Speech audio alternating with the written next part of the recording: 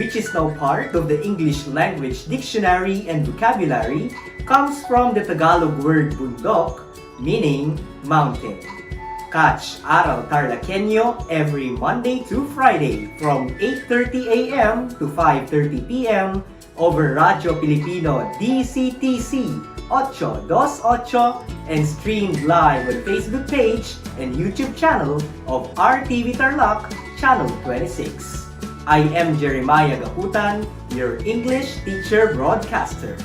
Let's learn English together only here on Aral TarlakHenyo.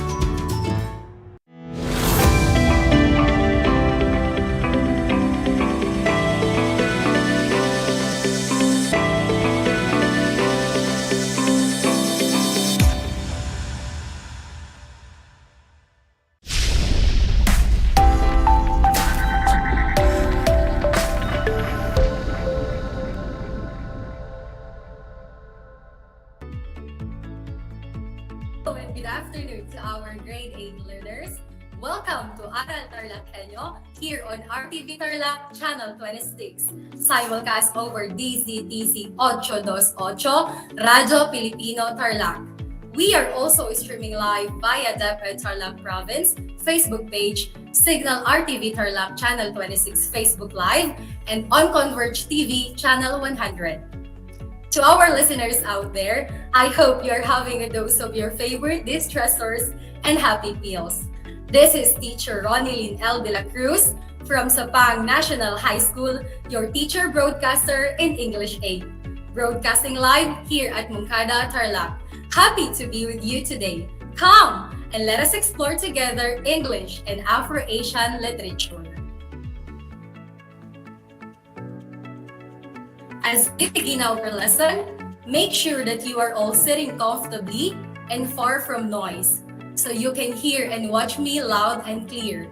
Be sure to have all the things you need for our lesson this afternoon: your activity sheets, pen, and paper. As you listen and watch carefully, capture and list down the important notes and ideas as we explore our lesson.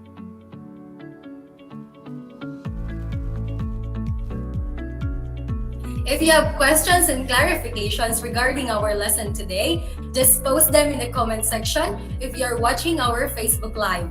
But if you are listening to the radio and watching TV, you may send your questions via text messaging or FB Messenger to your teacher. By the way, don't forget to type your name, your section, and the name of your school in the comment box if you're tuned in to RTV Tarlac, so your English teacher will know that you were participating in our discussion. Get ready, 8th graders! I believe you are now prepared.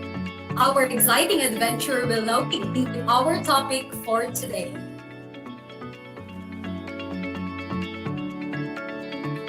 Our discussion for today will focus on Quarter 4, Module 5, developing paragraphs that illustrate each text type, focusing on explanatory text.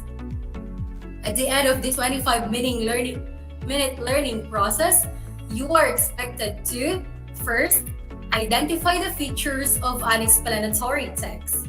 Next, distinguish explanatory text to narrative text and its features. Number 3, write an explanatory text using the features presented. Before we begin, let us first review how well you remember the lesson that you had with Teacher Marisol last Tuesday. Let's answer this activity from your previous lesson. Kindly prepare a pen and paper for your answer, or you can type it in the comment box.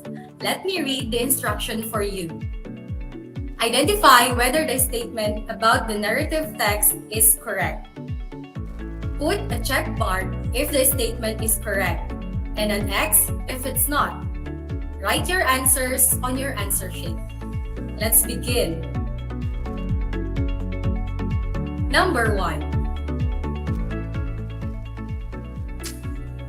It is any text, story, or narrative that tells a certain anecdote that is a succession of actions in a limited period. What is your answer? It is a check or an X mark. If you put a check mark, you are absolutely correct. Number 2. It is a non-fiction text that gives facts and information about a topic. Again, it is a non-fiction text that gives information about a topic. What is your answer? Is it a check or an X mark? If your answer is an X mark, that's great! You are correct. Number 3. It is a story that tells a true or fictional story that occurs in a specific place and time. Again, number 3. It is a story that tells a true or fictional story that occurs in a specific place and time.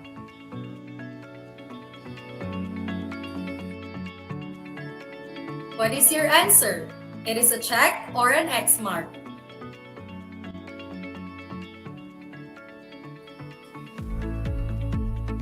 If your answer is a check mark, very good. Number 4. This text aims to entertain the reader or present a story. Again, number 4. This text aims to entertain the reader or present a story.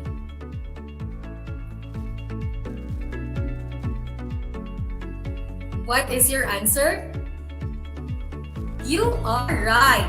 It is a check because it is a narrative text. You are amazing. And lastly, number 5.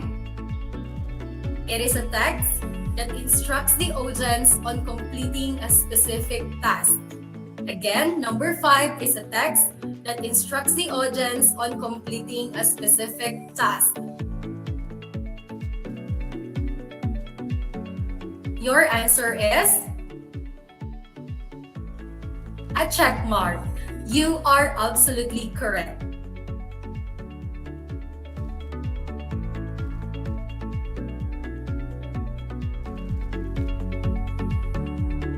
Okay, how was your score? Did you get all the answers correct? Well done, 8th graders! Always remember that narrative text is any text, story, or narrative that tells a certain anecdote that is a succession of actions in a limited period. This text also aims to entertain the reader or present a story.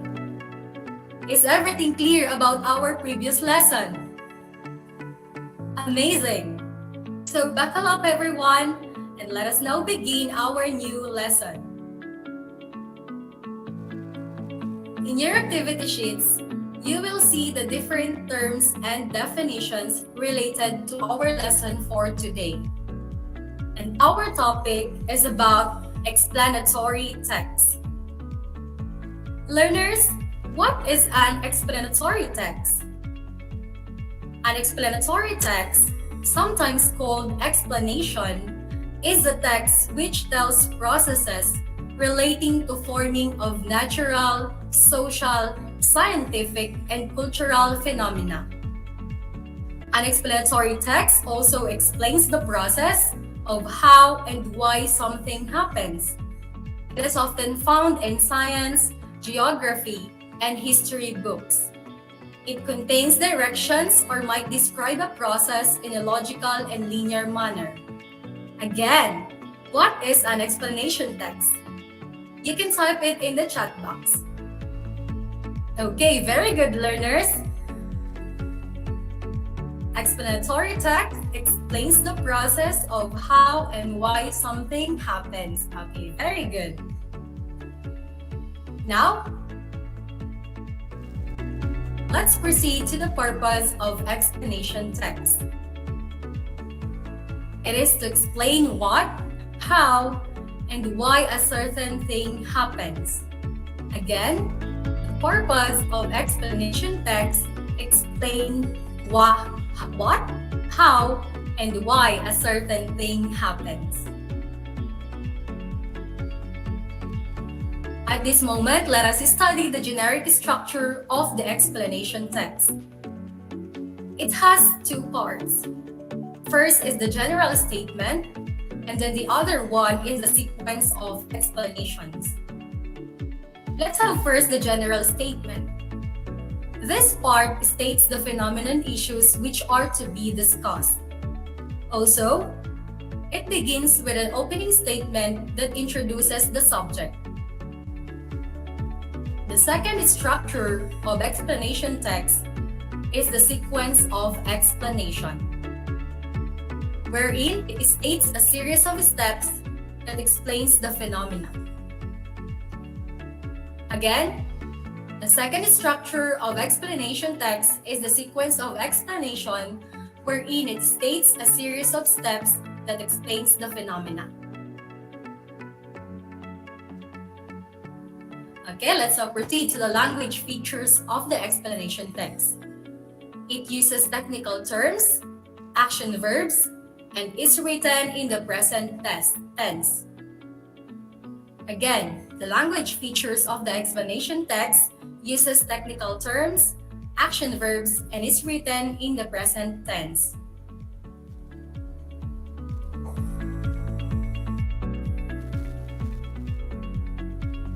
To strengthen your understanding of explanatory text, let us check this example of explanation text about the processes of making chocolate, or the process of making chocolate. How chocolate is made.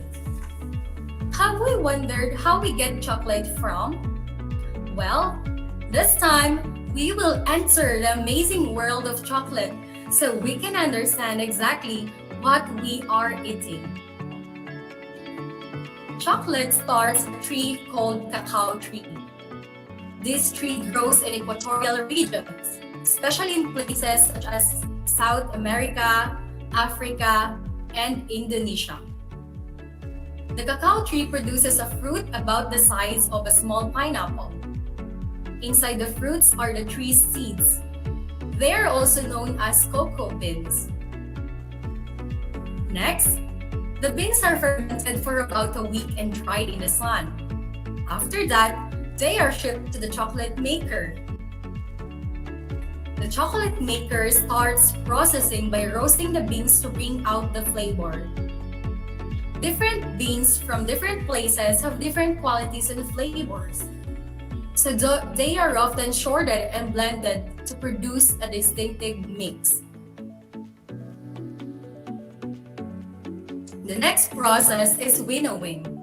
The roasted beans are winnowed to remove the meat nib of the cacao bean from its shell. Then the nibs are blended. The blended nibs are grounded to make it liquid. The liquid is called chocolate liquor. It tastes bitter. All seeds contain some amount of fat, and cacao beans are no different. However, cacao beans are half fat, so the ground nibs are from the liquid. It is pure bitter chocolate.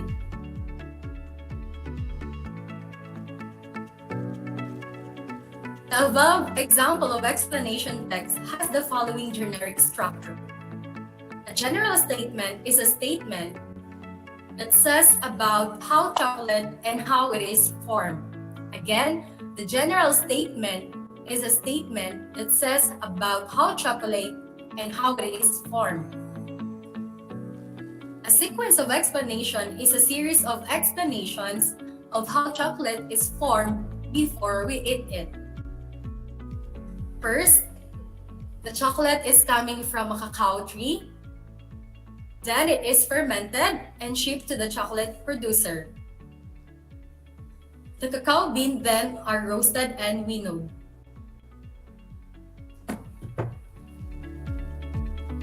Let us take note of this.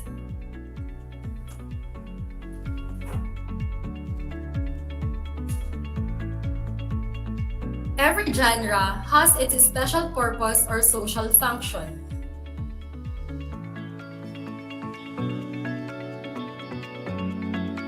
However, if we see the generic structure point, we will get the understanding that both the explanation and procedure text have similar purposes.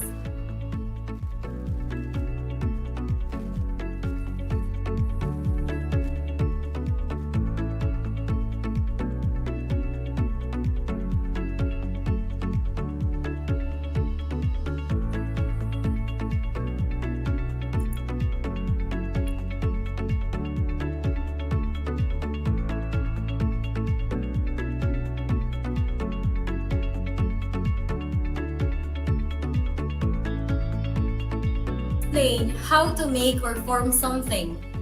However, the procedure text will explain how to form or make something completely by instruction way. That is why most of the procedure text is composed in command sentences. On the other hand, an explanation text will show knowledge about how the thing is formed.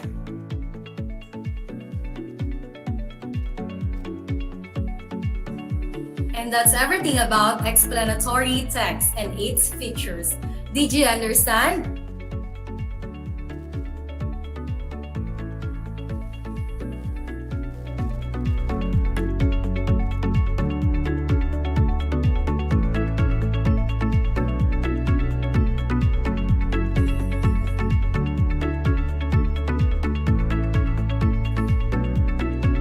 Did you like the topic for today? Great! I am happy that you liked it. Now, it's practice time! Let's move on to our Let Us Apply Activity 1. And I bet that you are ready.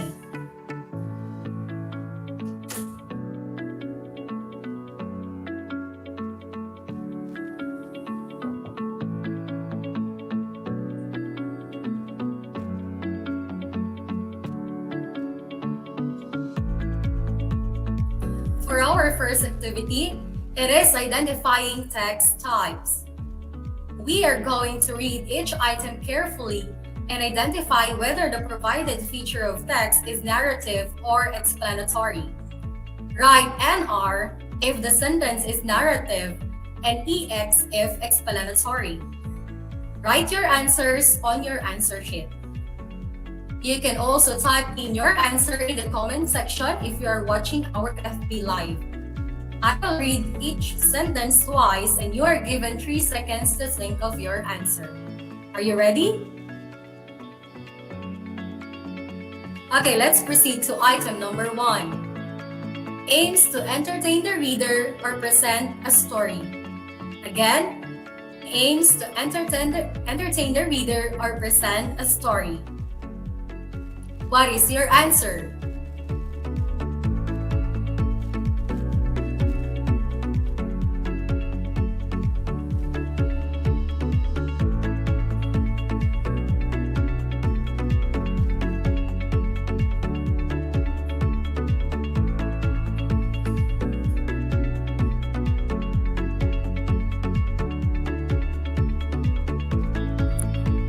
Correct!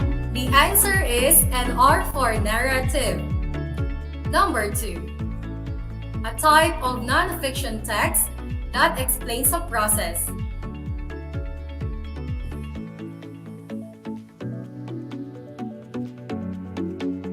Again, number 2 is a type of non-fiction text that explains a process.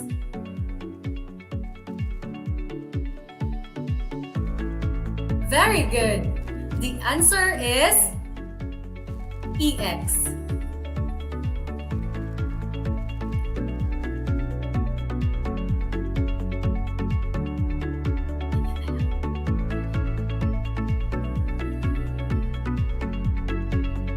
Okay, number 3.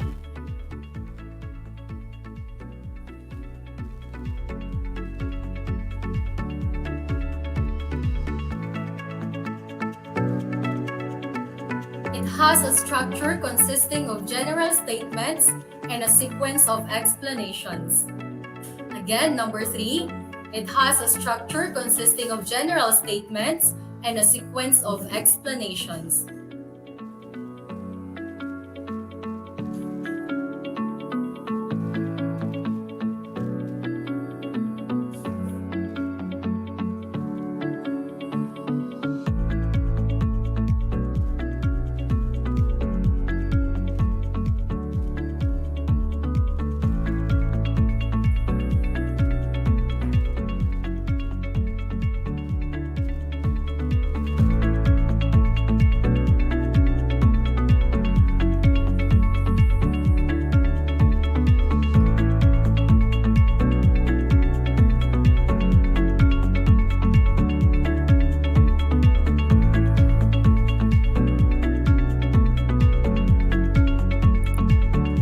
You are right. The answer is EX. Next, number 4. It explains the process of how and why something happens.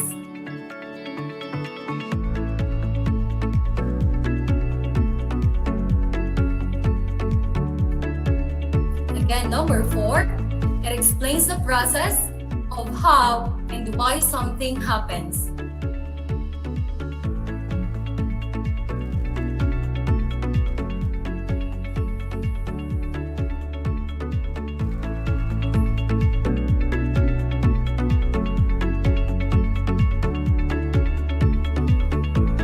Okay, the answer is EX. Amazing, learners! And for the last number in activity 1, number 5.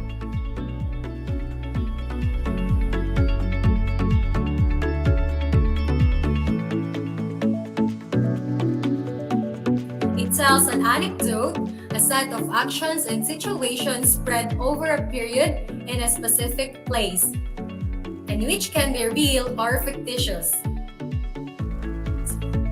Again, it tells an anecdote, a set of actions and situations spread over a period in a specific place, and which can be real or fictitious.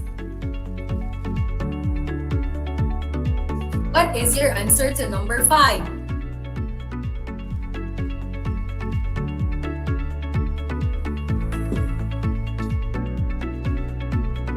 That's great! The answer is NR. How was your score? Did you get a perfect score? Excellent, grade 8 learners!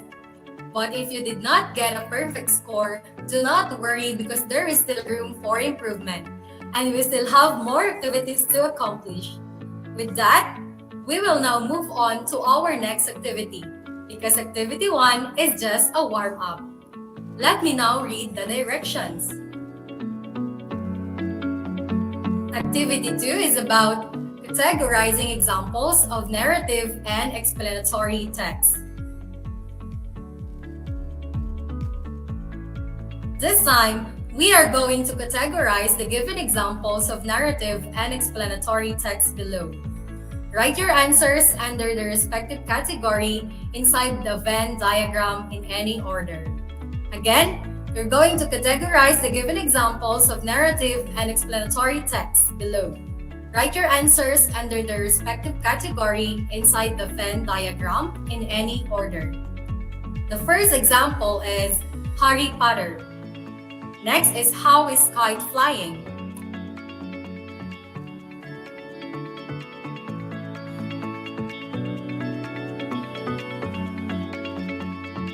Then we have Snow White and Life Cycle of a Butterfly. Then the Water Cycle. Next, we have the process of cooking adobo. And lastly, my most unforgettable summer vacation. Again, I'm going to repeat. Harry Potter, How is Kite Flying, Snow White, Life Cycle of a Butterfly, the Water Cycle, the process of cooking adobo, and lastly, my most unforgettable summer vacation. I will give you 2 minutes to answer this activity.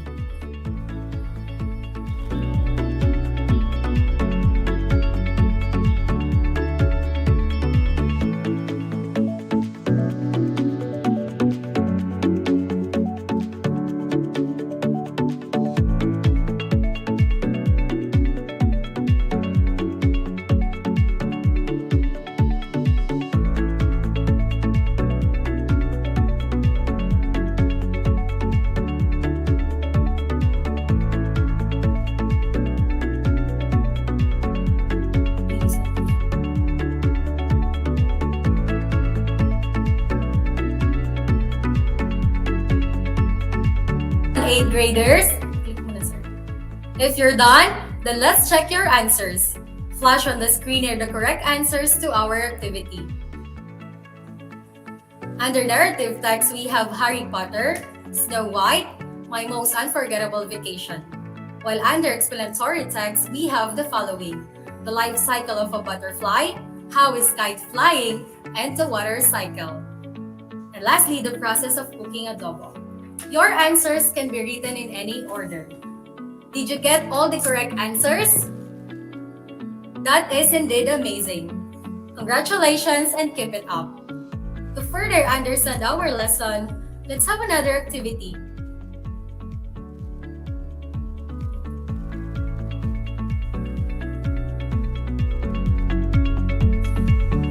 To add more spice to our lesson, kindly answer the post-listening activity on your learning activity sheet.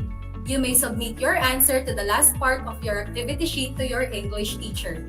Let me now read the direction on your post-listening viewing activity. You are going to write explanatory text using the features presented. Choose one from the following topics. Take note of the rubric for evaluating your written output. Write your answers on your answer sheet. The topics are how to prevent and spread COVID-19 virus, how to study effectively at home during the pandemic, and number 3, let's list or explain the process of how to cook and prepare your favorite dish. Our lesson in English 8 has just ended. You may now start working on the activities of the learning activity sheet to enhance your skills. Start answering the post-listening activity by simply following the instructions. If you find it hard to do the other activities, you may ask a family member to help you, or you may ask your teacher to explain it more to you. Time flies really fast. 25 minutes of fun learning is just like 25 seconds. To conclude our lesson today, take this quotation from Karen Cassie as your takeaway. One part at a time, one day at a time, we can accomplish any goal we set for ourselves, reminding you that everything takes time. It is never early nor too late. Dear grade 8 learners, if you have questions and clarifications in our lesson, you can send your questions on my messenger or you may ask your English teacher. Once again, don't forget to watch us live on Facebook from 8 a.m. to 5:30 in the afternoon, from Monday to Friday for more radio-based lessons based on Most Essential Learning Competencies. Please also take time to like and share our Facebook page, RTV Tarlac Channel 26. I hope you learned a lot today and enjoyed this platter of great information and meal of knowledge. This is Teacher Ronilyn L. De La Cruz of Sapang National High School, your grade 8 teacher broadcaster. I hope I indeed lit your wit and updated your clever boxes. Stay safe and God bless us everyone. Again, this is Teacher Ronilyn, greeting you a happy day. Until next time, dear students.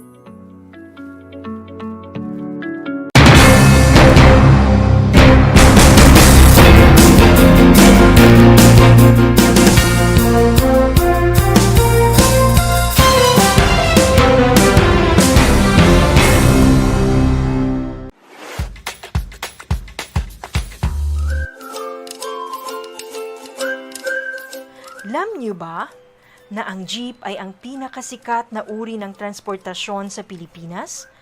May nagsasabi na ang pangalang jeep ay hango sa salitang jeepy na ang ibig sabihin ay general purpose or government purpose na naglalarawan ng military jeep na ginamit noong World War II. Pagkatapos ng digmaan, iniwan na ng mga sundalong Amerikano ang libu-libong jeep sa kalsada ng Maynila. Ang matibay at makulay na jeepney nga raw ay truly mestizo dahil sa half local at half foreign na katangian nito. Alam nyo na, yan ang jeepney!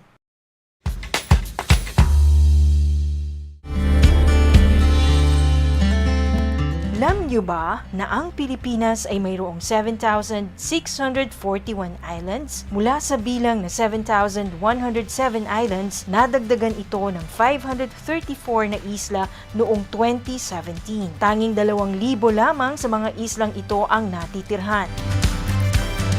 Alam nyo na! Yan ang mga isla sa Pilipinas! Alam niyo ba na ang gitnang Luzon ay tinaguri ang banga ng bigas ng bayan at kamalig ng palay ng Pilipinas dahil dito nagmumula ang malaking produksyon ng bigas sa ating bansa. Ito ay binubuo ng mga lalawigan ng Aurora, Bataan, Pampanga, Nueva Ecija, Zambales at Tarlac. Ugaliin nating manood ng Aral TarlakHenyo Lunes hanggang Biyernes alas 8:30 ng umaga hanggang alas 5:30 ng hapon. Ako si Binibining Pia Isrin Capiral, ang inyong teacher broadcaster sa Araling Panlipunan dito sa Project Shine Aral TarlakHenyo. Lagi nating tandaan ang pag-aaral ng Araling Panlipunan ay tungo sa daan ng pagiging makadiyos, makakalikasan, makatao at makabansa.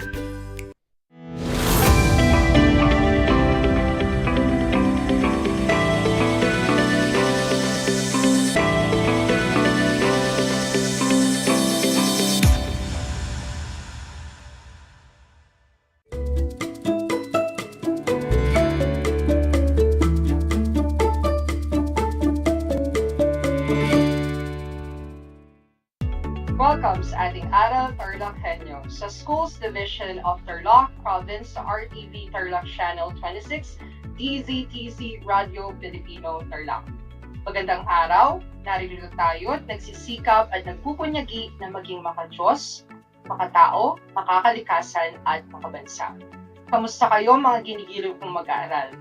Ang aking pagbati at paghanga sa inyong masidhing pagpupunyagi sa patuloy na pag-aaral sa himpapawid upang matuto sa kabila ng hamon ng pagkakataon.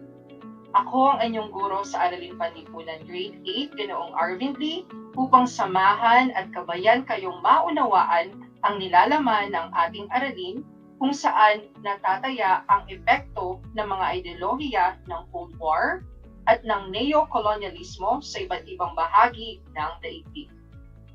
Sa lahat po ng mga magulang at mag-aaral sa ikawalong baitang na kasalukuyang nakasubaybay sa ating live broadcast, kung kayo po ay may mga katanungan o nais linawin ukol sa ating paksa ngayong araw, ay maaari kayong mag-text aking numero 0938-0789-207 o pwede din kayong mag-leave ng message sa ating Facebook Live.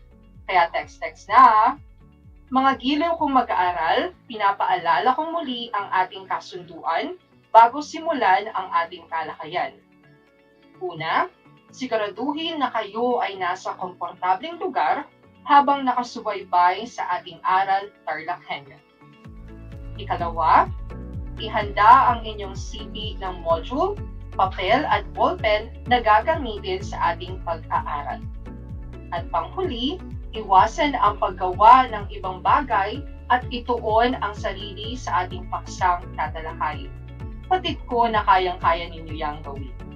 Balikan muna natin ang paksang tinalakay noong nakaraang araw.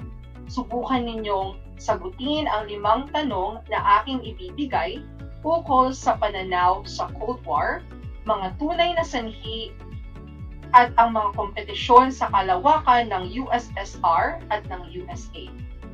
Para sa balik-aral, ihanda ang inyong papel at ballpen at isulat ito sa inyong sagutang papel. Handa na ba kayo? Mukhang handang-handa na nga kayo. Kung ganon, magsisimula na tayo para sa ating balik-aral. Para sa ating unang tanong, ang Unyong Soviet o USSR ay binubuo ng mga letra. Ano ang kahulugan ng acronym na USSR? Ang sagot ay United Soviet Socialist Republic. Para naman sa ating ikalawang tanong, sino ang tumawag na Iron Curtain o pampolitikang paghahati sa pagitan ng Soviet Bloc at ng mga taga-kanluran? Ang sagot dito ay si Winston Churchill. Para naman sa ating ikatlong tanong, anong sasakyang pangkalawakan ang pinadala ng USSR na kauna-unahang lumabas sa daigdig noong October 1957, ang panahon ng kalawakan o Space Age? Ang sagot naman dito ay ang Sputnik First. Para naman sa ating ika-4 na tanong, siya ang kauna-unahang taong ipinadala sa kalawakan ng USSR at tinagurian siyang unang cosmonaut na lumigid sa mundo sakay ng Vostok 1 noong 1961. Ang sagot ay si Yuri Gagarin. Para naman sa ating panghuling tanong, anong satellite ang pinalipad sa kalawakan na noong ika-10 ng Hunyo 1962? Isa itong pangkomunikasyong satellite. Nagulat ang buong mundo sa nagawa nito. Sa pamagitan nito, maaari nang makatanggap ng tawag sa telepono at makinig ng palabas sa telebisyon. Ang sagot ay Telstar. Ilan ang nakuha mong tamang sagot? Batid ko na marami. Kung hindi man, may pagkakataon ka pang makabawi sa susunod. Tinalakay natin sa ating nakaraang aralin ang tungkol sa pananaw sa Cold War, mga tunay na sanhi at ang kompetisyon ng kalawakan o sa kalawakan ng USSR at ng USA. Kung sa nakaraang talakayan, tinalakay natin ang mga iba't ibang ideyang ito, ngayon ay handa na ba tayo sa ating bagong aralin? Game na ba kayong mag-aral at matuto dito pa rin sa ating Aral TarlakHenyo? Atin namang tatalakayin ngayon ang mabuting epekto ng Cold War at mga di mabuting epekto ng Cold War. Inaasahan natin na pagkatapos ng leksyong ito ay kaya na ninyong maisa-isa at masuri ang mga epekto ng ideolohiya ng Cold War, ng neokolonyalismo sa iba't ibang bahagi ng daigdig. Handa na ba kayo? Pero bago natin simulan ang ating talakayan ay magkakaroon muna tayo ng kalinawan ukol sa dalawang acronym, ang IMF at ang NATO or NATO. Ano nga ba ang kahulugan ng acronym na IMF at ano nga ba ang kahulugan ng acronym na NATO or NATO? Pag-uusapan natin ngayon ang kahulugan ng dalawang konsepto dito pa rin sa ating Aral TarlakHenyo. Ang IMF or International Monetary Fund ay isang institusyon na nilikha na may layuning ginagarantiyahan ang katatagan ng international na sistema ng pera sa loob ng balangkas ng isang kasunduan sa kooperasyon sa pagitan ng mga bansa. Sa kasalukuyan, ang IMF ay mayroong 189 na kasapi ng mga bansa. Ang pangunahing punong tanggapang ito ay matatagpuan sa Washington, D.C. Ang Executive Board ay binubuo ng 24 directors na maaaring kumatawan sa isang bansa o pangkat ng mga bansa. Ang mga mapagkukunan ng IMF ay nagmula sa mga kota na binabayaran ng mga kasabing mga bansa, proporsyonal sa laki ng mga bansa, sa mga terminong pang-ekonomiya at pang-epekto sa ekonomiya ng buong mundo. Ang ikalawang acronym naman ay ang NATO or NATO. Ito ay kumakatawan sa North Atlantic Treaty Organization. Ito ay isang alyansang pampulitika, militar na nilikha noong Cold War noong 1949 at batay sa support ng kapwa militar sa mga kasapi nitong mga bansa sakaling magkaroon ng pagsalakay ng mga third party. Ang North Atlantic Treaty ay nilagdaan noong April 4, 1949 ng Estados Unidos at ng mga kaalyado nito sa Europa, sa Washington, D.C. Ang layunin nito ay paglikha ng isang alyansa sa pagitan ng Europe at ng Hilagang Amerika upang masiguro ang kalayaan at seguridad ng mga kasapi nitong mga bansa sa pamamagitan ng pampolitika at militar na pamamaraan. Ang malamig na digmaang ito ay isa sa pinakadakilang hidwaan sa militar, pang-ekonomiya, pang-kultural, at panlipunan noong ika-20 siglo na ideological na hinarap ang dalawang superpowers sa oras na iyon, ang United Nation o ang Union of Soviet Socialist Republic, USSR, at ang United States of America para sa world supremacy. Ang nauna ay tagapagtaguyod ng modelong komunista, habang ang huli ay pinagtanggol ang modelong kapitalista. Ang salitang Cold War ay nilikha ng manunulat na Ingles na si George Orwell noong 1945 sa kanyang sanaysay na You and the Atomic Bomb na inilathala sa pahayagang Tribune.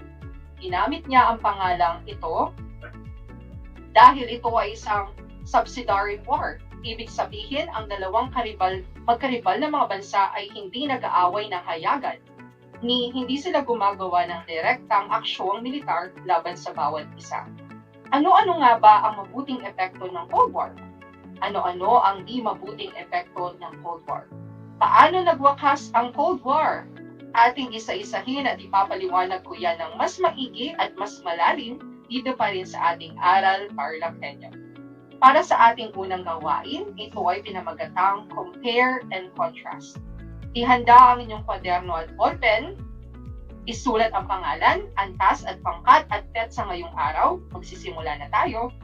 Paghambingin ang bansang Estados Unidos at Unyong Sobyet. Pagkatapos ay isulat sa kwaderno ang inyong mga naging sagot. Handa na ba kayo? Mukhang ready na at handa na. Kung ang naisulat mong ideya tungkol sa Estados Unidos ay demokratiko, kapitalista, matira-matibay or survival of the fittest, richest world power, kalayaan ng mga tao or free election, at kalayaang mamahayag. Samantalang ang USSR naman ay walang eleksyon o fixed, diktatorya, komunista, everybody helps everybody, poor economic base, lipunang kontrolado ng mga sikretong pulis at total censorship. Kayo ay napakagaling. Ang mga ideyang yan ay nagpapakita ng pagkakatulad at pagkakaiba ng Estados Unidos at ng Unyong Sobyet. Formal na nagsimula ang Cold War matapos ang ikalawang digmaang pandaigdig noong 1945 at natapos noong December 1991 sa pagkasira ng politika ng Unyong Sobyet at tagumpay sa mundo ng modelo ng kapitalista. Ang Cold War ay isang gitnang tunggalian sa panahon ng kasaysayan na magpakailanman binago nito ang internasyonal na balanse ng mga pangyarihan at nag-iwan ng permanenteng marka sa pagsasaayos ng pampolitika, pang-ekonomiya at panlipunan ng buong mga rehiyon. Bilang karagdagan, minarkahan nito as ang isang oras ng pag-igting nito ang takot sa isang digmaang atomiko. Para sa unang bahagi ng ating aralin, ito ay tungkol sa dalawang epekto ng Cold War. Ang mabuting epekto ng Cold War at ang di mabuting epekto ng Cold War. Ang Estados Unidos at ang Unyong Sobyet ay nagpasikat sa pagpapalaganap ng kanilang mga kanya-kanyang ideolohiya. Bukod sa larangan ng military, tiniyak din ng Estados Unidos na maayos ang takbo ng kanilang ekonomiya sa pandaigdigang sistemang kapitalista. Binuo ang International Monetary Fund or IMF upang ayusin ang daloy ng malayang kalakalan sa mundo. Kasabay ring inayos ng International Bank of Rehabilitation and Reconstruction or IBRR o World Bank kung tawagin natin ngayon upang tumulong sa mga gawaing rehabilitasyon at rekonstruksyon. Samantala, pagkamatay ni Stalin ng USSR ay hiniling ni Khrushchev ang peaceful coexistence o mapayapang pakikipamuhay sa halip na pakikipaglaban para sa digmaan. Isinulong ni Mikhail Gorbachev ang glasnost o pagiging bukas ng pamunuan sa pamayanan at perestroika o pagbabago ng pangangasiwa sa ekonomiya. Nagkasundo sina Gorbachev ng Unyong Sobyet at si Ronald Reagan ng Amerika na tapusin na ang arms race upang maituon ang budget sa ekonomiya at pangangailangan ng nakararami.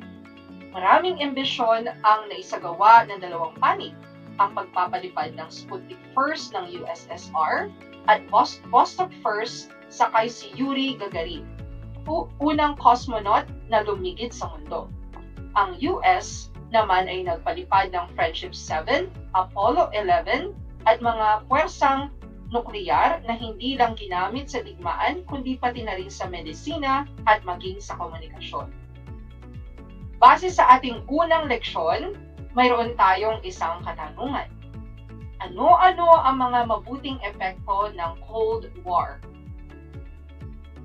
Kung ang sagot ninyo dito ay, maraming imbensyon ang naisagawa ng dalawang panig. Ang pagpapalipad ng Sputnik 1 ng USSR at Vostok 1 sakay si Yuri Gagarin, unang cosmonaut na lumigid sa mundo. Ang US naman ang nagpalipad ng Friendship 7 at Apollo 11 at ang puwersang nukleyar na ginamit sa digmaan, hindi rin lang sa medisina, maging din sa komunikasyon. Kung ganon ang iyong sagot, napakagaling. Para naman sa ating ikalawang bahagi ng ating leksyon, ating tatalakayin ang tungkol sa mga di mabuting epekto ng Cold War. Dahil sa Cold War, gumigting ang hindi pagkakaunawaang pangpolitika, pangmilitar, at kalakalan ng mga bansa. Bumaba ang moral ng mga manggagawa ng Unyong Sobyet na nagdulot ng malaking suliranin pang-ekonomiya. Dahil sa matinding sigalot, bunga ng Cold War, iginiit ng dalawang puwersa ang kanilang pamamalakad kaya nawalan ng tunay na pagkakaisa. Nagkaroon ng banta ng digmaan, nagkaroon ng samahang pansatatahan tulad ng North Atlantic Treaty Organization or NATO or NATO, Warsaw Treaty Organization o Warsaw Pact, at ang ikatlong puwersa o kilusang non-aligned. Base sa ating ikalawang leksyon, mayroon tayong isang katanungan. Ano ang hindi mabuting epekto ng Cold War?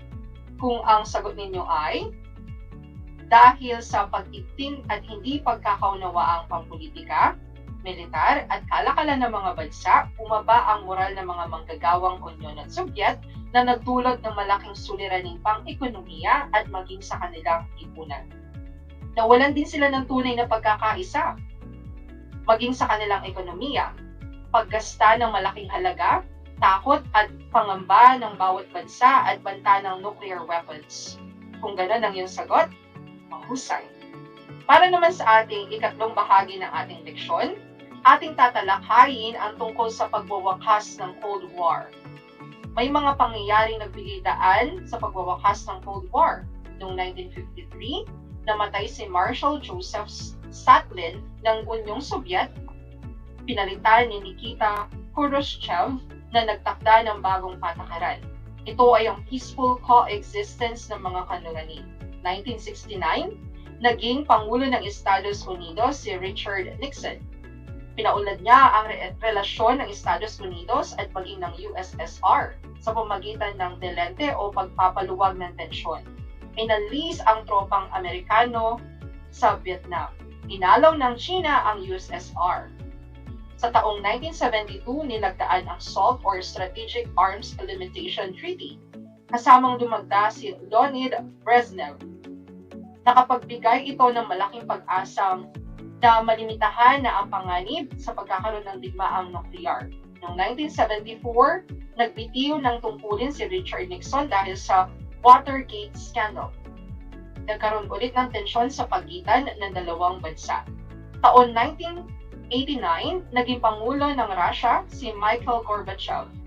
Pinatupad niya ang bagong patakaran sa Russia tulad ng mga sumusunod: glasnost o openness, pagiging transparent ng pamahalaan, perestroika o muling pagsasaayos ng ekonomiya, democratization o pagboto ng mga mamamayan sa kanilang magiging pinuno or pangulo.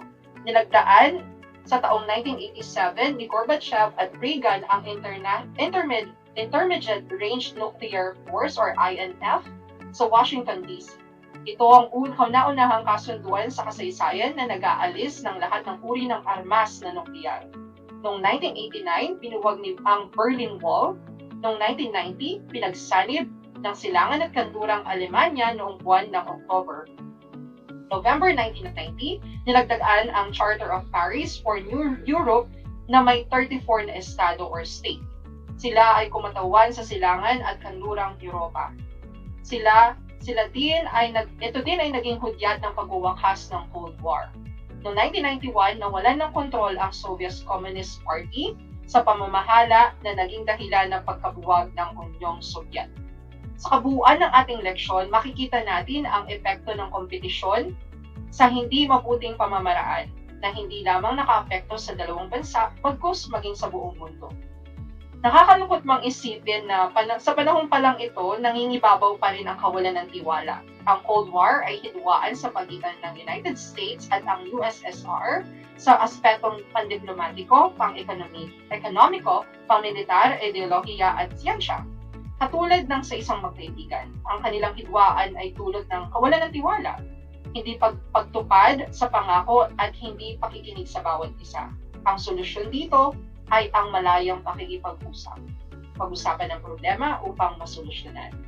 Sana ay naunawaan ninyo ang kalawang bahagi ng ating talakayan patungkol sa mabuting epekto ng Cold War, mga di mabuting epekto ng Cold War at pagwawakas ng Cold War. Ngayon natapos na natin ang ikalawang bahagi ng ating leksyon, oras na para tasahin o sukatin ang inyong mga kaalaman ukol sa mabuting epekto, di mabuting epekto, at ang pagwawakas ng Cold War. Ihanda ang inyong ballpen at inyong kwaderno at isulat ang mga dapat isulat. Magsisimula na tayo. Kailangan ninyo lamang isa-isahin ang mga sagot sa ating katanungan. Mukhang handa na kayo. Kung gayon, magsisimula na tayo. Para sa ating unang gawain, isulat ang salitang nakabuti kung ang pangungusap ay nagpapahayag ng magandang epekto. Kung ito naman ay hindi nakakadulot ng mabuting epekto at nakakasama ito, isulat ang salitang nakasama. Handa na kayo? Para sa unang pangungusap, binuo ang International Monetary Fund or IMF upang ayusin ang daloy ng kalakalan sa mundo. Dito, ang sagot ay nakabuti. Para naman sa ating ikalawang pangungusap, maraming imbensyon ang naisagawa ng dalawang panig. Dito ang sagot naman ay nakabuti pa rin. Okay? Para sa ating ikatlong pangungusap, naputol ang kalakalan, limitado ang paglalakbay. Kung ang sagot dito ay nakasama, kayo ay mahusay. Para naman sa ating ikaapat na pangungusap, bumaba ang moral ng mga manggagawa na nagdulot ng malaking suliranin. Kung ang sagot ninyo ay nakasama, kayo ay tama. Para sa ating panghuling pangungusap, banta ng puwersang otonomika, dito ang sagot ay nakasama. Para naman sa ating panghuling gawain, isulat ang tama kung ang wasto ang ideyang isinasaad at mali kung ang tinatanong ay nagbibigay ng maling pangusap. Para sa una, ang Estados Unidos at Unyong Soviet ay nagpasikat sa pagpapalaganap ng kanilang ideolohiya. Dito ang sagot ay tama, kayo ay magaling. Para sa ikalawa, ang International Bank for Rehabilitation and Reconstruction or IBRR o World Bank upang tumulong sa mga gawaing rehabilitasyon. Kung ang sagot ninyo dito ay tama, kayo ay mahusay. Para sa ikatlo, dahil sa Cold War, umigting ang di pagkakaunawaan pampolitika, pamilitar at kalakalan ng mga bansa. Ang sagot dito ay tama. Para sa ating ikaapat, dahil sa matinding sigalagpungan ng Cold War, iginiit ng dalawang puwersa ang kanilang pamamalakad kaya't nawalan ng tunay na pagkakaisa. Ang sagot dito ay tama. Para sa panghuli, nagkaroon pa ng banta ng digmaan nang magkaroon ng mga samahang pansantatahan. Ang sagot dito pa rin ay tama. Nakakuha ba kayo ng mataas na score sa inyong gawain? Magaling! At para naman sa hindi nakakuha ay huwag mag-aalala bagkos ay bumawi pa sa mga susunod nating mga episodes. Kasama kami mga guro sa Araling Panlipunan 8 bilang inyong mga gabay. Kayang-kaya ninyo yan. Isang bahagi ng ating leksyon ang ating natapos talakayin. Upang magkaroon kayo ng ideya sa susunod nating tatalakayin, maaari ninyong basahin ang pahina 498 hanggang 501 para maging handa kayo sa ating susunod na leksyon. Ito ay patungkol sa neo-kolonyalismo. Sana ay huwag ninyong kalimutan ang mahalagang aral na inyong natutunan mula sa ating leksyon at sikapin ninyo itong maibahagi sa iba. Inaasahan ko na kayo'y natuto sa ating talakayan sa araw na to Muli, ako ang inyong guro sa Aralin Panlipunan Grade 8, Ganoong Arvin Lee, na nagsasabing ang pag-aaral ng Aralin Panlipunan ay daan sa pagiging makadiyos, makatao, makakalikasan at makabansa. Hanggang sa muli!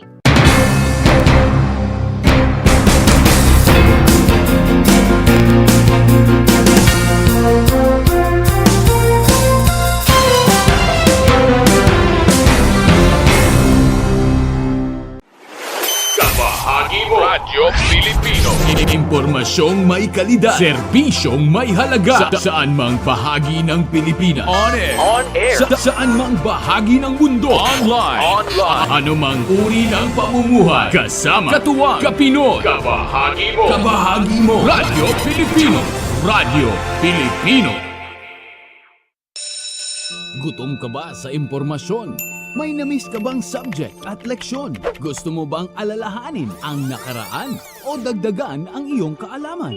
Lahat yan alamin natin because the professor is in. Professor on air and online. Kasama si Professor Willie Perez. Isang oras na kaalaman, isang oras na makabuluhan. Professor on air. Mamangha at tumawa sa mga tips at trivia. Sa gabay at tanong, sagot ka rin niya. Professor on air and online. Kasama si Professor Willie Perez. Tuwing Sabado, alas 10 hanggang alas 11 ng umaga. Mapapakinggan sa Radyo Pilipino at mapapanood sa RTV Tarlac Channel 26. Professor on air.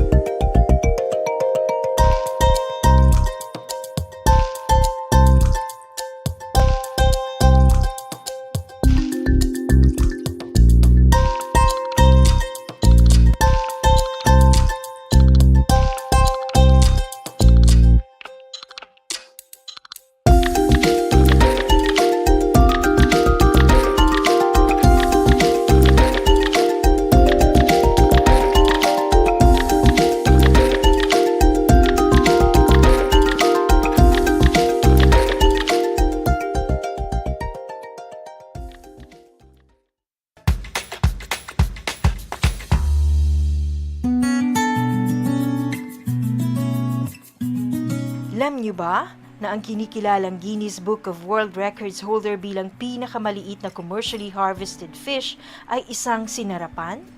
Ito ay matatagpuan lamang sa Pilipinas, sa Lake Buhi sa Bicol River. Isa itong uri ng goby na may transparent na katawan na may sukat na 12.5 mm. Alam mo na, yan ang sinarapan. How are you today? Hello, everyone. Hello, learners of Tarlac. Good morning, Math Talino Grade 4 learners! Welcome to Aral TarlakHenyo here on RTV Tarlac Channel 26. Simulcast over DCTC Radyo Pilipino Tarlac. I'm Sir Glenn, your teacher broadcaster. Broadcasting live here at Paniki Tarlac. Remotely here in Concepcion, Tarlac. Live here at Barangay Pedro Elquines, Mayantok, Tarlac. Broadcasting live from Ramos National High School. Your anchor teacher today for grade 9 mathematics. Your partner in education this time of pandemic.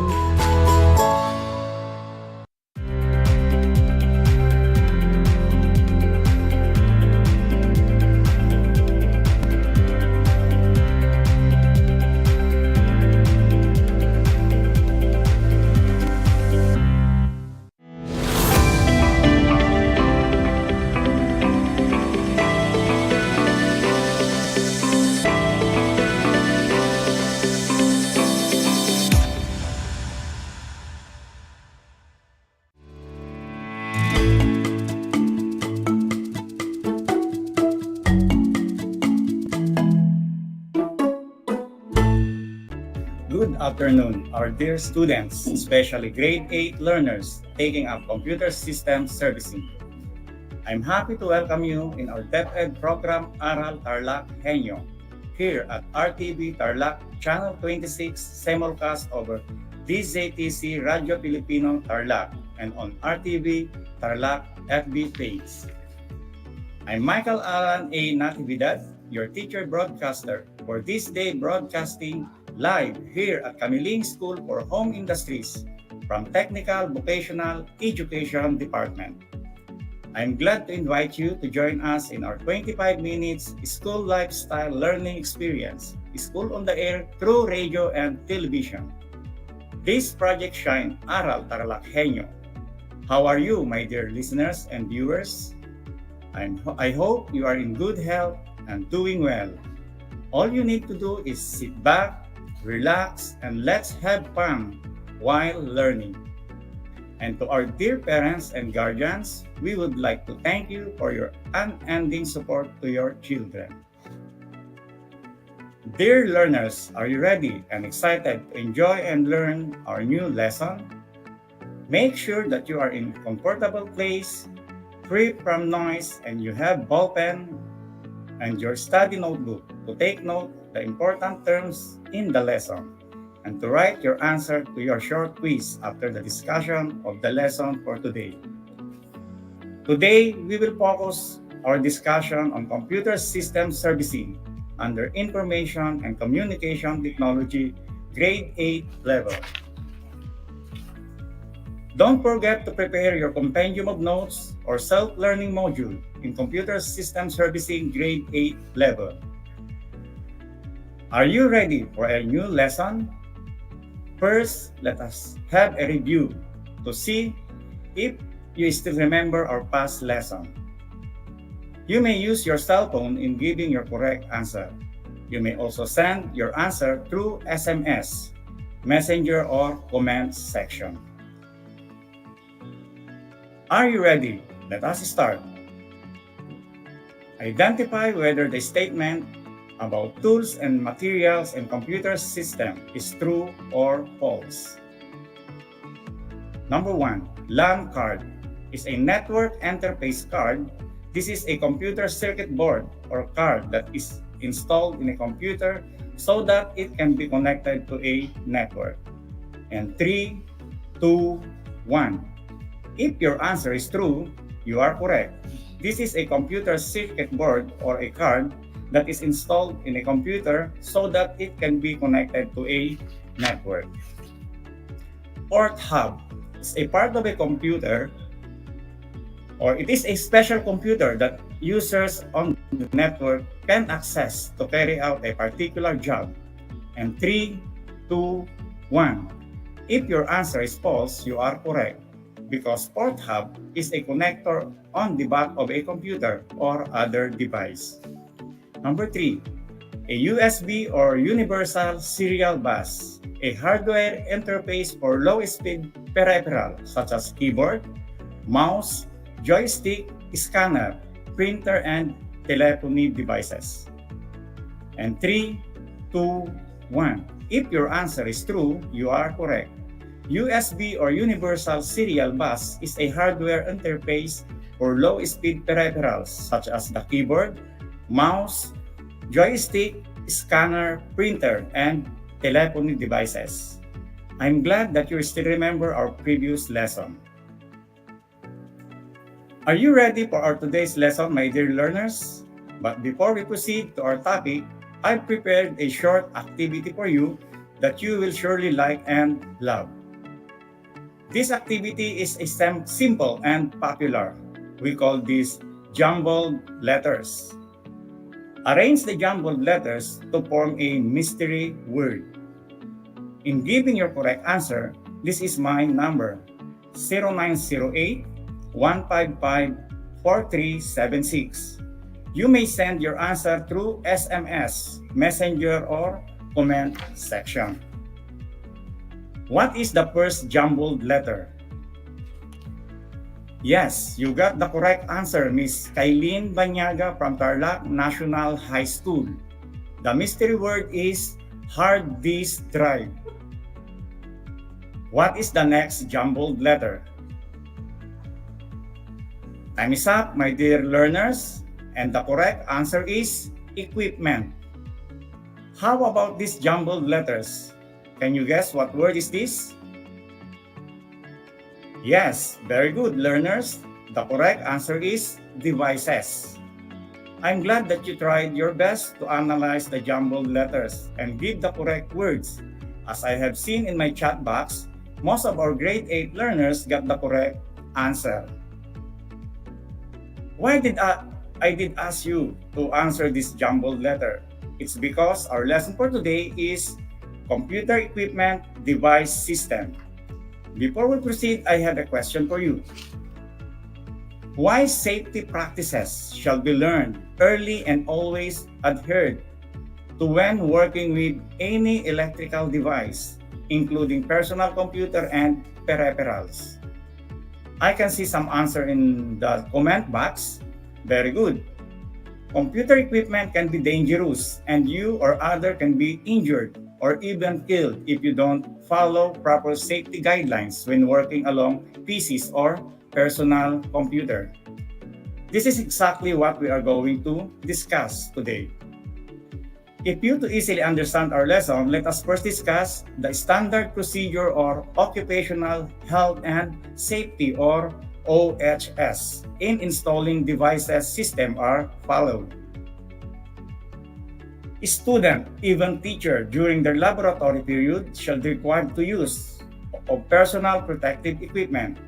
When we say personal protective equipment or PPE, it refers to protective clothing, helmets, goggles, or other gear designed to protect the wearer's body or clothing from injury by electrical hazards, health, chemicals, and infection for job-related occupational safety and health purposes.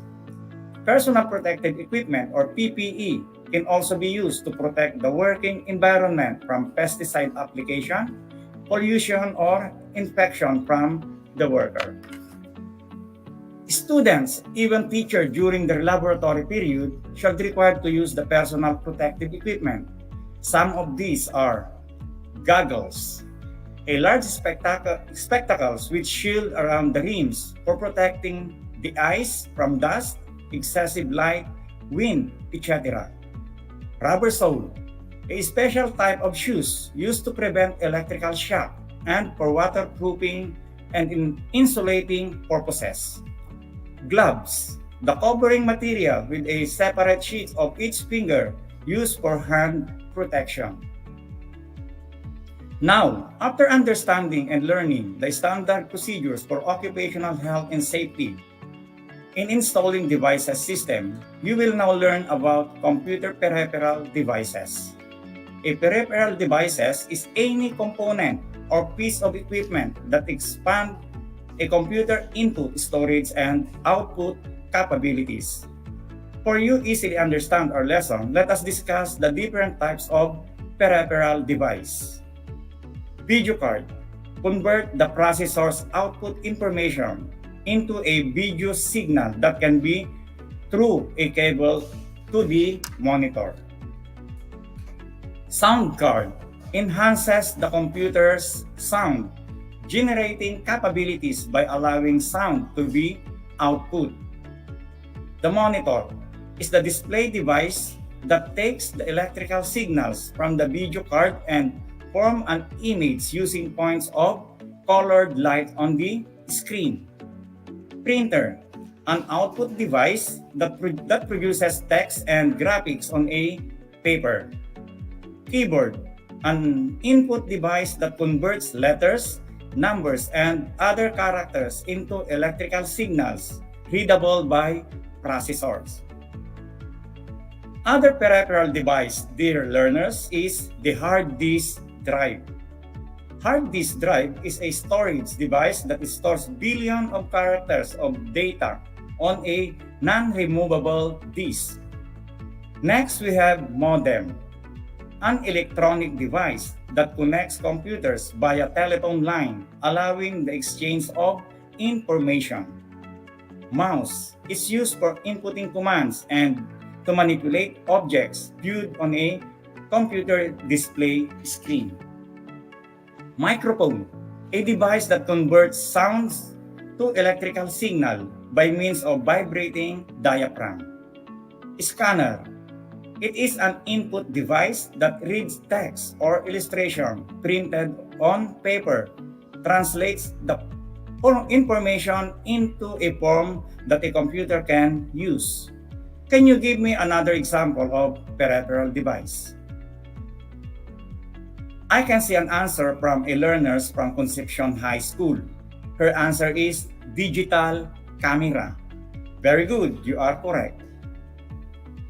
Learners, always remember that any peripheral devices serve a specific purpose, enhance a computer's functions, or add new service or additional resources. Computer equipment can be dangerous and you or other can be injured or even killed if you don't follow proper safety guidelines when working along PCs or personal computer. Learners, let us have an activity on your activity sheet number 4. For our activity regarding our lesson, let's check how far you went. We have a short quiz. The direction is choose the letter of correct answer. I will read each question twice. Number 1. What do you call a device converts computer output into display images? A. Floppy disk, B. Monitor, C. Printer, and D. Processor. I'll repeat. What do you call a device converts computer output into display images? A. Floppy disk, B. Monitor, C. Printer, and D. Processor. Number 2. If you want to enhance your computer's capabilities, which would you install? A. Monitor, B. Sound card, C. Speaker, and D. Video card. If you want to enhance your computer capabilities, which would you install? Monitor, B. Sound card, C. Speaker, and D. Video card. Number 3. Which of the following is a secondary storage device? A. Floppy disk drive, B. Memory chip, C. Printer, and D. Processor. I repeat. Which of the following is a secondary storage device? A. Floppy disk drive, B. Memory chip, C. Printer, D. Processor. Number 4. What part of the main circuit board would you connect a peripheral device such as keyboard, printer, or video monitor? A. The bus, B. Port, C. Expansion slot, and D. Cable. I'll repeat.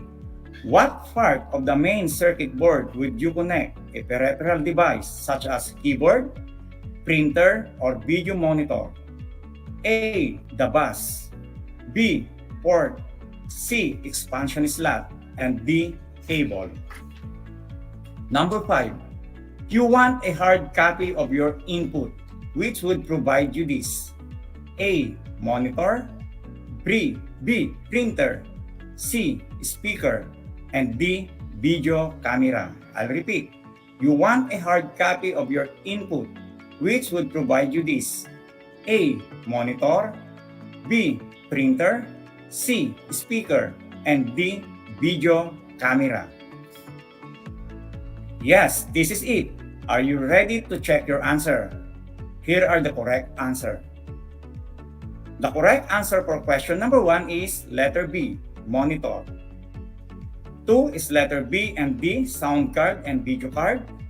3 is letter D, processor. 4 is letter B, port. 5 is letter B, printer. Okay, count the number of correct items. For those who got a perfect score, congratulations, you did a great job. For those who got 4, very good. For those who got 3, good job. For those who got 2 and below, still okay. Don't lose hope and keep trying. Learners, to guide you in performing the maintenance program, here is the housekeeping principle or the 5S principle. This is a good housekeeping systems or the 5S. 5S or good housekeeping involves the principle of waste elimination through workplace organization.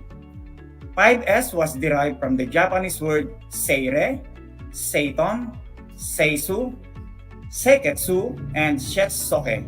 In English, they can be roughly translated as sort, set in order, clean, standardize, and sustain. Let us now discuss each of the 5 principles. Seire or sort. It means the act of throwing away all the unwanted materials in the workplace. Seketsu or standardize. It means cleanliness, implementing standard operating procedures in maintaining safe and hygienic conditions at work. Shetsoke, self-discipline. Shetsuke means sustaining self-discipline, doing things spontaneously without having to be told. Seiso or sweep. It means cleanliness, cleaning even if things are not dirty. Regular cleaning prevents things from getting too dirty that it will be difficult to make it clean. Seiso or sweep indicates the need to keep the workplace clean. Seiton or systematize. It means systematize, systematic, orderly, efficient, and effective arrangement of items in use.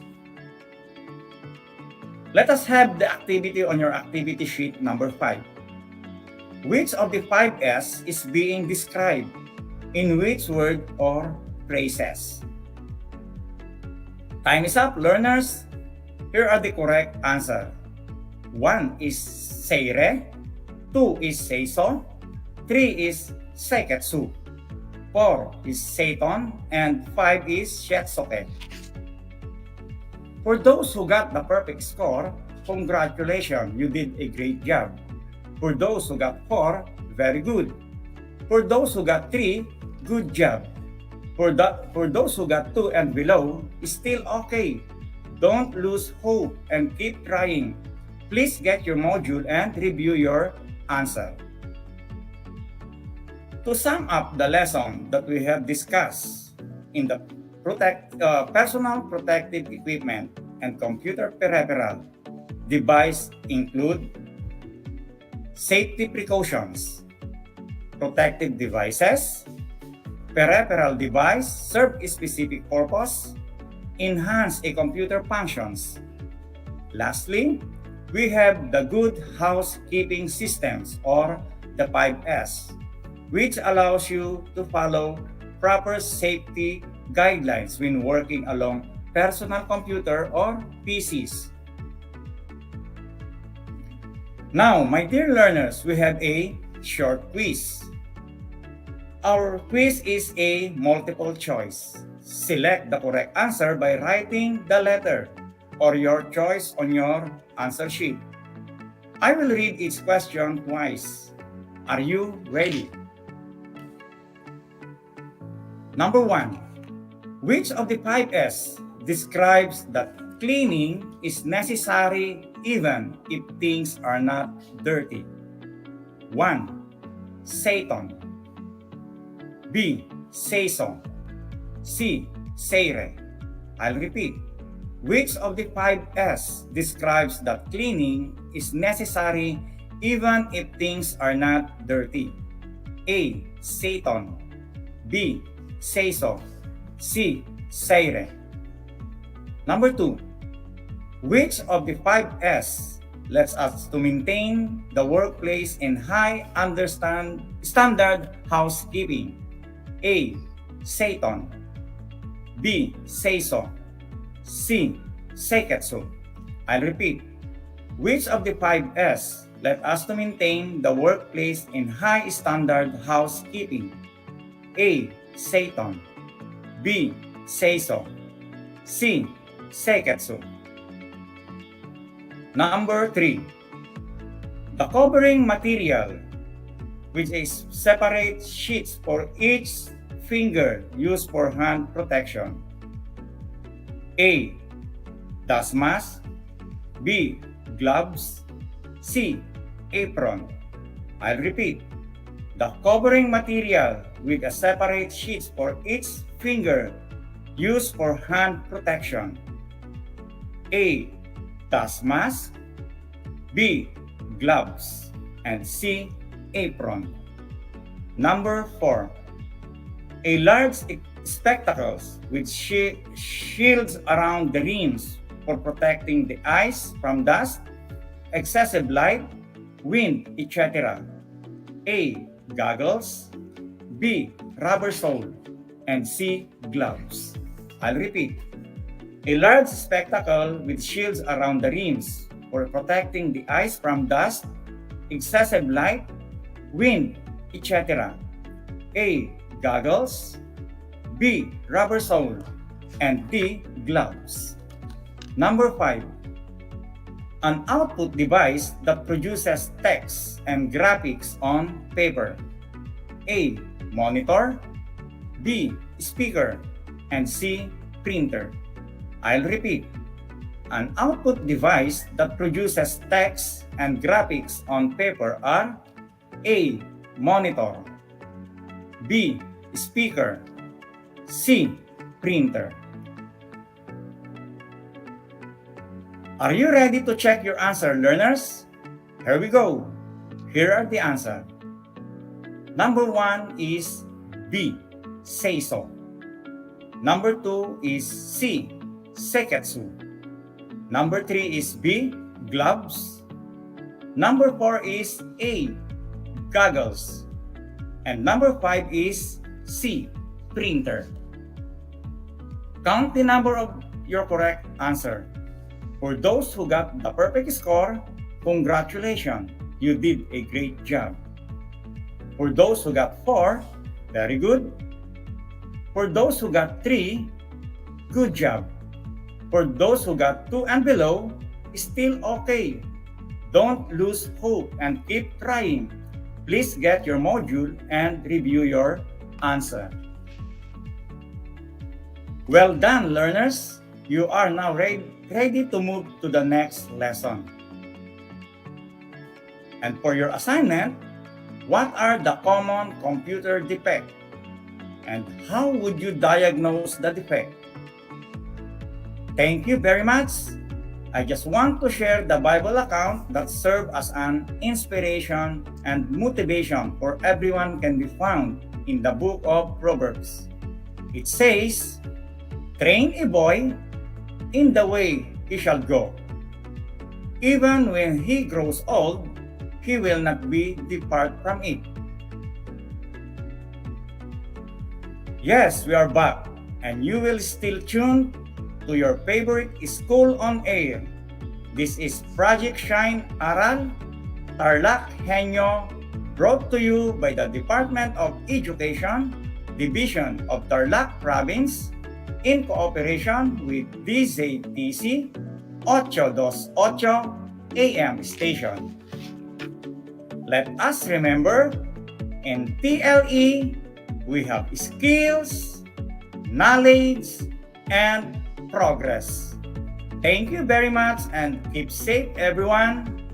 This is Teacher Michael Alan signing off.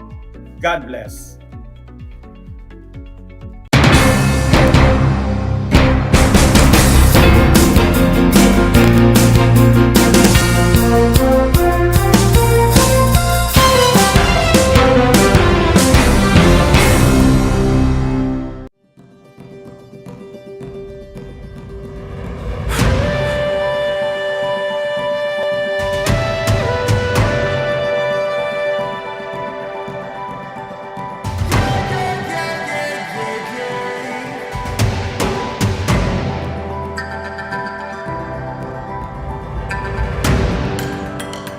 Ang Asia-New Zealand Afforestation Project o ANZAP ay sumusunod at umaayon sa isa sa 5 haligi ng Provincial Government of Tarlac, kalikasan muna.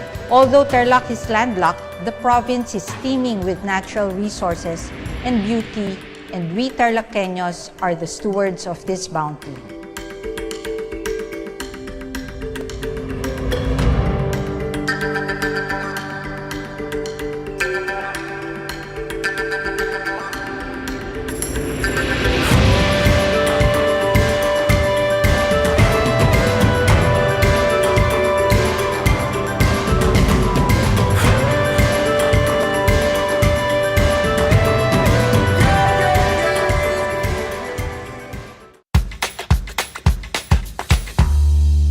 Alam niyo ba na ang whale shark ay hindi isang whale? Ang whale shark o butanding ay kinikilalang world's largest fish at tinatawag gentle giants. May sukat itong 12 meters. Maliliit ang ngipin ng butanding, kaya naman planktons o maliliit na hipon at isda lang ang kaya nilang kainin. Simula noong 2011, marami nang nahumaling mag-whale shark watching sa Oslob, Cebu. Alam niyo na, yan ang whale shark!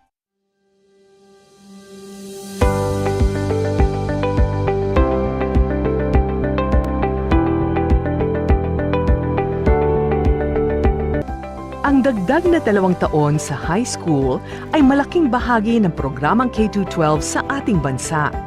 Pinag-aralan ng mabuti ng Kagawaran ng Edukasyon o DEPED ang nilalaman at paraan ng pagkatuto sa 2 taong ito na tinatawag ngayong senior high school.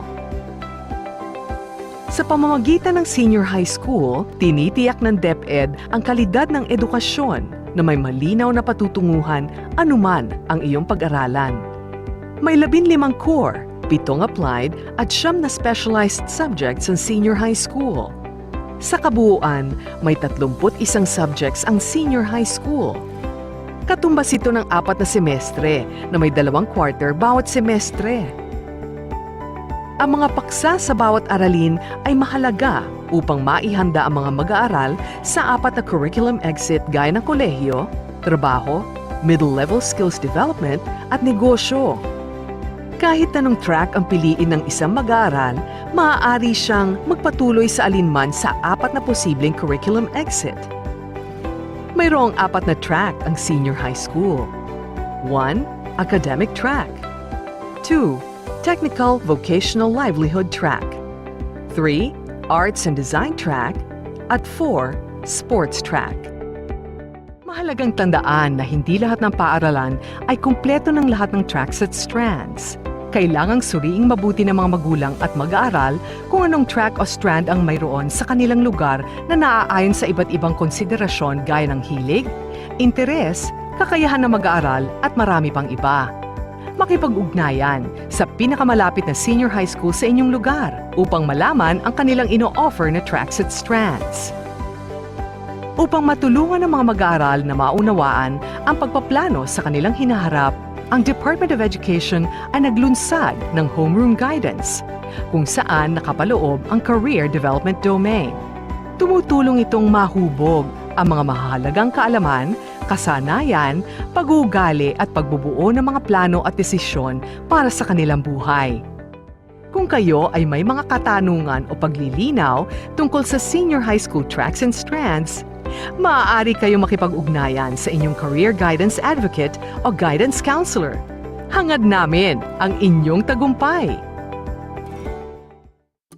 Kumusta mga giliw kong tagapakinig? Nagbabalik ang inyong paaralang panghimpapawid Aral TarlakHenyo sa RTV Tarlac, Channel 26 at sa bayang naririnig sa DCTC 828 Radyo Pilipino Tarlac. Tayo rin ay napapanood sa FB Live ng RTV Tarlac Channel 26. Sumasahimpapawid mula sa bayan ng Pura Tarlac, mula sa bayan ng San Clemente, mula rito sa Purok Elementary School, Pura Tarlac, sa bayan ng Kapas Tarlac. Ako, ang inyong guro,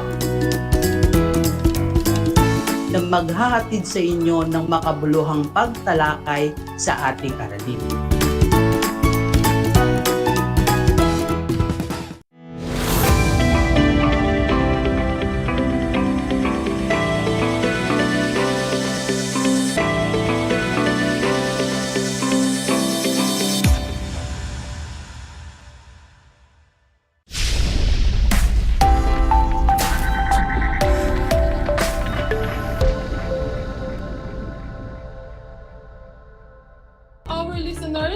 especially our grade 8 students. Welcome to Aral TarlakHenyo here on RTV Tarlac, Channel 26, simulcast over DZTZ Radyo Pilipino Tarlac. I am your teacher broadcaster, Ma'am Ana Rowena Enrique Sarmiento. For the guidance of our listeners, this episode is for grade 8 MAPE subject. Stay tuned and do not forget to like and share our Facebook page, RTV Tarlac, Channel 26, and DCTC Radyo Pilipino Tarlac. Or if you have any questions or clarifications, don't hesitate to approach me in my Facebook account, Ana Rowena Enrique Sarmiento, or call and text me in 0933-549-8049. And we will answer all your questions for better understanding in our broadcast in this afternoon. But before that, I just want you to make some important reminders. Make sure that you are in the quiet, relaxed, and comfortable place while listening and learning with all our broadcasts. And make sure that you have a copy of your Penjum or modules of notes with pen and paper to easily understand our lesson for today.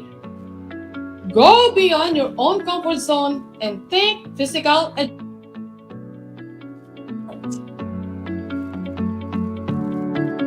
In the previous lessons, you have learned the dance Binislakan. As we go on, you're going to appreciate more of it as you will be engaging yourself on developing your skills in dancing different folk dances. For this activity, I will show the fundamental steps in folk dancing and try to identify the positions of hands and feet. Write your answer on your paper, or if you are watching over our live discussion, you can comment down your answers. Write first position, second position, third position, and fifth position for the pictures I will show to you. Are you ready? For number 1.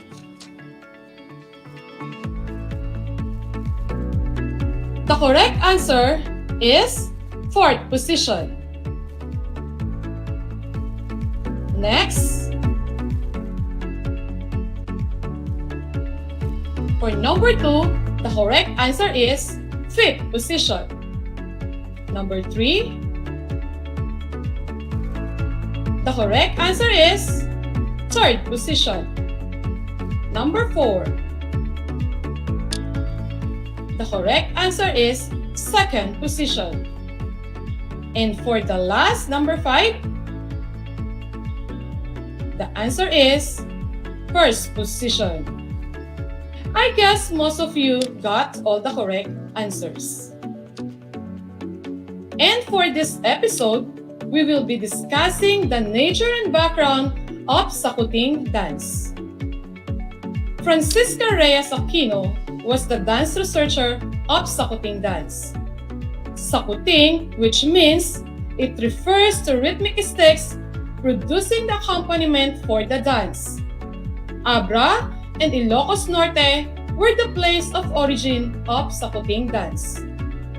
The country of influence is from China, and Sakuting is classified as social dance. So what are the dance properties of Sakuting dance? For the costume, for the female, the native Ilocano kimono style with the sleeves of elbow length, ankle length skirt of bright color plates straight at the waist. And for the male, camisa de chino and a native hat. Second, the music. 2/4 and 3/4 time rhythms and composed of 9 parts. The third, the formation. Let us have the background of Sakuting dance. Sakuting is a Philippine folk dance that interprets a fight between Ilocano Christians and non-Christians. This mock fight between rival folks is traditionally performed during Christmas. at the town plaza or perform house to house as a form of traditional caroling show. Dancers perform the sakuting to receive presents or the local money called aguinaldo. Philippine folk dances as fight dances. Most Filipino dances tell a story. In the sakuting, it is a story of Ilocano Christians and non-Christians fighting during the Spanish colonial rule in the country. Ilocanos are the people living in the Ilocanos region in northern Philippines. This regional ethnic dance celebrates cultural heritage and national artistic pride by portraying Philippine fighting art as a ritual dance. The regional history of sakuting dance. Sakuting came from the Abra province in the northern part of the island of Luzon. The Ilocos region officially includes Ilocos Norte, Ilocos Sur, La Union, and Pangasinan. Abra, Mountain Province, and Benguet were also parts of the region before separating as the Cordillera Administrative Region. All these provinces are home to the Ilocanos who are the natives of the lowlands and the Tingyaan tribes who are the natives of the mountain areas. How about the origin of sakuting dance? During the Spanish colonization, 1520 to 1898, the garrison established to protect the Ilocanos who converted to Christianity, become a site for raids by the mountain tribes. And the sakuting dance interprets this struggle between the lowland natives who became Christians and the non-Christian natives from the mountain province. Sakuting incorporates the traditional Filipino martial arts called arnis by using two sticks as extension of the arms to fight the opponent. Before the Spanish era in the Philippines, Filipino commonly used arnis for self-protection. The Spanish banned its practice, forcing Filipinos to utilize it in other forms. They openly retain the practice by using arnis movements as part of the folk dances like the sakuting, while showing the story between the Christian and non-Christian natives. The stylized fight sequence revived the use of arnis as the dance is a two-stick. Arnis exercise set to an upbeat music. Before we proceed, I will ask questions on the background and history of sakuting dance. Comment down your answers if you are watching over our live discussion, or if not, you may write your answers on the papers. Here are the questions. Number 1, who is the dance researcher of dance sakuting? Again, who is the dance researcher of dance sakuting? Letter A, Elena Rivera. Letter B, Francisca Reyes Aquino. Letter C, Libertad Fajardo.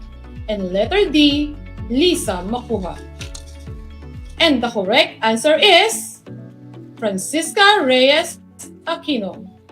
For number 2 question, Philippine folk dance that interprets a fight between Ilocano Christians and non-Christians. Again, Philippine folk dance that interprets a fight between Ilocano Christian and non-Christian. Letter A, arnis. Letter B, binislakan.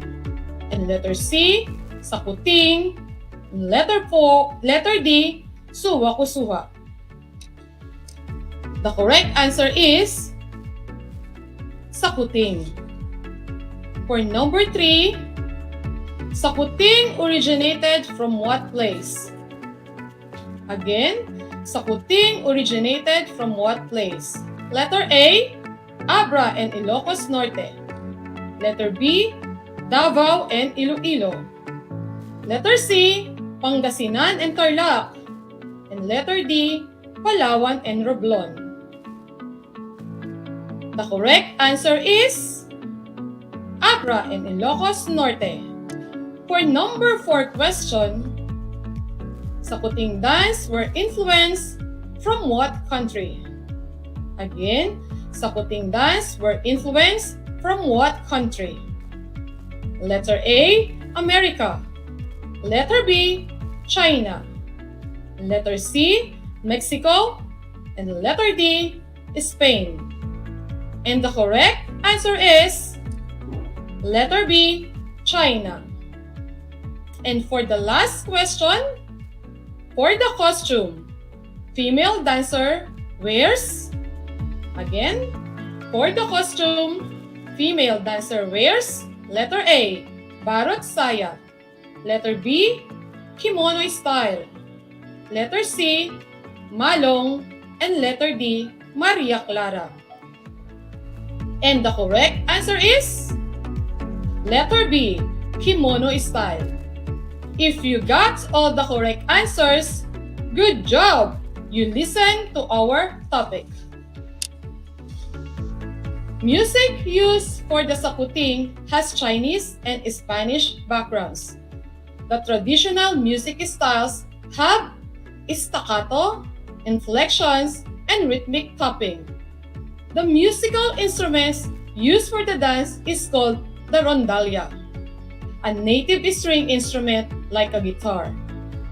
There are usually moments of a cappella where no musical instruments are utilized, and only the tapping of wooden sticks are heard as accompaniment to the singing. The wooden sticks sounds coincide with the choreography of the mock fights in the sakuting performance, with upbeat and happy music. The audience cheers as performers tap their stick and jump around in the group and in circles. Let us listen to the music of sakuting.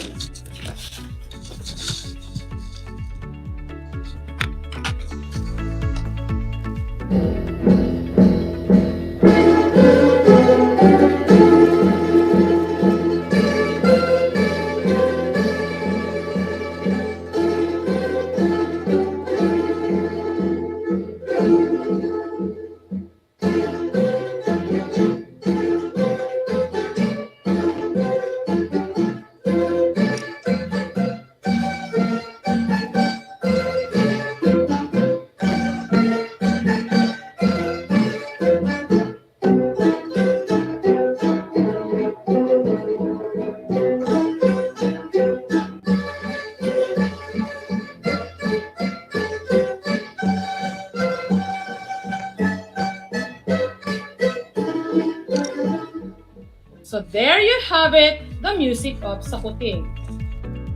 Performers. Sakuting was originally performed by boys only, but it has evolved as folk dance, which both boys and girls now perform. This dance uses 2 strip bamboo sticks about 1.5 feet long and tapered at the end, like a candle. Wearing traditional Ilocano costumes, performers of the sakuting participate in a playful folk dance where the 2 rival teams circle and clash the sticks, in gentle imitation of martial arts sparring.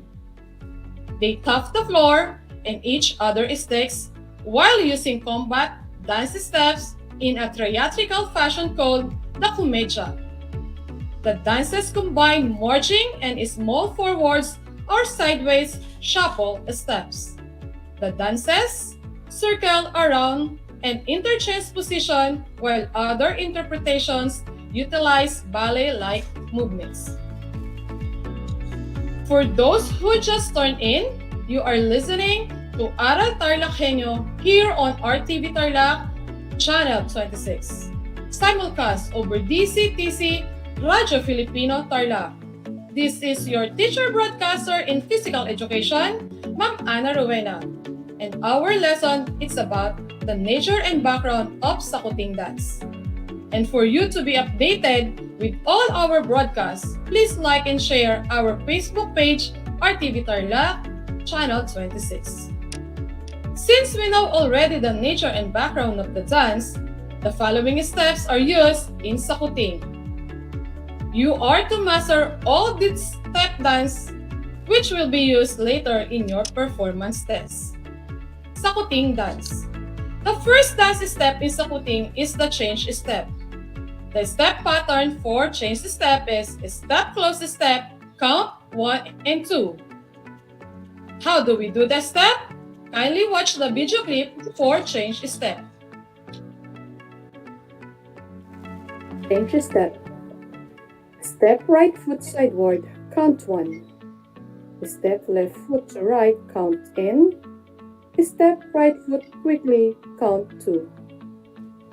Now, let's try the change step. 1 and 2, 1 and 2, 1 and 2, 1 and 2, 1 and 2. Now, let us try the change step. Let us follow the dance pattern.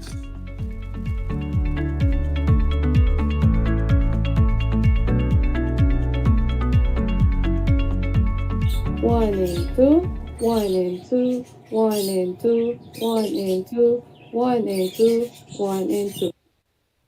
Very good! It is so very easy to do the change step. The next basic step for sakuting is the waltz step. The dance pattern for dance or waltz step is step right, step left, close to the right in rear, step right. Count 1 and 2. How do we do the step?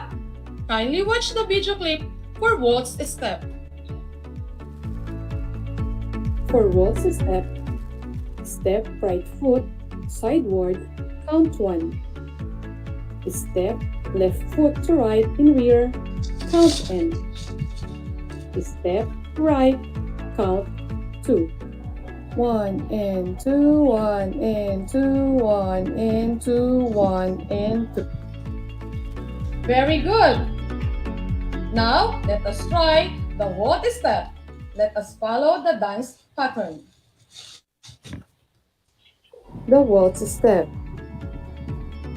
1 and 2, 1 and 2, 1 and 2, 1 and 2. Very good! The third basic step for sakuting is the waltz turn. The dance pattern for waltz step is step sideward with the right foot as you simultaneously turn it to the right, count 1. Step to the side with your left foot as you continue to turn to the right, count N. Bring the right foot into your left foot, count 2. Execute 2 waltz step to make a turn. How we do the step? Kindly watch the video clips for waltz as you step. simultaneously turn it to the right, count 1. Step to the side with your left foot as you continue to turn to the right, count N. Bring the right foot into your left foot, count 2. Execute 2 waltz step to make a turn. Now, let us try the waltz turn. Let us follow the dance pattern. The waltz turn. 1 and 2, 1 and 2, 1 and 2, 1 and 2. Excellent! You did a great job. Change step, waltz step, and waltz turn are the basic steps used in sakuting dance. Just to make sure that you understand our lesson about the nature and background of sakuting dance, on your learning activity sheet, let us answer the activity number 3. For number 1 question, a Philippine folk dance that interprets a fight between Ilocano Christian and non-Christian. Letter A, Binislakan. Letter B, Pangalay. Letter C, Sakuting. And letter D, Suwa Kusuwa. The correct answer is letter C, sakuting. For number 2, this mock fight between rival folks is traditional performed during A. Christmas, letter B.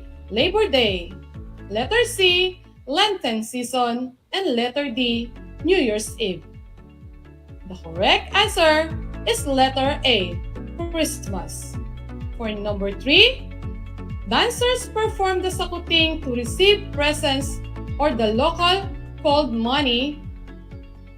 A. Offer, B. Price, C. Ounce, letter D. Aguinaldo. The correct answer is letter D. Aguinaldo. For the number 4 question, the musical instrument used for the dance is called blank, a native string instrument similar to a guitar. Letter A. Bandurria, letter B. Orchestra, letter C. Pangkat kawayan, and letter D. Rondalya. The correct answer is letter D. Rondalya.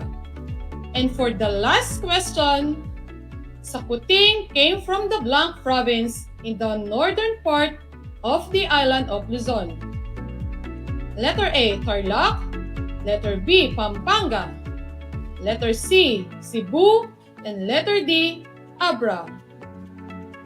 The correct answer is letter D. Abra. If you got all the correct answers, great job! And I think you are now ready to take this to another level. Our next episode is on June 14, and our topic will be all about the interpretation of dance literature of sakuting. Only here on RTV Tarlac, Channel 26, simulcast over DCTC, Radyo Filipino Tarlac. Before I end my lesson, always remember, for the things we have to learn, before we can do them, we'll learn by doing them, by Aristotle. And that concludes our broadcast today.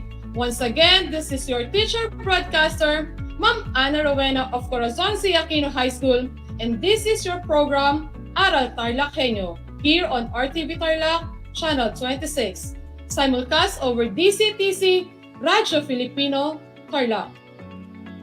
Where learning continues at the comfort of own yours home. See you on our next episode. Keep safe, everyone. Bye!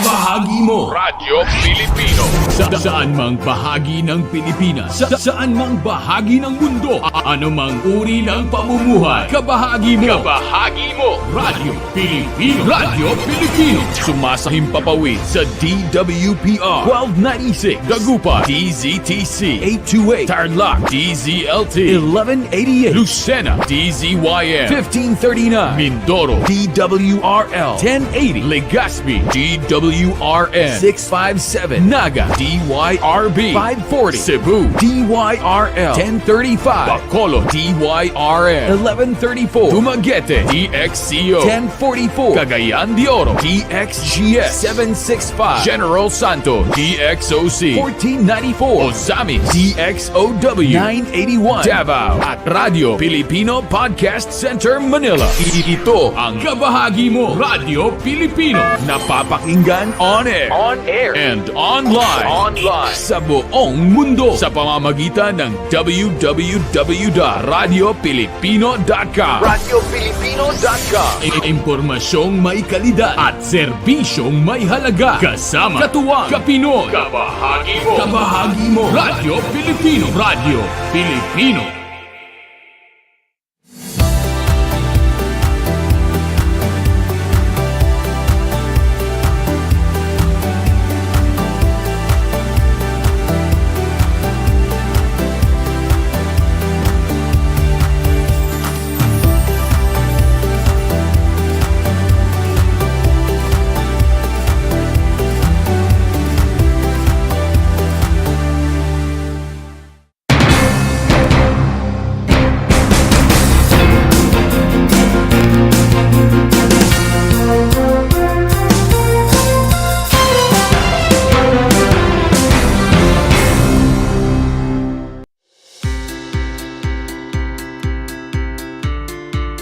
upang matugunan ang mga kinakaharap na pagsubok ng mga guro at mag-aaral sa gitna ng kasalukuyang pandemya.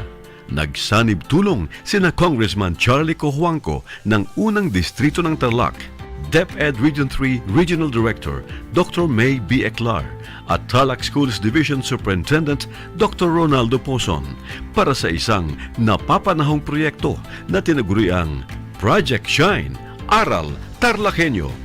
Ang mga mag-aaral ng Grade 4 at Grade 5, ganon din ang Grades 8 and 9 sa buong probinsya ng Tarlac, kasalukuyang sumasailalim sa radio-based instruction.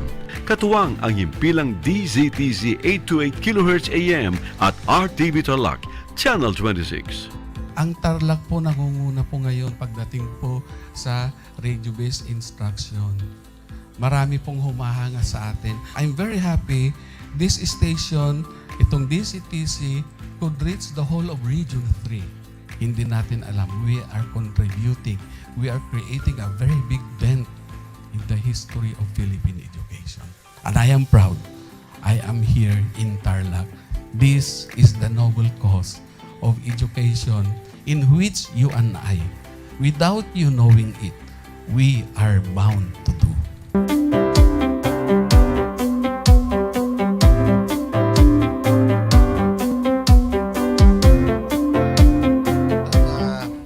Project natin na Project Shine is a natural consequence dahil sa nangyari sa buong mundo. Let's continue to work together. I think it's very Filipino to practice bayanihan in anything or most of the things that we do. And this is a manifestation of that. No? We have private sector, we have DEPED, we have local government, all working together. And I hope the parents of some of these children, especially the parents that did not graduate from school or hindi nakapag-aral nung sila ay bata, sana naman gamitin na nila itong opportunity na mag-schooling na rin sila kasama ng mga anak nila para mag-bonding pati ang mga magulang sa mga bata. I look at this as doing God's work. Diba? So if you do God's work, it feels right. It's righteous. It's for good, not for evil. Good morning and happy learning, grade 4. Welcome to Aral TarlakHenyo here on RTV Tarlac, Channel 26. Simulcast over DZTZ 828. Radyo Pilipino Tarlac. I am Teacher Mercy Pacheco Bognot. This is Alistair Aidatu. I am Marie Josephine B. Andrade. I am Teacher Princess Marie Andueñas, and I will be your teacher broadcaster for today.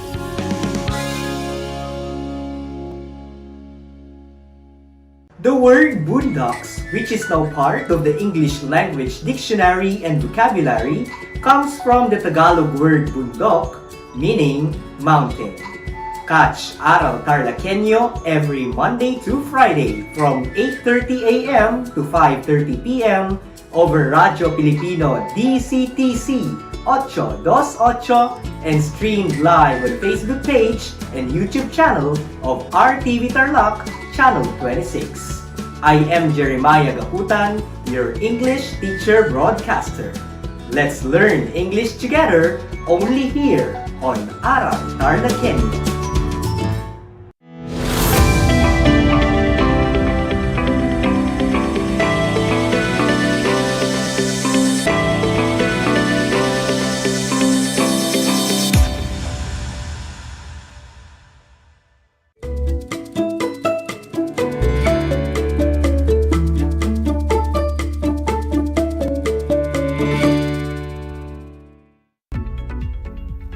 Good afternoon, grade 9 learners. It's a wonderful day to have you with us today.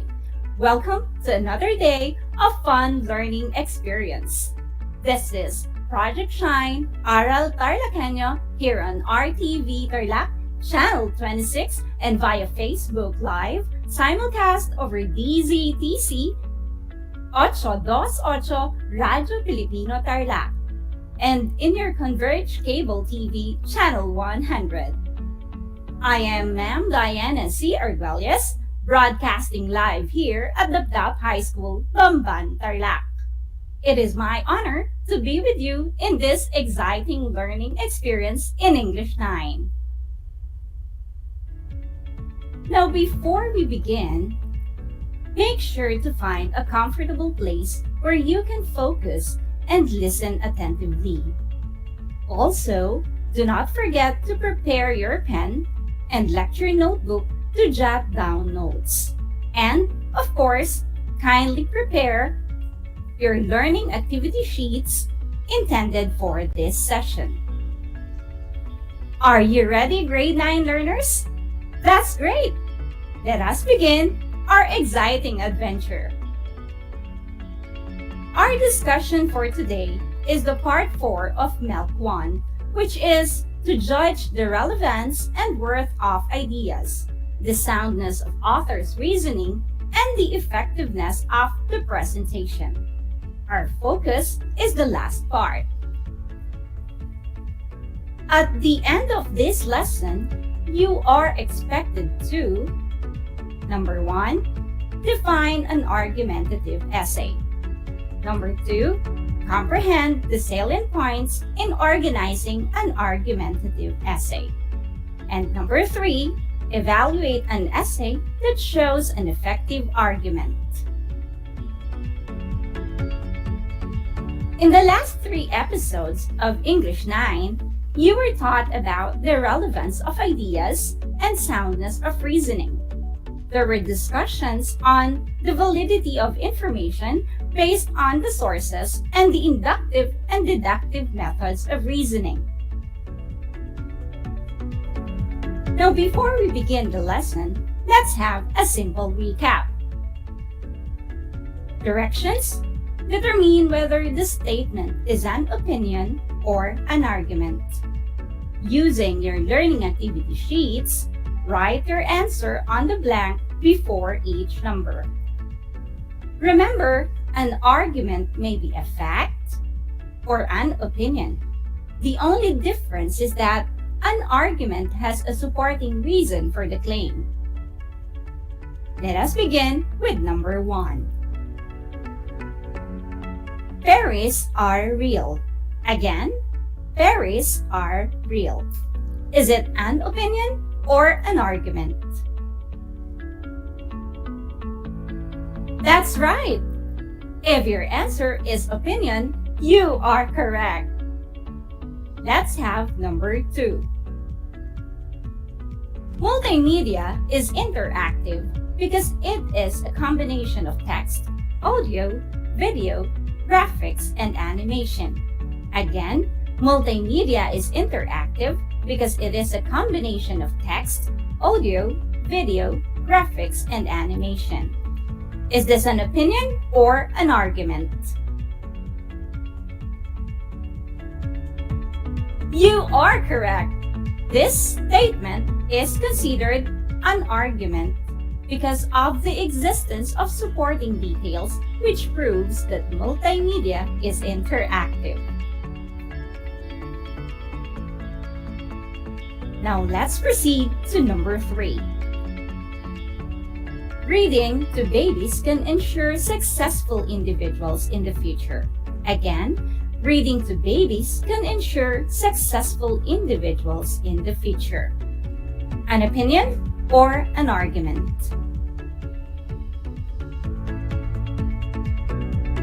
Very good! It is just an opinion because no evidence is included. You're doing great, learners! Let's now have number 4. Non-verbal communication is easier to do because gestures could effectively convey messages. Again, non-verbal communication is easier to do because gestures could effectively convey messages. What do you think is the answer? That's correct! It is an argument. The sentence has supporting information which makes it an argument. Now all together, let us read number 5. Get involved in the fight for cleaner air. So, let's help each other in saving the earth. Again, get involved in the fight for cleaner air. So, let's help each other in saving the earth. What do you think? Is this sentence an opinion or an argument? That's wonderful! The sentence is an argument because it includes a relevant reason. Way to go, learners! Those who got the perfect score, you are very good. Those who got 4, good for you. And those who got 3 and below, I still congratulate you for trying. You can always go back and watch the previous video lessons in your most convenient time.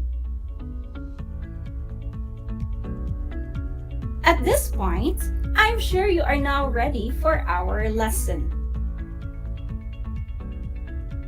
Every day, we deal with different kinds of people. As we engage in our day-to-day activities, we usually encounter arguments, and we either agree or disagree on this. Making an argument does not mean fighting. It is providing valid, relevant, and sensible claims. We need to provide strong pieces of evidence so that everyone will agree. Thus, we need to use our convincing power. In writing, we usually use argumentative essay, or commonly known as persuasive essay. And that will be our lesson for today. So, what is argumentative essay? Argumentative essay is a form of writing which provides a stand on a particular topic by enumerating reasons to persuade others. If you are writing an argumentative essay, your job is to make your readers agree on your opinion about a certain topic. The goal of an argumentative essay is to provide a clear presentation of your point of view with the use of logical reasoning and relevant evidence. Therefore, you must convince the readers that your argument is correct. Remember the following points when writing an argumentative essay. Number 1, state your opinion. Number 2, give reasons to support your opinion. Number 3, address counter-arguments appropriately.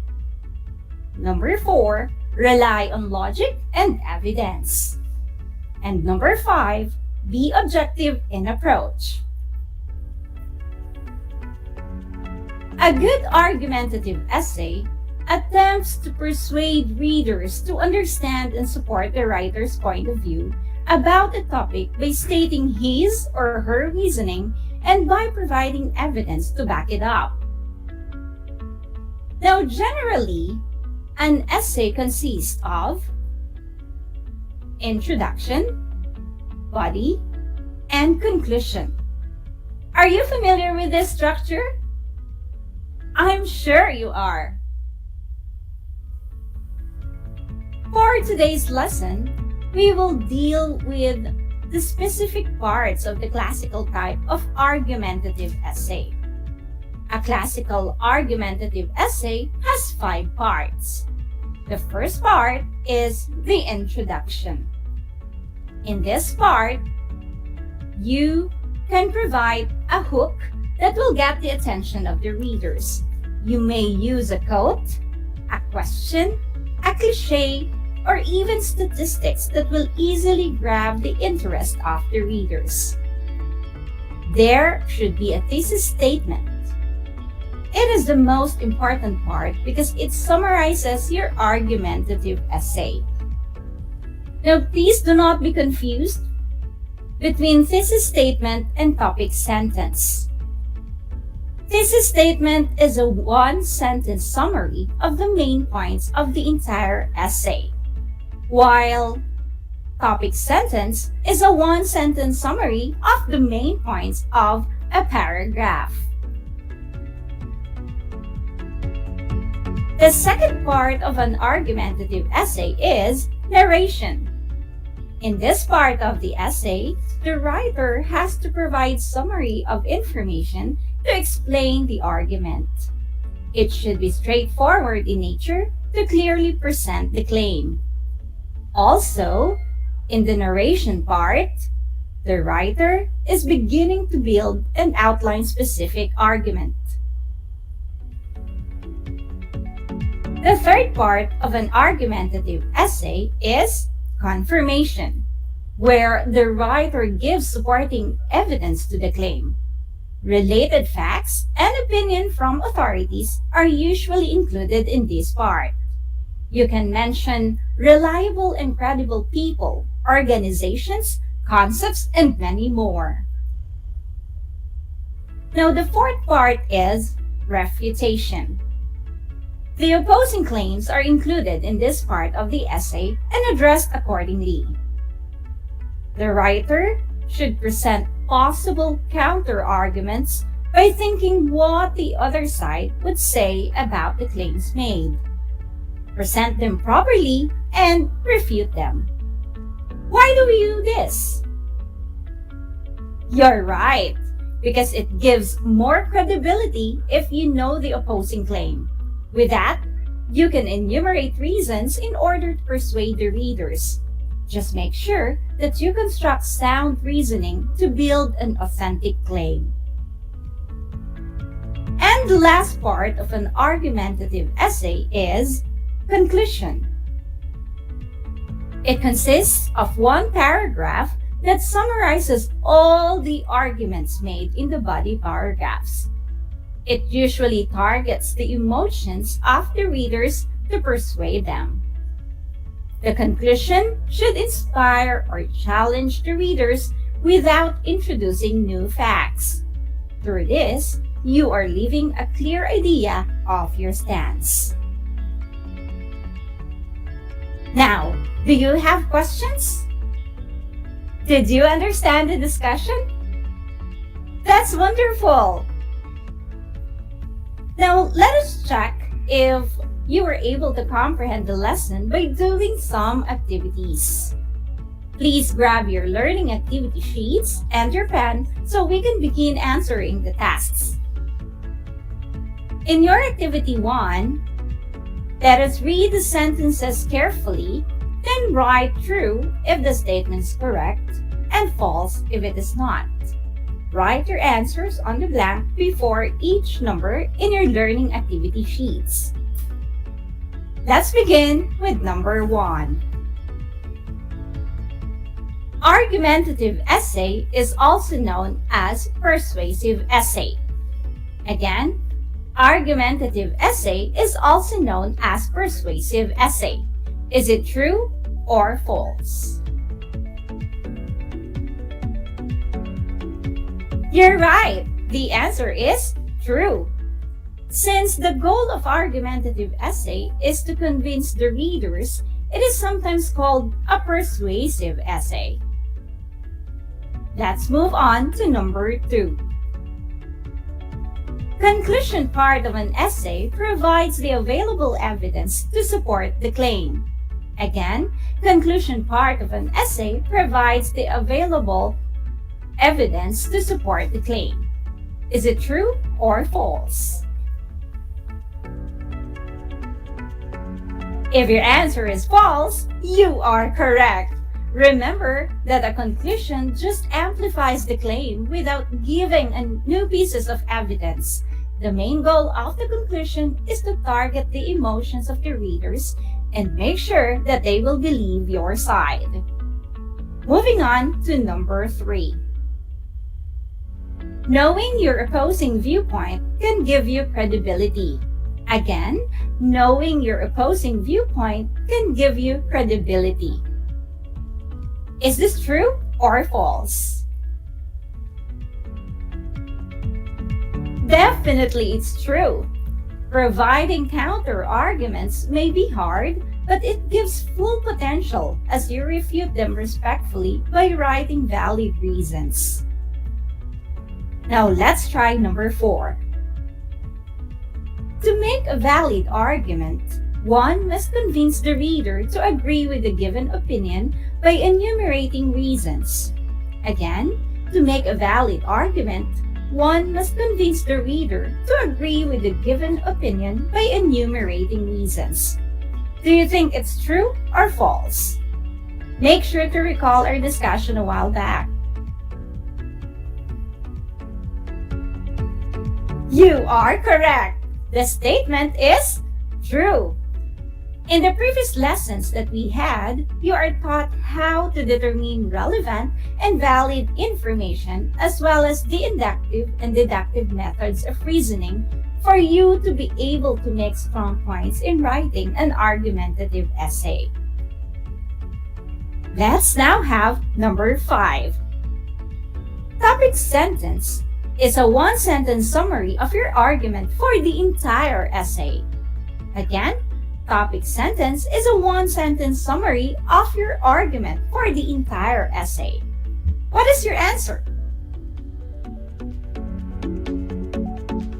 Very well thought out, learners. You are correct. It is false.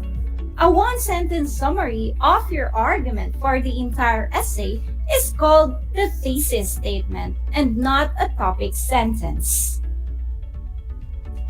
Congratulations! You are now ready for the next activity. Now for activity 2, let us read the paragraph carefully, then use the graphic organizer to identify the parts of the argumentative essay below. Now let us read and understand the essay. A healthy lifestyle means doing things that make someone happy. It is the manner on how one lives healthier and happier.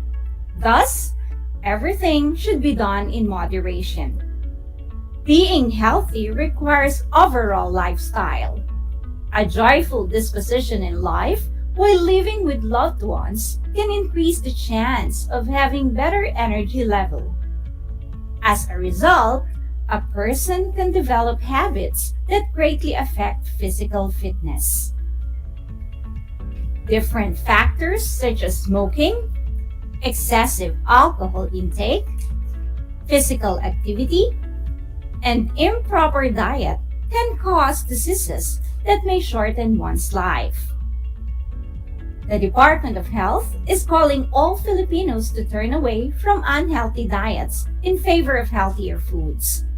Likewise, since this pandemic caused so much anxiety to people, it is advisable to live with a healthier mental state because the higher the stress level, the bigger effect to the wellness of an individual. Many people think that good health can be acquired by simply eating nutritious foods and consistently doing physical exercises. Surprisingly, it is fine to eat tasty foods without depriving oneself. Choosing the right food to eat can provide good health while reducing stress that can cause different complications. When we say healthy lifestyle, it's not just about balanced diet. It's more of self-care, nutrition, routine, and perception. Maintaining a healthy lifestyle is doing what is right to our body. Did you understand the essay? Wonderful! This time, let us use the graphic organizer to identify the parts of the given argumentative essay. We will use the classical type of argumentative essay with the 5 parts. We have the introduction, narration, confirmation, refutation, and conclusion. Are you ready? Learners, I am giving you 10 seconds to determine the parts. The essay is also written on your learning activity sheets. Time starts now.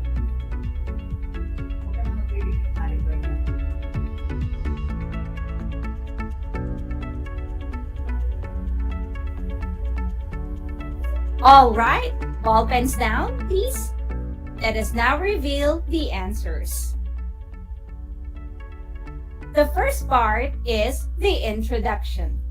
Can you identify the intro from the essay that we read a while back? That's right, it's the first paragraph. And the thesis statement is the first sentence. A healthy lifestyle means doing things that make someone happy. Good job, grade 9. Let's keep going. Next is the narration part. Which paragraph should be in this part? If your answer is the second paragraph, you are amazing. You got the correct answer. Let us now have the third part, which is the confirmation. What do you think is the answer?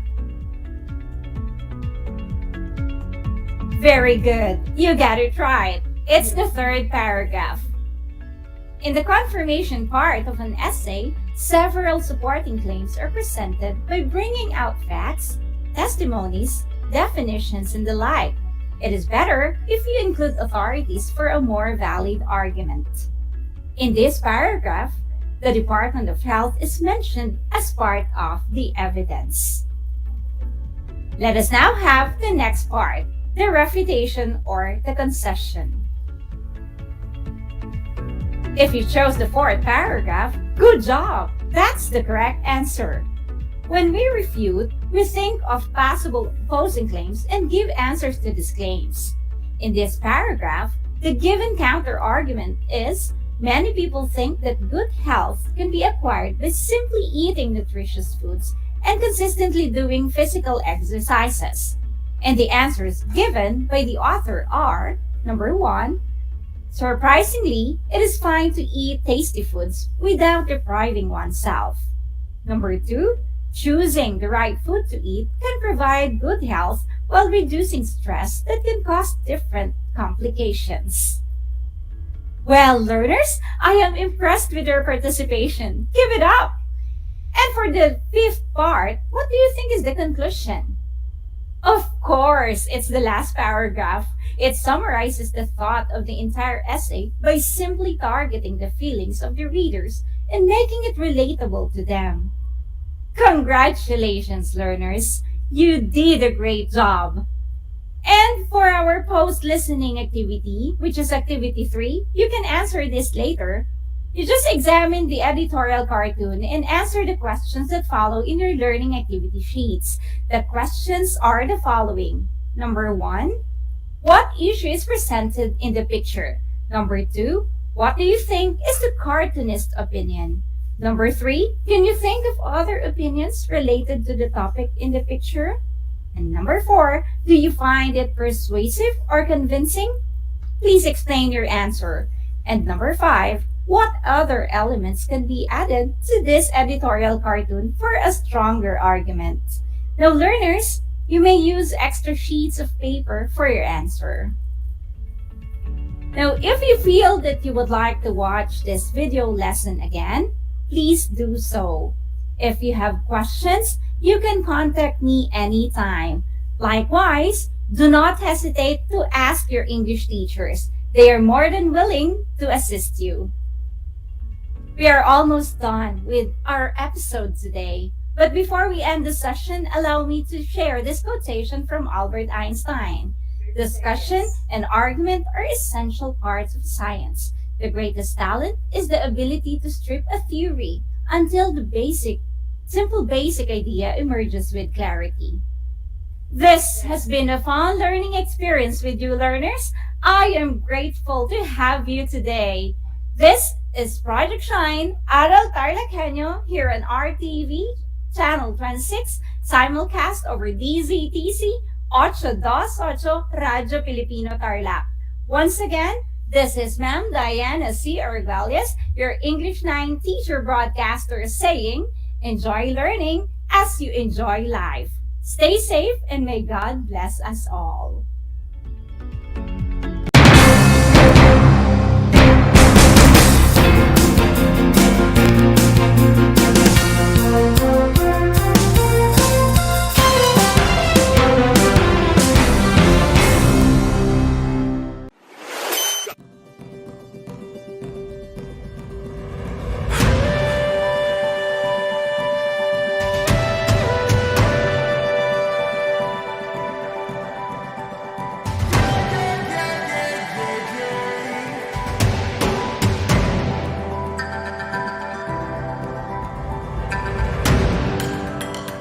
Ang Asia-New Zealand Afforestation Project o ANZAP ay sumusunod at umaayon sa isa sa 5 haligi ng Provincial Government of Tarlac, Kalikasan muna.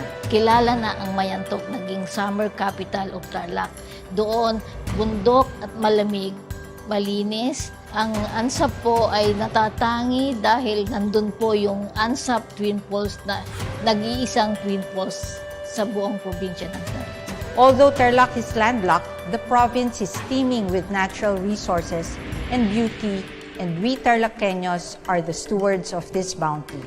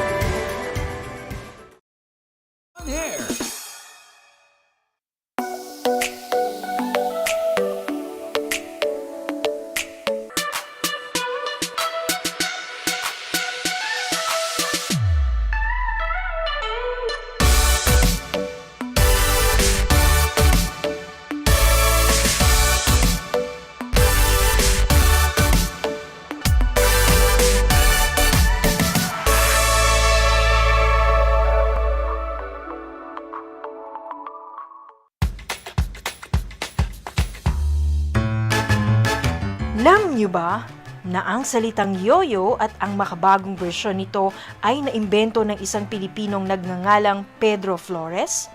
Taong 1920s nang dinala ni Flores ang laruang ito sa Estados Unidos. Sinimulan niya ang paggawa nito sa kanyang maliit na pabrika sa California at ipinakita sa mga tao ang iba't ibang tricks ng paggamit nito. Alam mo na, yan ang yoyo! Kumusta mga giliw kong tagapakinig? Nagbabalik ang inyong paaralang panghimpapawid. Aral TarlakHenyo. RTV Tarlac, Channel 26. At sa bayang naririnig sa DZTC 828. Radyo Pilipino Tarlac. Tayo rin ay napapanood sa FB Live ng RTV Tarlac Channel 26. Sumasahimpapawid mula sa bayan ng Pura Tarlac. Mula sa bayan ng San Clemente. Mula rito, sa Purok Elementary School, Pura Tarlac. Sa bayan ng Kapas Tarlac. Ako, ang inyong guro, na maghahatid sa inyo ng makabuluhang pagtalakay sa ating aralin. Alam niyo ba na ang gitnang Luzon ay tinaguri ang banga ng bigas ng bayan at kamalig ng palay ng Pilipinas dahil dito nagmumula ang malaking produksyon ng bigas sa ating bansa. Ito ay binubuo ng mga lalawigan ng Aurora, Bataan, Pampanga, Nueva Ecija, Zambales at Tarlac. Ugaliin nating manood ng Aral TarlakHenyo Lunes hanggang Biyernes alas 8:30 ng umaga hanggang alas 5:30 ng hapon. Ako si Binibining Pia Isrin Capiral, ang inyong teacher broadcaster sa Araling Panlipunan dito sa Project Shine Aral TarlakHenyo. Lagi nating tandaan ang pag-aaral ng Araling Panlipunan ay tungo sa daan ng pagiging makadiyos, makakalikasan, makatao at makabansa.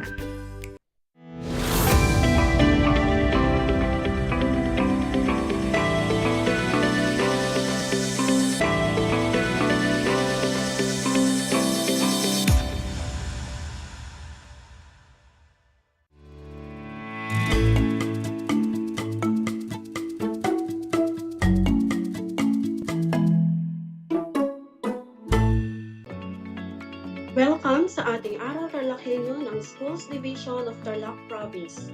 Hatid sa inyo ng RTV Tarlac Channel 26, Converge Cable TV Channel 100, at DZTC 828 Radyo Pilipino Tarlac.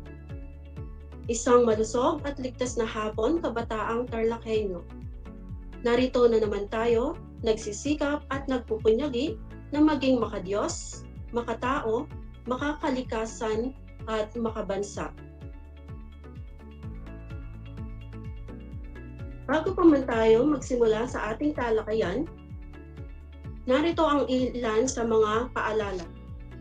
Una ay siguraduhin ninyong nasa isang lugar kayo ngayon na komportable at maayos na napapanood ang ating Aral TarlakHenyo via RTV Tarlac Channel 26, Converge Cable Channel 100, FB Live at YouTube channel, at tayo din ay sabayang napapakinggan sa DZTC 828 AM.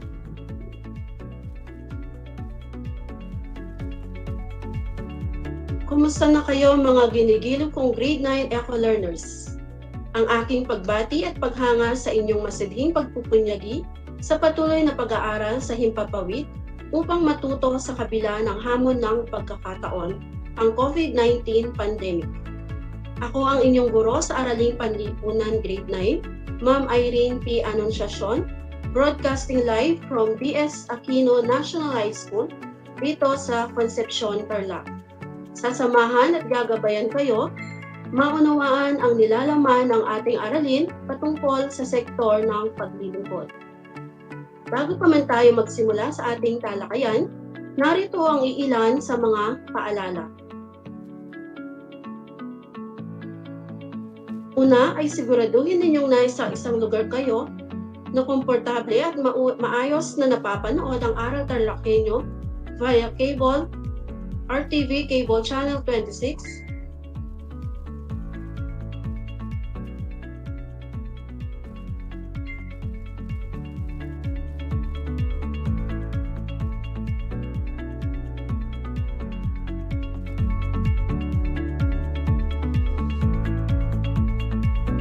Converge Cable TV Channel 100, FB Live at YouTube channel, at tayo din ay sabayang napapakinggan sa DZTC 828 AM.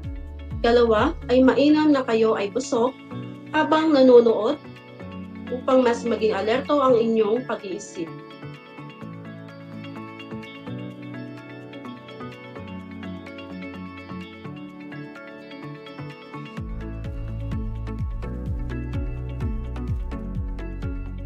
At maayos na maunawaan ang ating aralin sa araw na ito. At ikatlo ay nais kong kunin ninyo ang inyong learner's material sa Araling Panlipunan para sa ika-6 na linggo ng ika-4 na markahan at buksan ito sa pahina ng paksa. At sa mga may module, ihanda na ninyo ang Module 6 ng Araling Panlipunan Economics. Ihanda na rin ang inyong learning activity sheet, ballpen at sulatang papel upang maitala ang mga mahalagang impormasyon o konsepto na aking mababanggit. Ang ating paksang aralin sa araw na ito ay patungkol sa gampanin ng sektor ng paglilingkod at mga patakarang pang-ekonomiyang nakatutulong dito. Inaasahan na sa pagtatapos ng aralin na ito ay inyong mabibigyang halaga ang mga gampanin ng sektor ng paglilingkod at mga patakarang pang-ekonomiya na nakatutulong dito. Ito ay nakaangkla sa ating Most Essential Learning Competency Quarter 4, Week 6 at may LC code na AP9MSP-4H-17. Bago tayo magsimula sa ating paksa ngayong araw, ay alalahanin muna natin ang ating naging aralin. Bago tayo magsimula sa ating paksa ngayong araw, ay alalahanin muna natin ang ating naging aralin sa nakaraang episode. Natatandaan pa ba ninyo? Mahusay. Ating natalakay ang sektor ng industriya at ang mga patakaran at programang nakatutulong dito. Ang sektor ng industriya ay kalagayan ng isang ekonomiya na nagpapakita ng kapasidad at kakayahan ng isang bansa na makalikha ng maraming produkto mula sa mga hilaw na materyales na tutugon sa mga pangangailangan ng lokal at pandaigdigang pamilya. Ito ay nahahati sa sumusunod na sekundaryang sektor. Ito ay ang pagmimina, pagmamanufaktura, konstruksyon, at utilities. At ngayon, sa palagay ko ay handa na kayo sa ating bagong paksa sa araw na ito.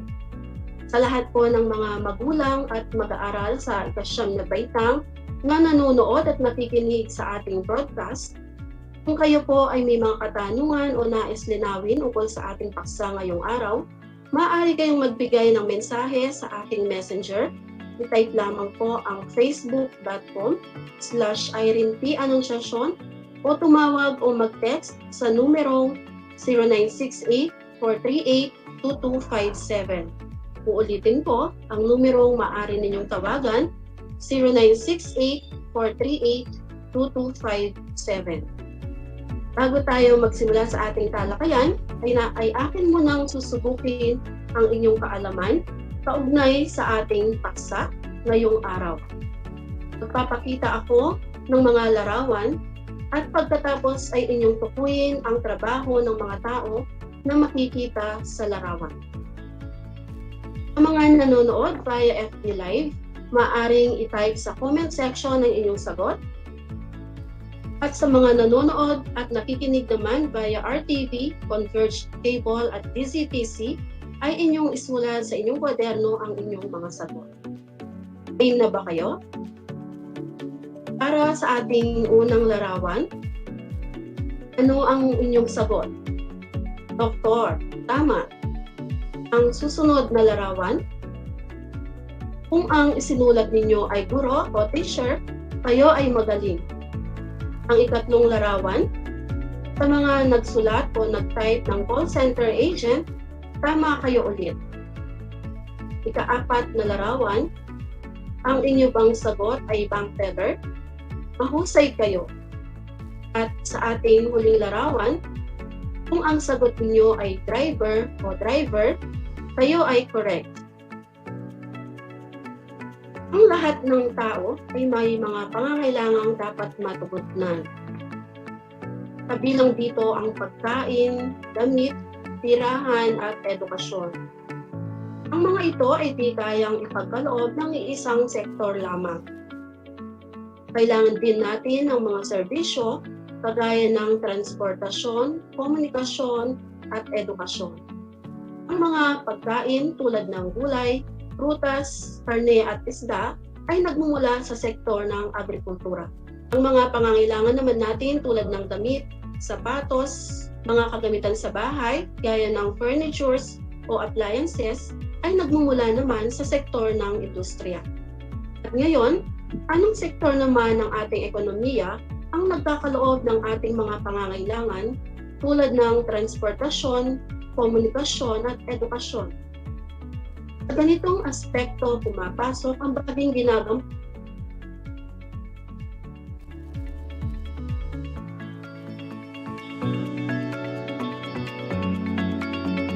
distribution, at pagkonsumo ng mga produkto sa loob at labas ng bansa. Ito ay maaaring pangpamayanan, panlipunan o personal. Sa pangkalahatan, ang paglilingkod ay ang pagbibigay ng serbisyo sa halip na bumuo ng produkto. Paano nga ba nabuo ang sektor ng paglilingkod? Sa mga nakalipas na kasaysayan ng tao sa mundo, ipinapakita rito ang malaking pagbabago sa paraan ng pamumuhay ng mga lipunan. Dahil sa pagbabagong ito, lumawak ang pangangailangan at kagustuhan ng tao para sa paglilingkod.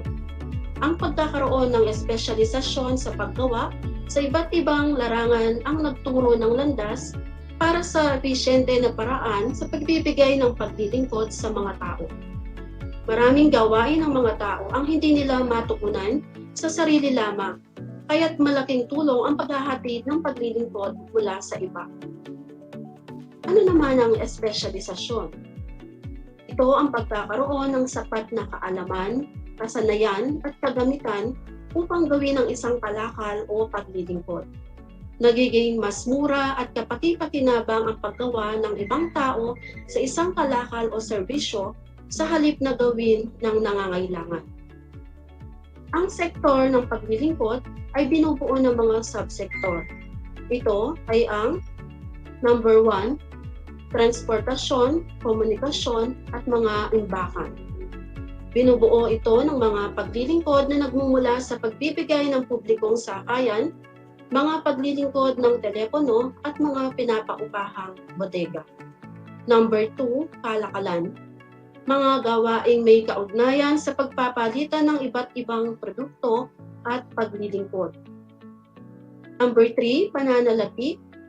Kabilang ang mga paglilingkod na binibigay ng iba't ibang institusyong pampinansyal tulad ng mga bangko, bahay sanglaan, remittance agency, foreign exchange dealers, at iba pa. Number 4, paupahang bahay at real estate.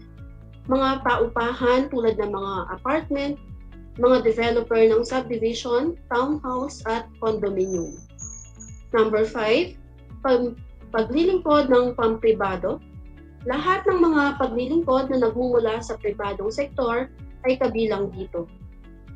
Number 6, paglilingkod ng pampubliko. Lahat ng paglilingkod na ipinagkakaloob ng pamahalaan.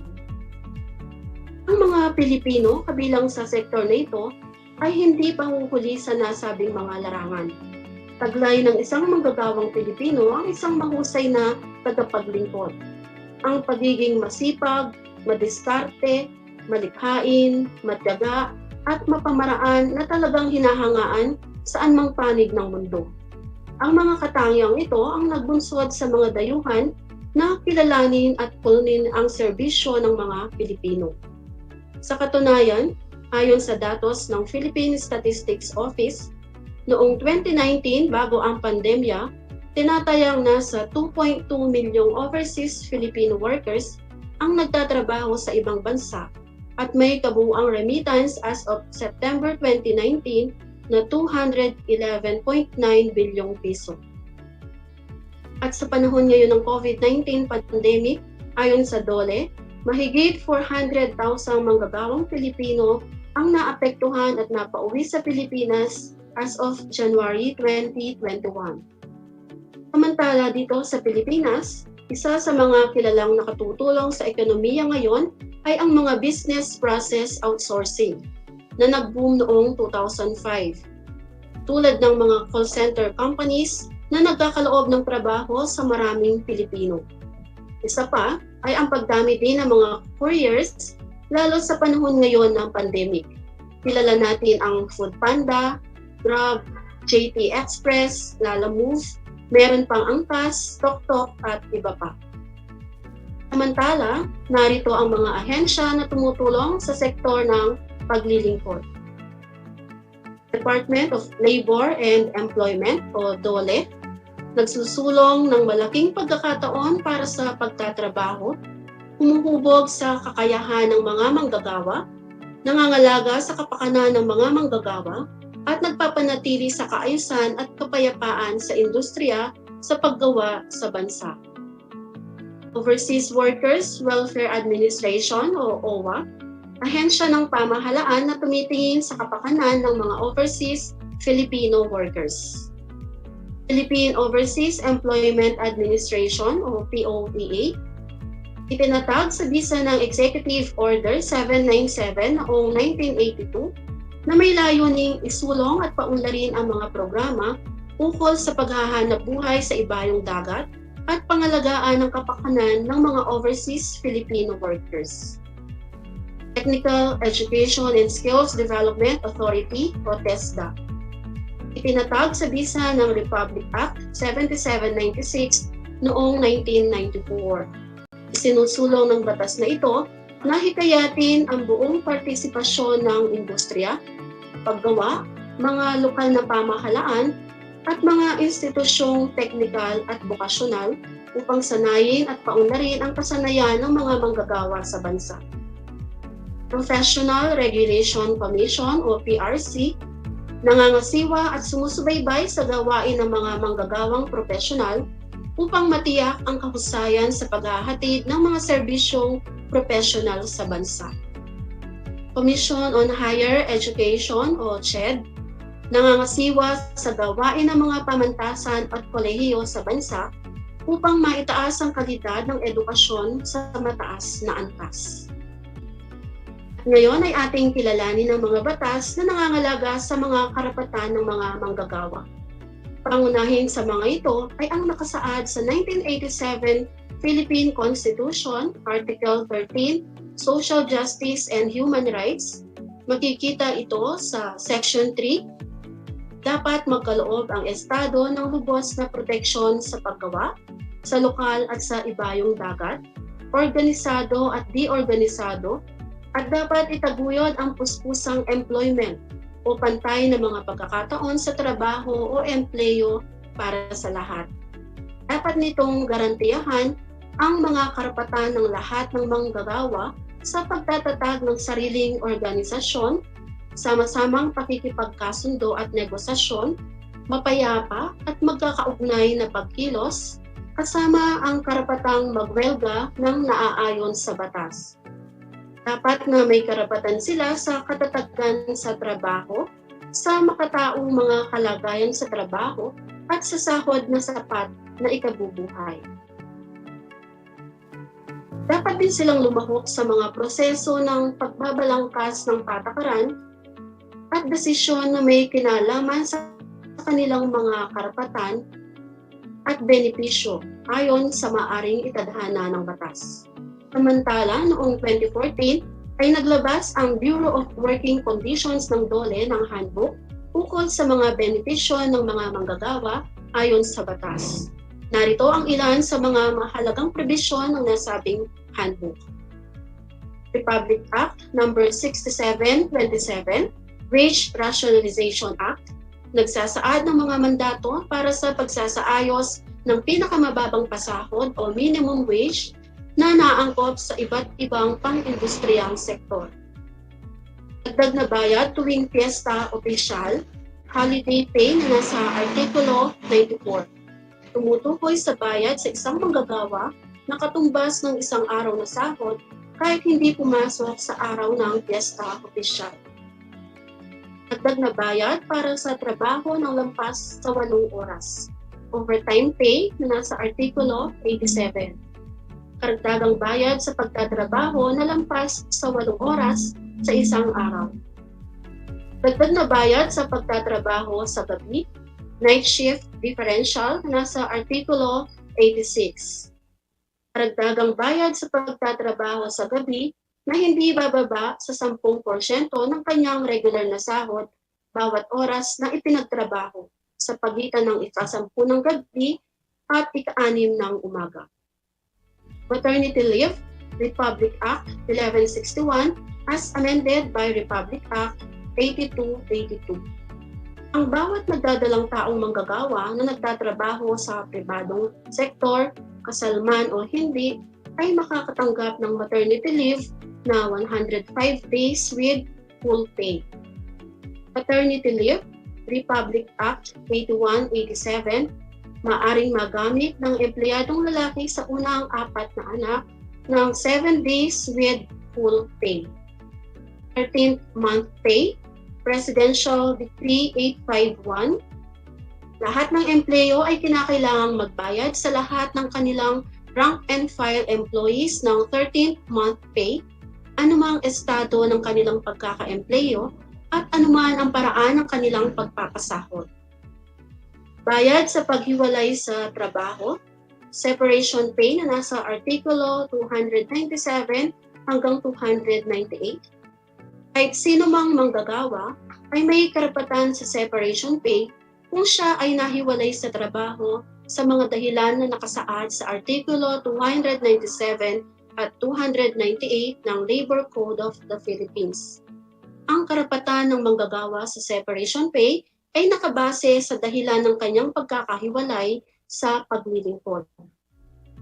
Bayad sa pagre-retiro, retirement pay na nasa Artikulo 3015, ang sino mang manggagawa ay maaaring magretiro sa sandaling umabot siya sa edad na 60 taon hanggang 65 taong gulang at nakapaglilingkod na ng hindi kukulangin sa 5 taon.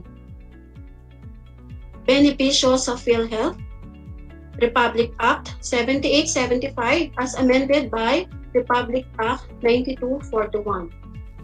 Ang National Health Insurance Program o NHIP, dating kilala bilang Medicare, ay isang health insurance program para sa mga kasapi ng SSS at sa kanilang dependents, kung saan ang walang sakit ay tumutulong sa pananalapi sa may sakit na maaring nangangailangan ng pinansyal na tulong kapag sila ay naospital.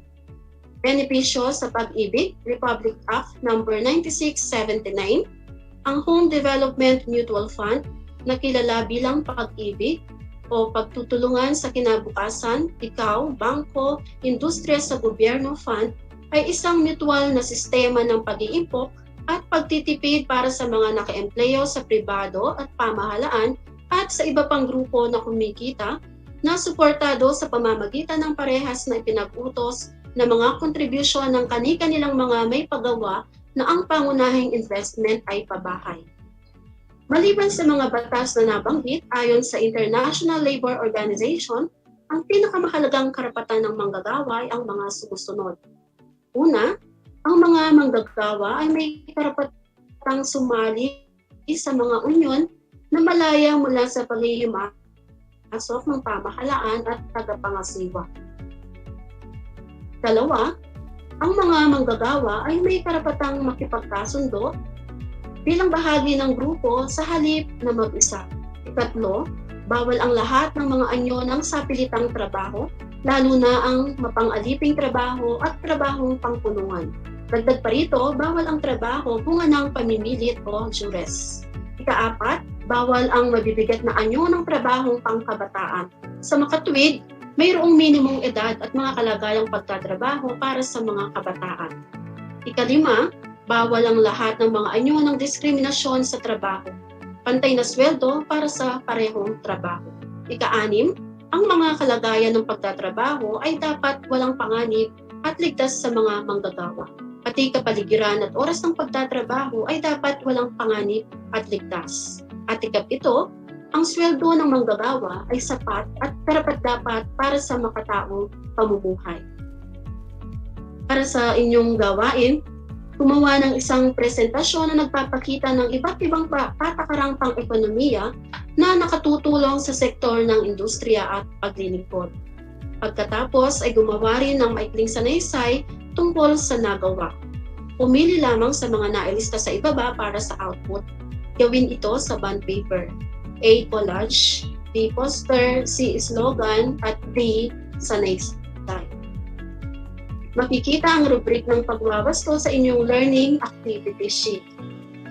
Maaari ninyong kunan ng larawan gamit ang inyong cellphone ng inyong sinagutang gawain at isumite ito sa Facebook Messenger ng inyong guro sa Araling Panlipunan.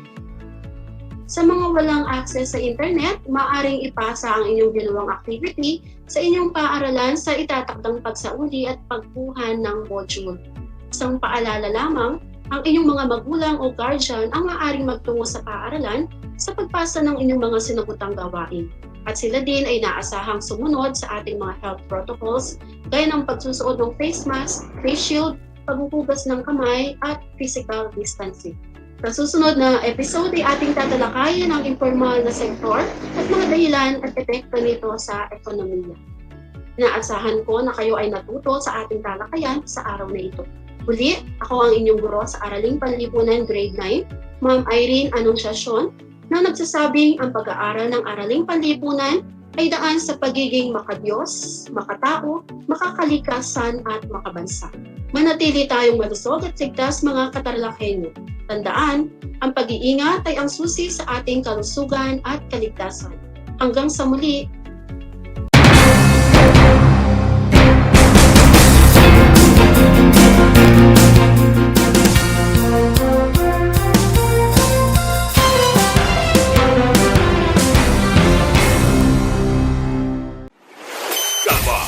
Radyo Pilipino.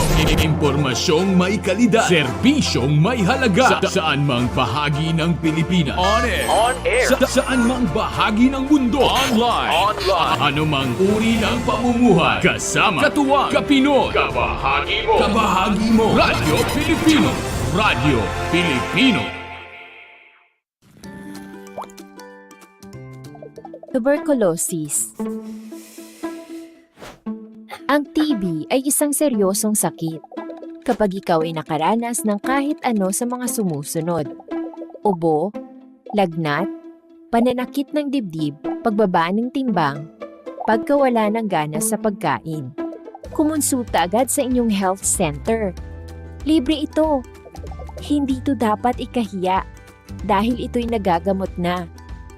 Maging bahagi ng TB-Free Pinas. Consult tayo sa ating mga primary care provider para sa Healthy Pilipinas. Paalala mula sa Department of Health.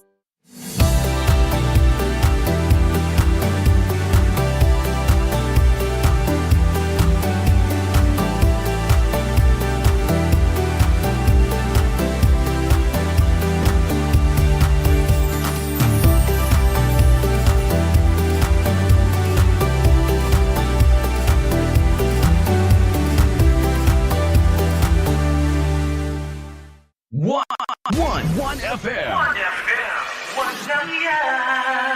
This is your one. My only one. One lang yan. The only one. One FM. 96.1 Tarlac, 98.3 Lucena, 88.3 Legazpi, 96.1 Surigao, 95.9 Butuan, 92.1 Mindoro, 96.7 Tacloban, 99.3 Baler, 95.1 Puerto Princesa, Palawan. This is your one. Your only one. Your only one. One FM. Your only one FM.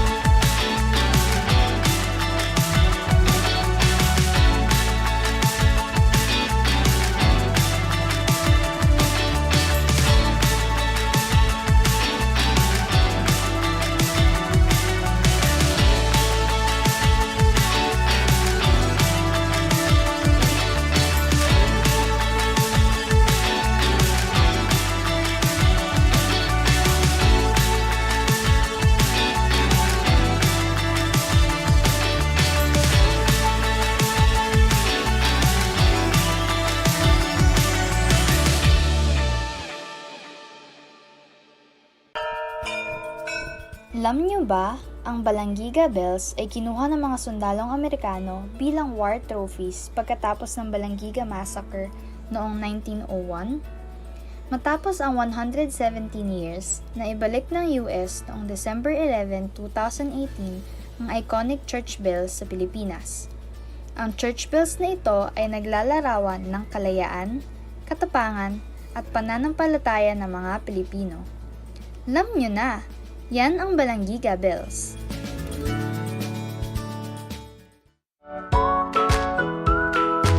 How are you today? Hello, everyone. Hello, learners of Tarlac. Good morning, Math Talino Grade 4 learners. Welcome to Aral TarlakHenyo Here on RTV Tarlac Channel 26. Simulcast over DCTC. Radyo Pilipino Tarlac. I'm Sir Glenn, your teacher broadcaster. Broadcasting live here at Paniki Tarlac. Remotely here in Concepcion, Tarlac. Live here at Barangay Pedro Elquines, Mayantok, Tarlac. Broadcasting live from Ramos National High School. Your anchor teacher today for grade 9 mathematics. Your partner in education this time of pandemic.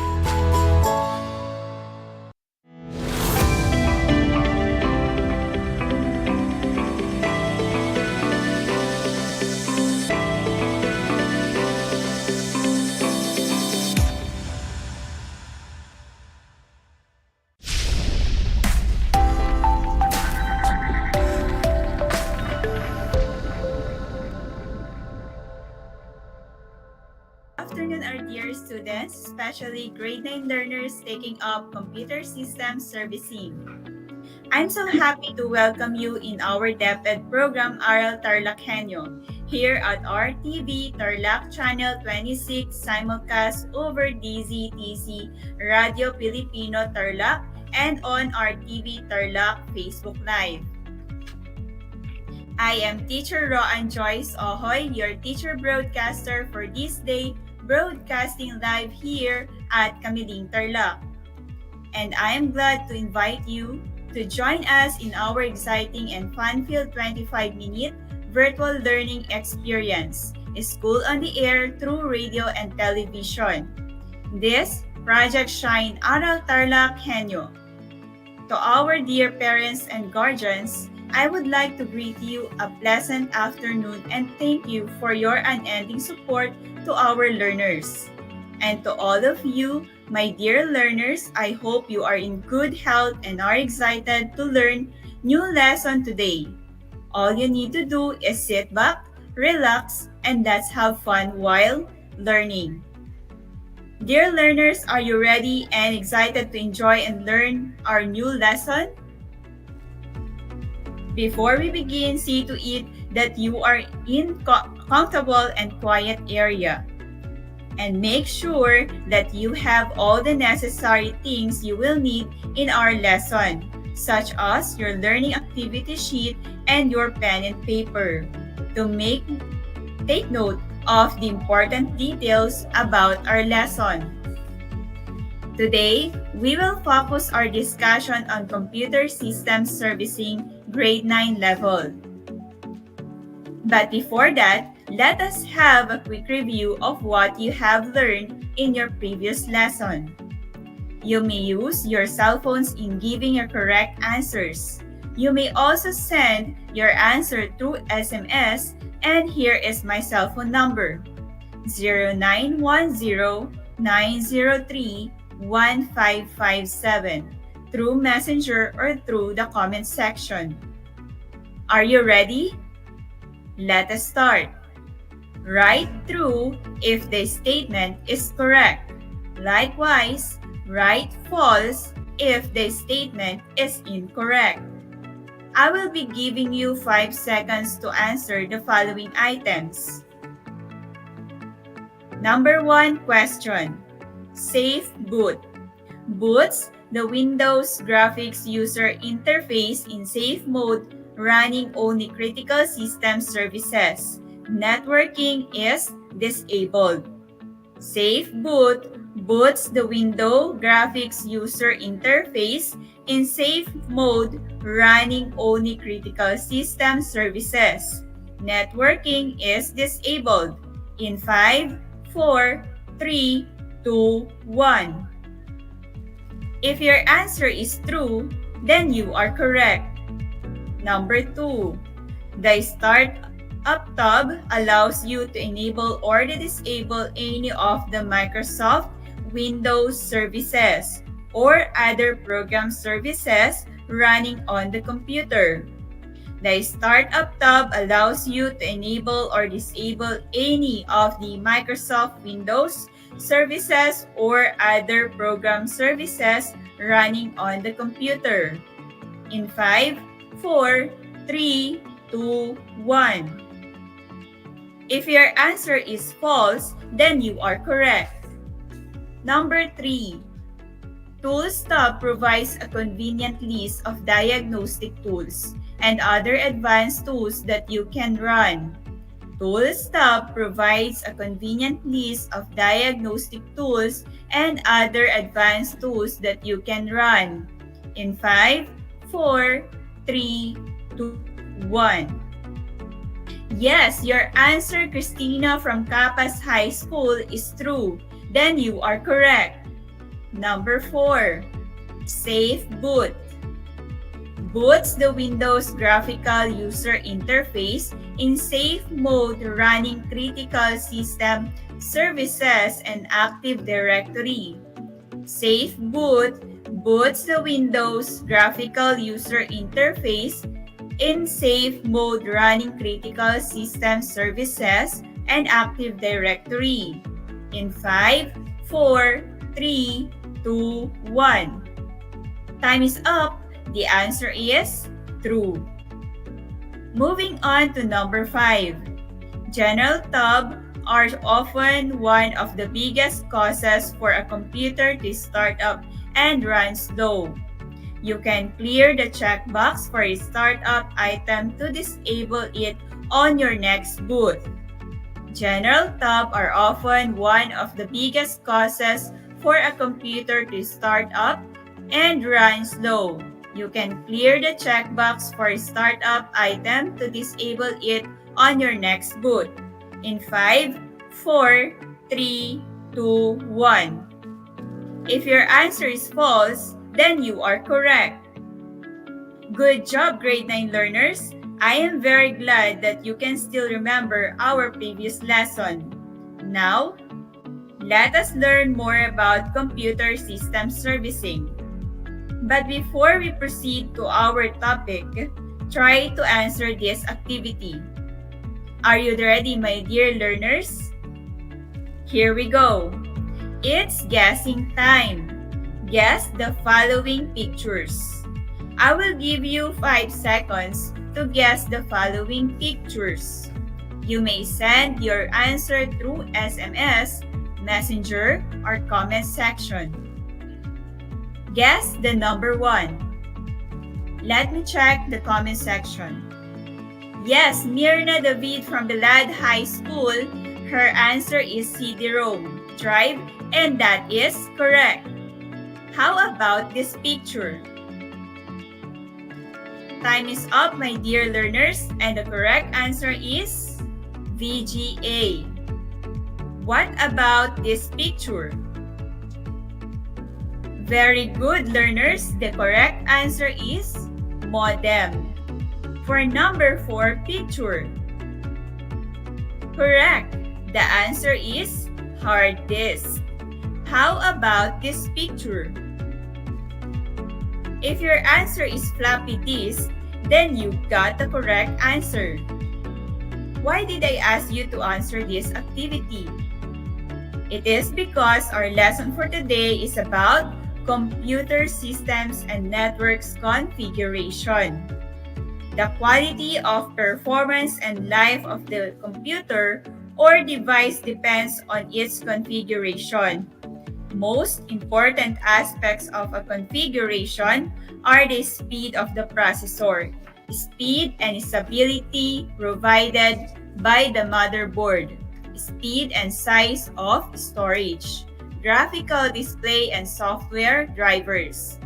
Some hardware or software applications have certain minimum configuration in order to provide the minimum performance. At times, this involves the addition of hardware or software accessories commonly known as upgrades. For you to easily understand our lesson, let us first discuss the system configuration. System configuration is the way a system is set up. It is the collection of components that make up the system. Configuration can refer to either hardware or software, or the combination of both. For instance, a typical configuration for PC consists of 32 megabytes main memory, a floppy drive, a hard disk, a modem, a CD-ROM drive, a VGA, and monitor, and the Windows operating system. Many software products require that the computer has a certain minimum configuration. For example, the software might require a graphics display, monitor, and a video adapter, a particular processor, and a minimum amount of main memory capacity. When you install a new device or program, you sometimes need to configure it, which means that you need to set up various switches and jumpers, and to define values of parameters. For example, the device or program may need to know what type of video adapter you have, and what type of printer is connected to the computer. Thanks to technological advancements such as plug and play, much of this configuration is now performed automatically. In configuring the computer systems and networks, there are safety precautions to be considered. Installing network cables, whether copper or fiber optic, can be dangerous. Often, cables must be pulled through ceilings and walls where there are obstacles or toxic materials. You should wear clothing such as long pants, a long sleeve shirts, sturdy shoes that cover your feet, and gloves to protect you from those toxic materials. Most importantly, wear safety glasses. If possible, ask building management or someone responsible for the building. There are any dangerous materials or obstacles that you need to be aware of before entering the ceiling area. Here are the safety precautions when using a ladder. First, safety precautions is to read the labels on the ladder and follow any safety instructions written on it. Second, never stand on the top rung of the ladder. You could easily lose your balance and fall. Third, is to make sure that people in the area know you will be working there. Fourth is cordon off the area with caution, tape, or safety cones. The tools required to install copper and fiber optic cable may cause danger through improper use. When working with cables, strictly follow these safety rules. Number 1. Make sure that the tools you are using are in good working condition. Number 2. Watch what you are doing and take your time. Make sure that you do not cut yourself or place anyone in danger. Number 3. Always wear safety glasses when cutting, stripping, or splicing cables of any kind. Tiny fragments can injure your eyes. And the last to be considered is to wear gloves whenever possible and dispose any waste properly. Now, let us have an activity. Get your learning activity sheet and answer activity number 3. I will be giving you 5 seconds to answer the items on your learning activity sheet. And for our activity, active learners and viewers, you may send your answer through the comment section. Here is the direction. Write systems if the statement is correct.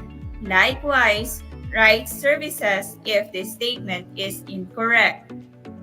Here we go. Number 1. Never stand on the top rung of the ladder. You could easily lose your balance and fall. Number 1. Never stand on top rung of the ladder. You could easily lose your balance and fall. If your answer is systems, then you are correct. Number 2. Make sure that people in the area know you will be working there. Number 2. Make sure that people in the area know you will be working there. Very good. The answer is systems. Number 3. When you are using a ladder that leans up against a wall, follow the instructions written on the ladder and have someone hold the ladder to help keep it steady. Number 3. When you are using a ladder that leans up against a wall, follow the instructions written on the ladder and have someone hold the ladder to help keep it steady. If your answer is systems, then you are correct. Number 4. Watch what you are doing and take your time. Make sure that you cut yourself or place anyone in danger. Number 4. Watch what you are doing and take your time. Make sure that you cut yourself or place anyone in danger. Time is up, and that's right. The answer is services. And the last number is always wear safety gloves when cutting, stripping, or splicing cables of any kind. Tiny fragments can injure your eyes. Always wear safety gloves when cutting, stripping, or splicing cables of any kind. Tiny fragments can injure your eyes. Yes, very good, learners. The correct answer is services.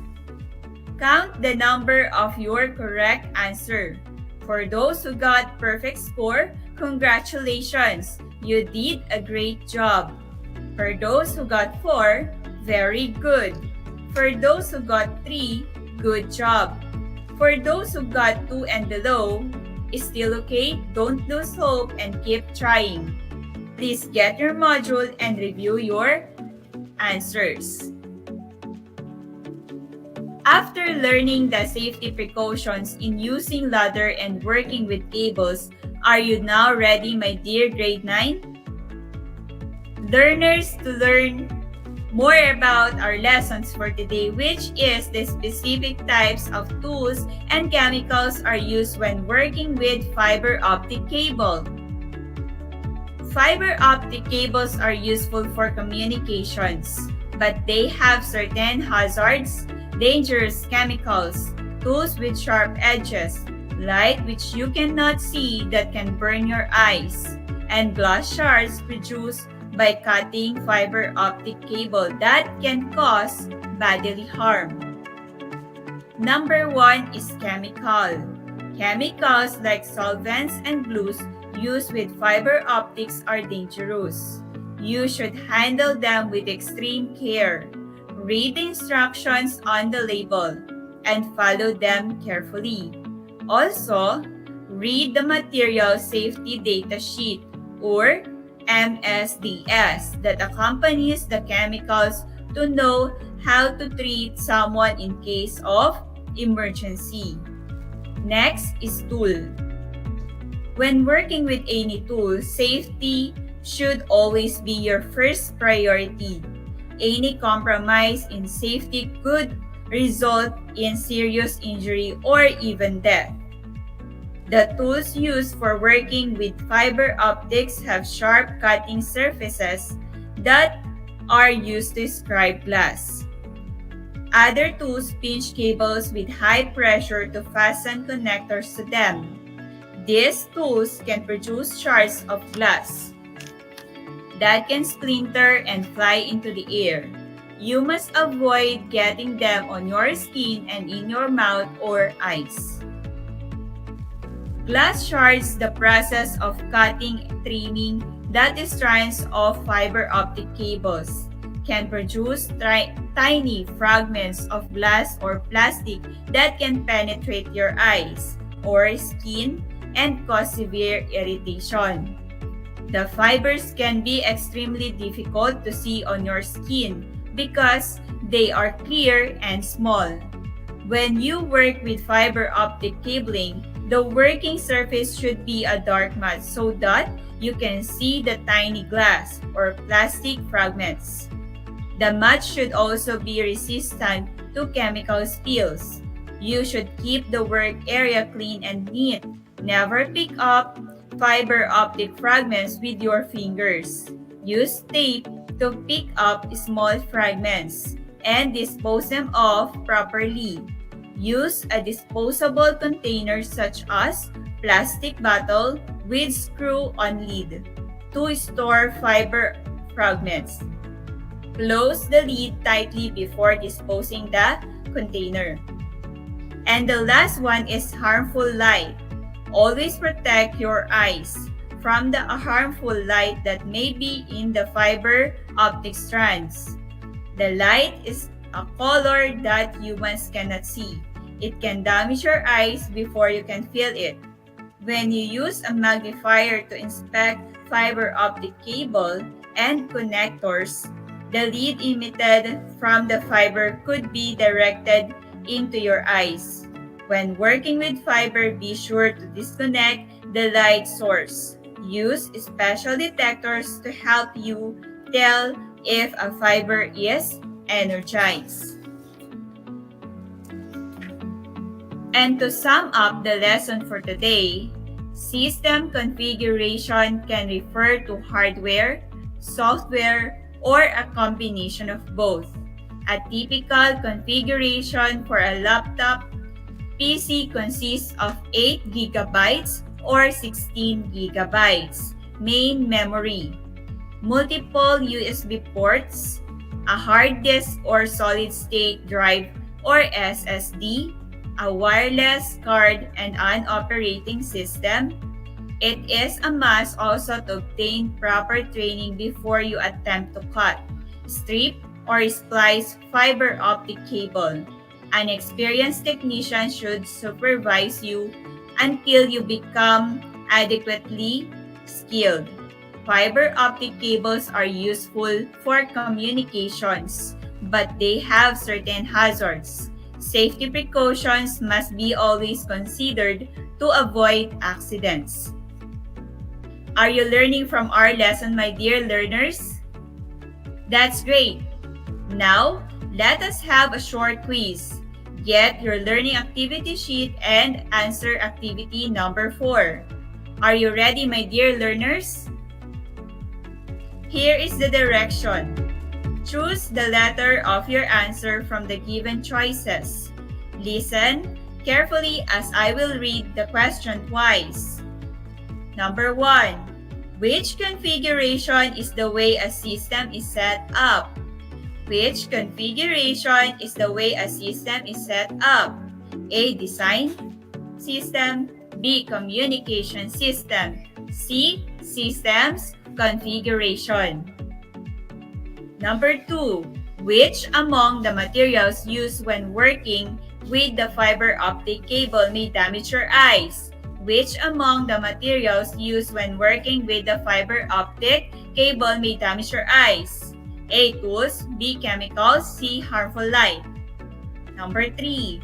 Which statement is correct when working with cables? A. Make sure that the tools you are using are in good working condition. B. Always wear safety goggles when cutting, stripping, or splicing cables of any kind. C. Wear gloves when needed only. Number 4. The following statement will help you to avoid accidents when working with optic fiber.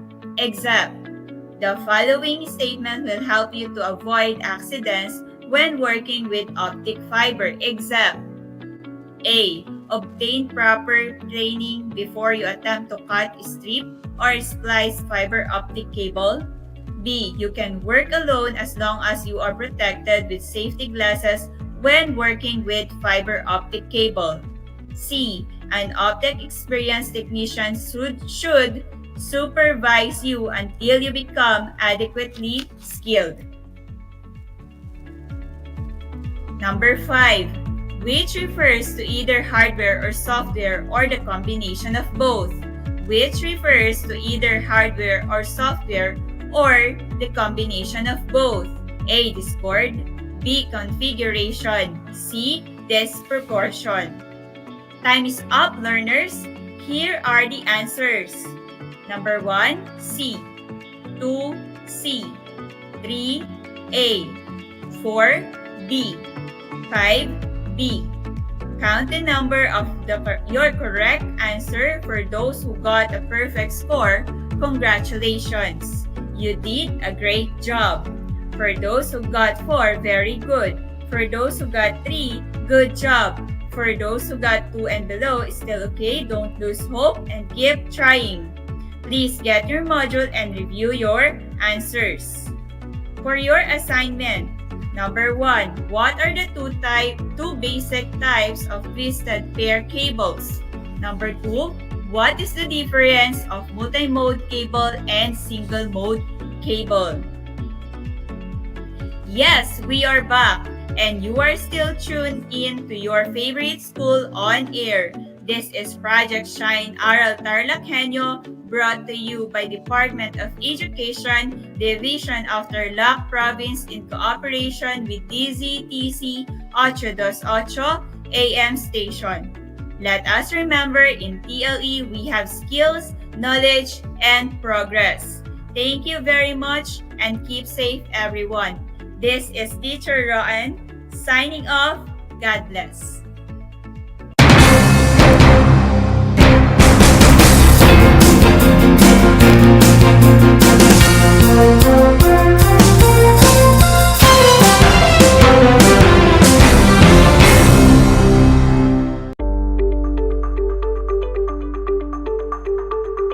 Sa pagnanais na mapigilan ng ating pamahalaan ang pagdami ng bilang ng mga kaso ng COVID-19, binuo ang One Hospital Command Center o OHCC upang mas mabilis na matugunan ang medikal na pangangailangan ng ating mga kababayan.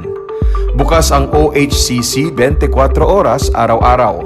Tumawag lamang sa mga hotline nito sa 0919-977-3333 o 0915-777-7777 o 02-886-50500. Maaari ring i-download ang Pure Force Citizens app sa Android o iOS upang mabilis na matugunan ang sinumang nangangailangan. Layon din ng OHCC na maiwasang mapuno ang kapasidad ng bawat ospital. Kaya't kung ikaw ay kinakailangang tumawag sa OHCC, mabibigyan ka ng libreng preliminary consultation. Para sa mga nangangailangan ng emergency quick response, makikipag-ugnayan ang OHCC sa DOH Bed Tracker at sa mga ospital upang makahanap agad ng pinakamalapit na bakanteng ospital. Ang transportasyon o ambulansya naman ng ospital na inirefer ng OHCC sa pasyente ang siyang susundo sa bahay nito. Kaya't kapag ikaw ay nakakaranas ng anumang sintomas ng COVID-19 o nangangailangan ng agarang tulong medikal, tumawag lamang sa OHCC at handa silang tumulong sa lahat ng oras.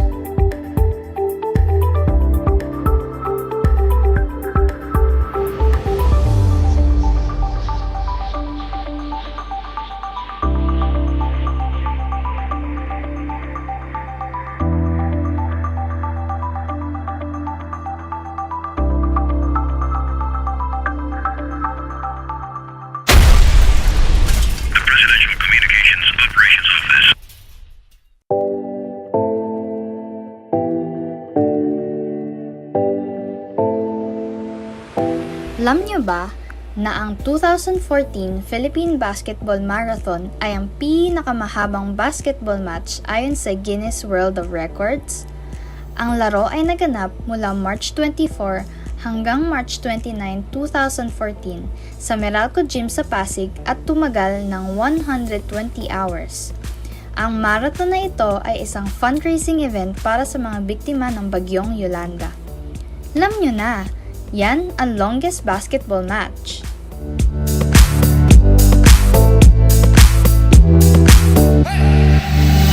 Kumusta mga giliw kong tagapakinig? Nagbabalik ang inyong paaralang panghimpapawid. Aral TarlakHenyo Sa RTV Tarlac, Channel 26, At sa bayang naririnig sa DZTC 828, Radyo Pilipino Tarlac. Tayo rin ay napapanood sa FB Live ng RTV Tarlac Channel 26. Sumasahimpapawid mula sa bayan ng Pura Tarlac, mula sa bayan ng San Clemente. Mula rito sa Purok Elementary School, Pura Tarlac. sa bayan ng Capas Tarlac. Ako, ang inyong guro,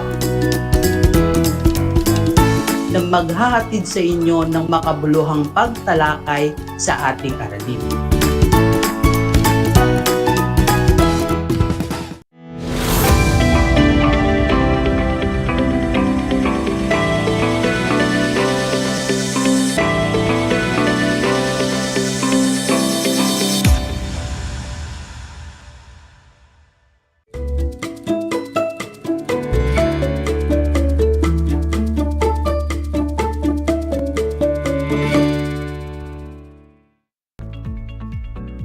Naimbag nga Aral Tarlac. Welcome to Aral TarlakHenyo here on RTV Tarlac Channel 26. Simulcast over DCTC 828 Radio Filipino Tarlac. I am Norman Ramos Solentino, your teacher broadcaster for Health Grade 9. Join me as we learn together in this 25 minutes of meaningful discussion. Time check. It's exactly 4:30 in the afternoon. And you are watching Aral TarlakHenyo here on RTV Tarlac, Channel 26. Simulcast over DCTC 828 Radio Filipino, Tarlac, via remote live broadcast from Moncada, Tarlac. Before we start, I just want to make some important reminders before listening to our broadcast. Make sure that you are in a quiet, relaxed, and comfortable place when listening. Make sure that you have a copy of your module, compendium of notes, class or learning activity sheet to better understand our lesson for today.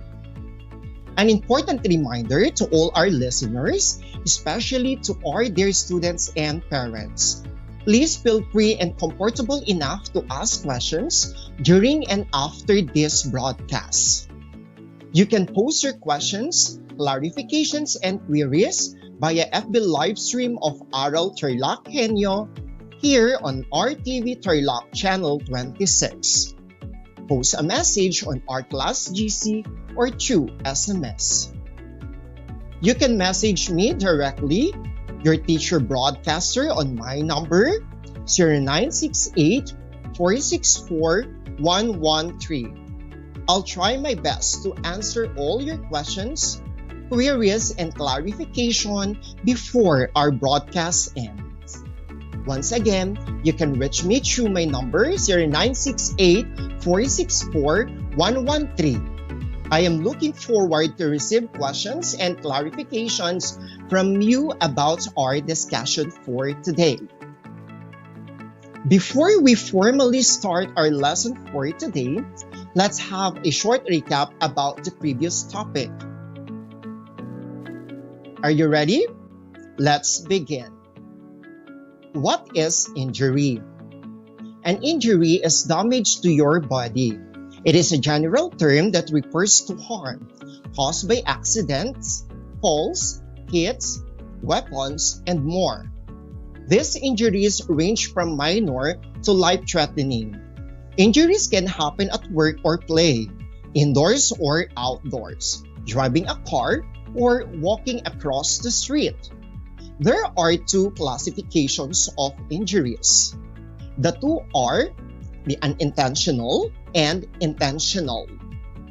Unintentional injuries refers to injuries that are unplanned and typically preventable when proper safety precautions are followed. The injury occurs in a short period of time and the harmful outcome was not sought. Give some examples of unintentional injuries. Drowning, another. Motor accident, good. Some more. Heat stroke, okay. And we have also heart attack, that's good. Now, let's talk about intentional injury.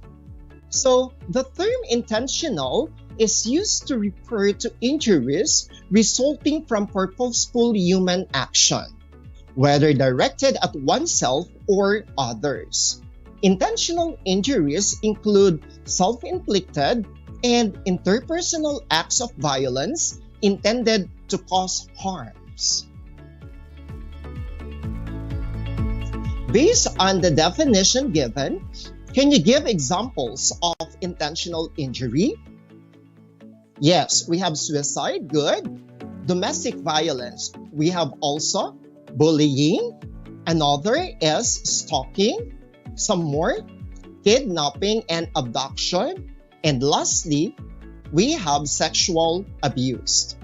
Once again, those are some examples of intentional injury. Congratulations! You have a very good memory, and I'm happy that you still remember what Ma'am Abby discussed. Welcome to your another safety adventure.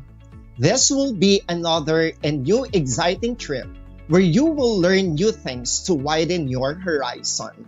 Good luck again and have a safety journey. The basic necessities of mankind include food, clothing, and shelter. However, It is not enough that we have these basic needs if we are living in fear and uncertainty of danger every day.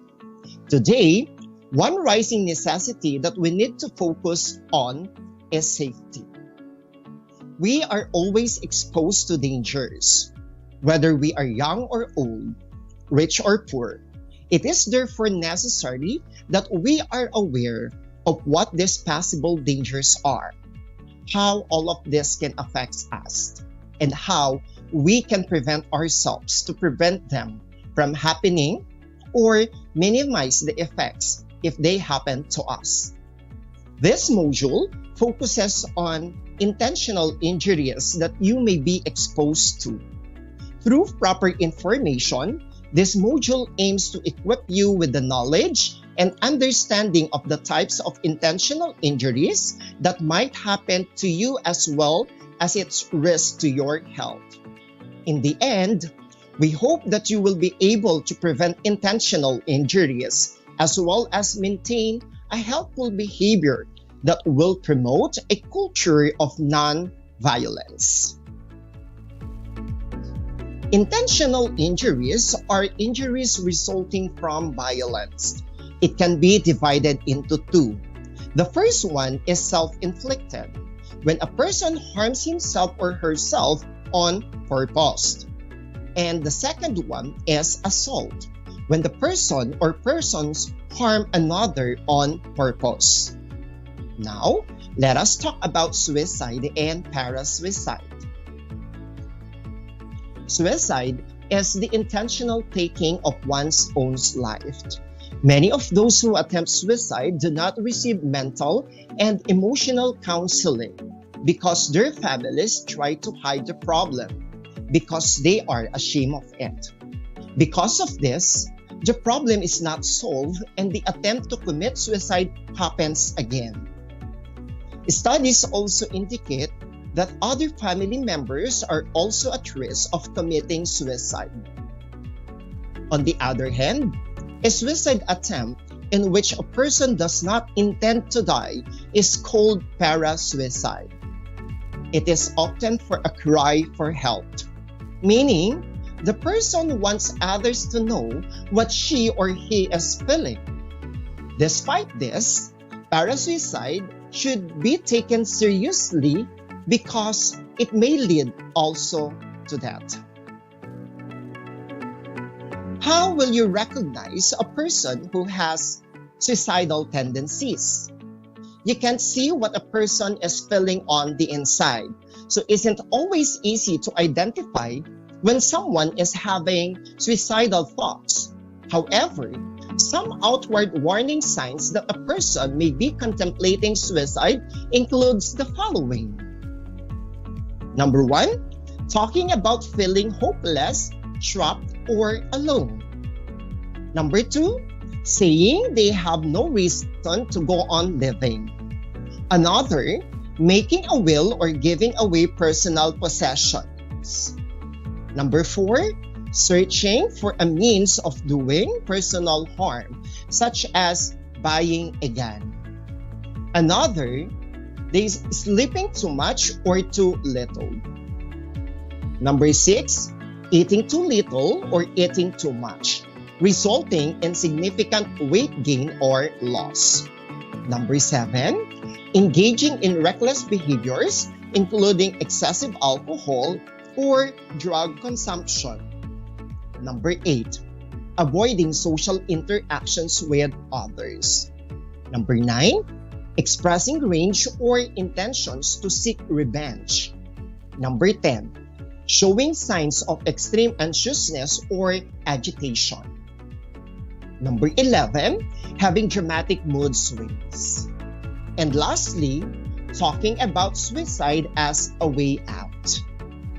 It can feel scary, but taking action and getting someone the help they need may help prevent a suicide attempt or death. If you suspect that a family member or friend may be considering suicide, talk to them about your concerns. You can begin the conversation by asking questions in a non-judgmental and non-confrontational way. Talk openly and don't be afraid to ask direct questions such as, "Are you thinking about suicide?" And during the conversation, make sure you stay calm and speak in a reassuring tone. Acknowledge that their feelings are legitimate.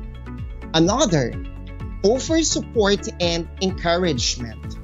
Number 4, tell them that help is available and they can feel better with treatment. Make sure not to minimize their problems or attempt at shaming them into changing their mind.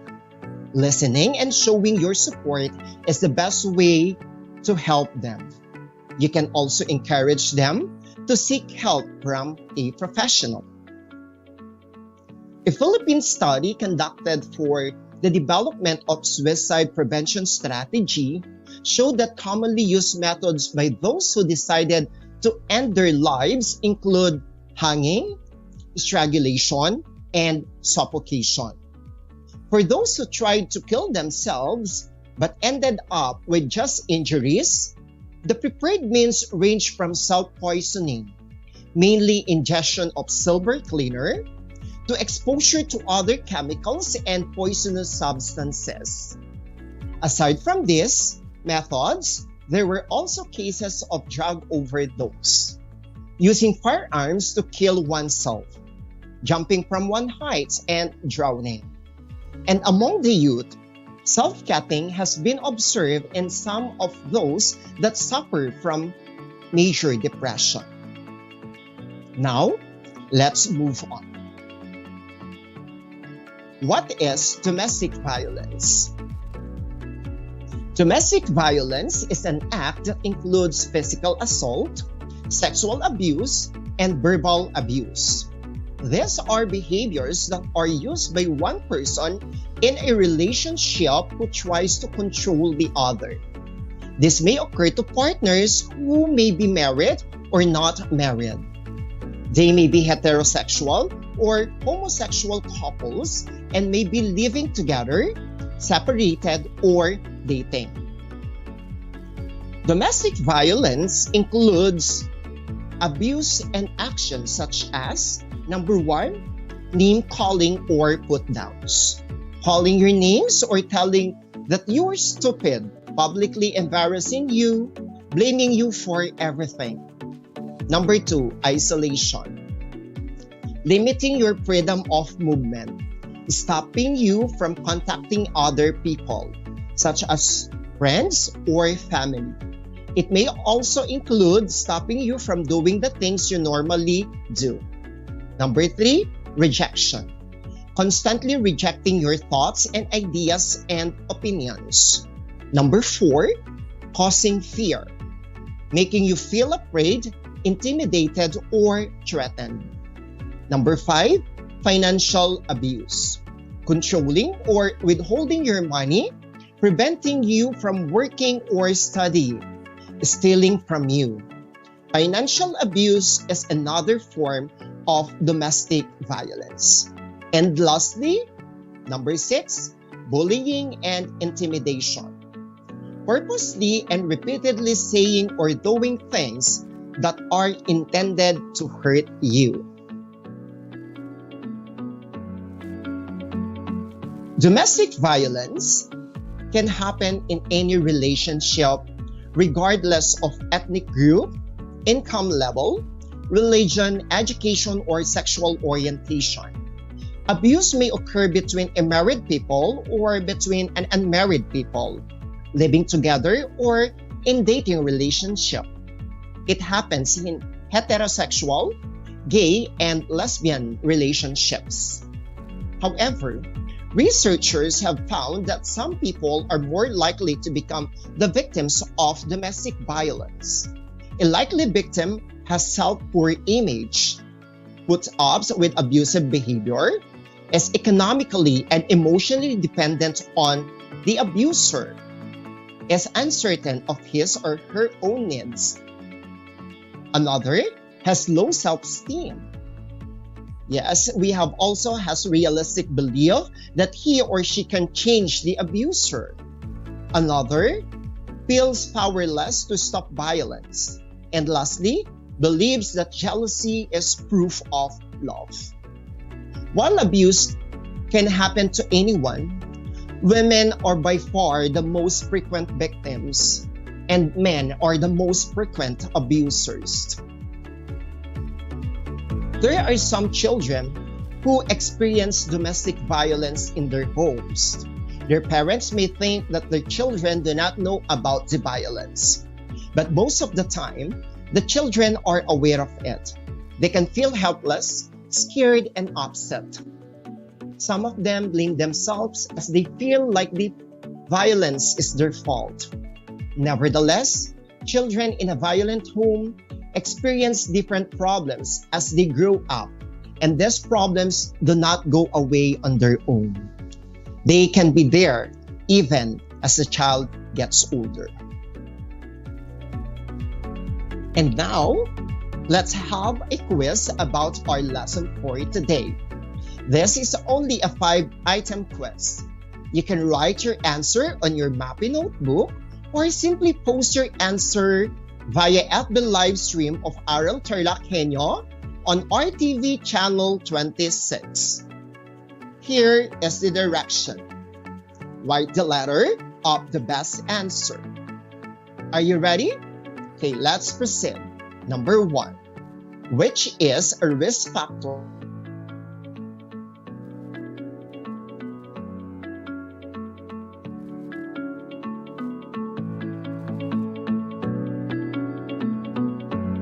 C. History of trauma and abuse. Letter D. A strong connection to family and community support. Number 2. Which is not a verbal abuse? A. Words that hurt.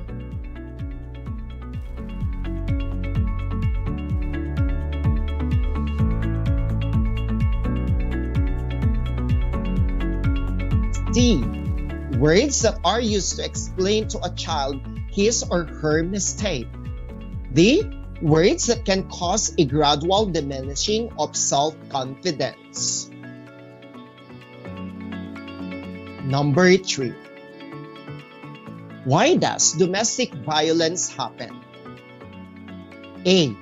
The abuse in a stressful relationship. B.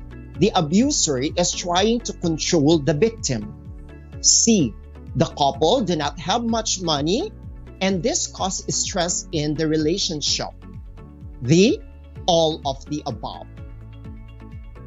Number 4. Why do some victims of sexual abuse remain quiet and do not report the incident? A. The victim is threatened by the abuser. B. The victim ignores or tolerates the abuse.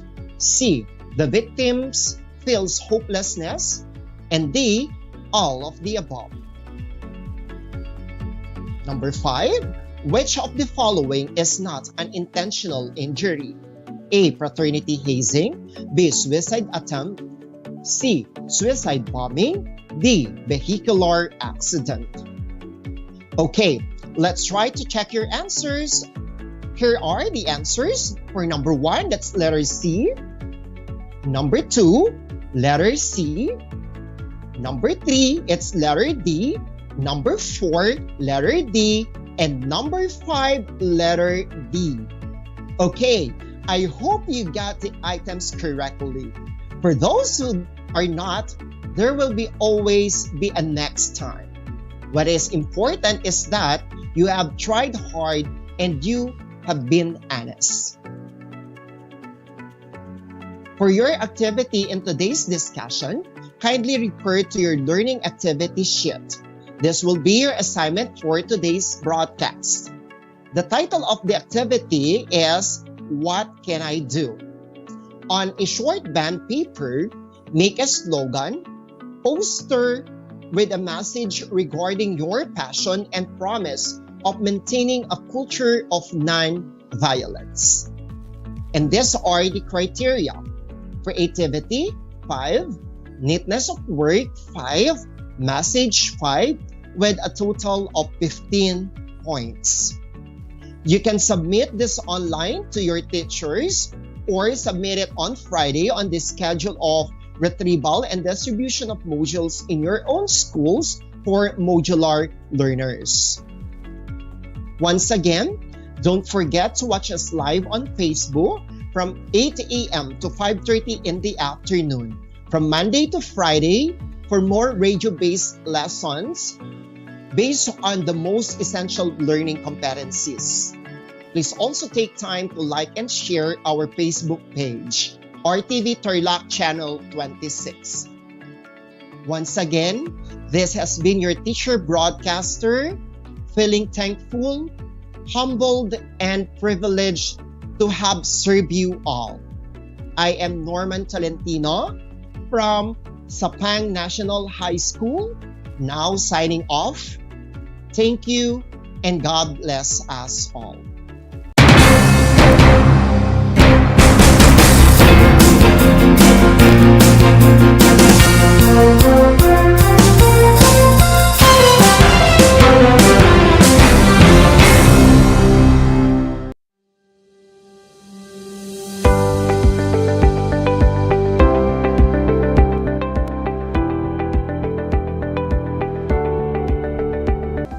Ang dagdag na 2 taon sa high school ay malaking bahagi ng programang K-12 sa ating bansa.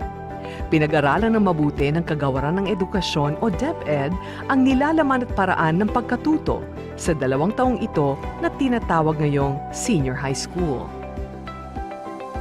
Sa pamamagitan ng senior high school, tinitiyak ng DEPED ang kalidad ng edukasyon na may malinaw na patutunguhan anuman ang iyong pag-aralan. May 15 core, 7 applied at 9 na specialized subjects ang senior high school. Sa kabuuan, may 31 subjects ang senior high school. Katumbas ito ng 4 na semestre na may 2 quarter bawat semestre. Ang mga paksa sa bawat aralin ay mahalaga upang maihanda ang mga mag-aaral sa 4 na curriculum exit gaya ng kolehiyo, trabaho, middle-level skills development at negosyo. Kahit anong track ang piliin ng isang mag-aaral, maaari siyang magpatuloy sa alinman sa 4 na posibleng curriculum exit. Mayroong 4 na track ang senior high school. 1. Academic track. 2. Technical Vocational Livelihood track. 3. Arts and Design track. At 4. Sports track.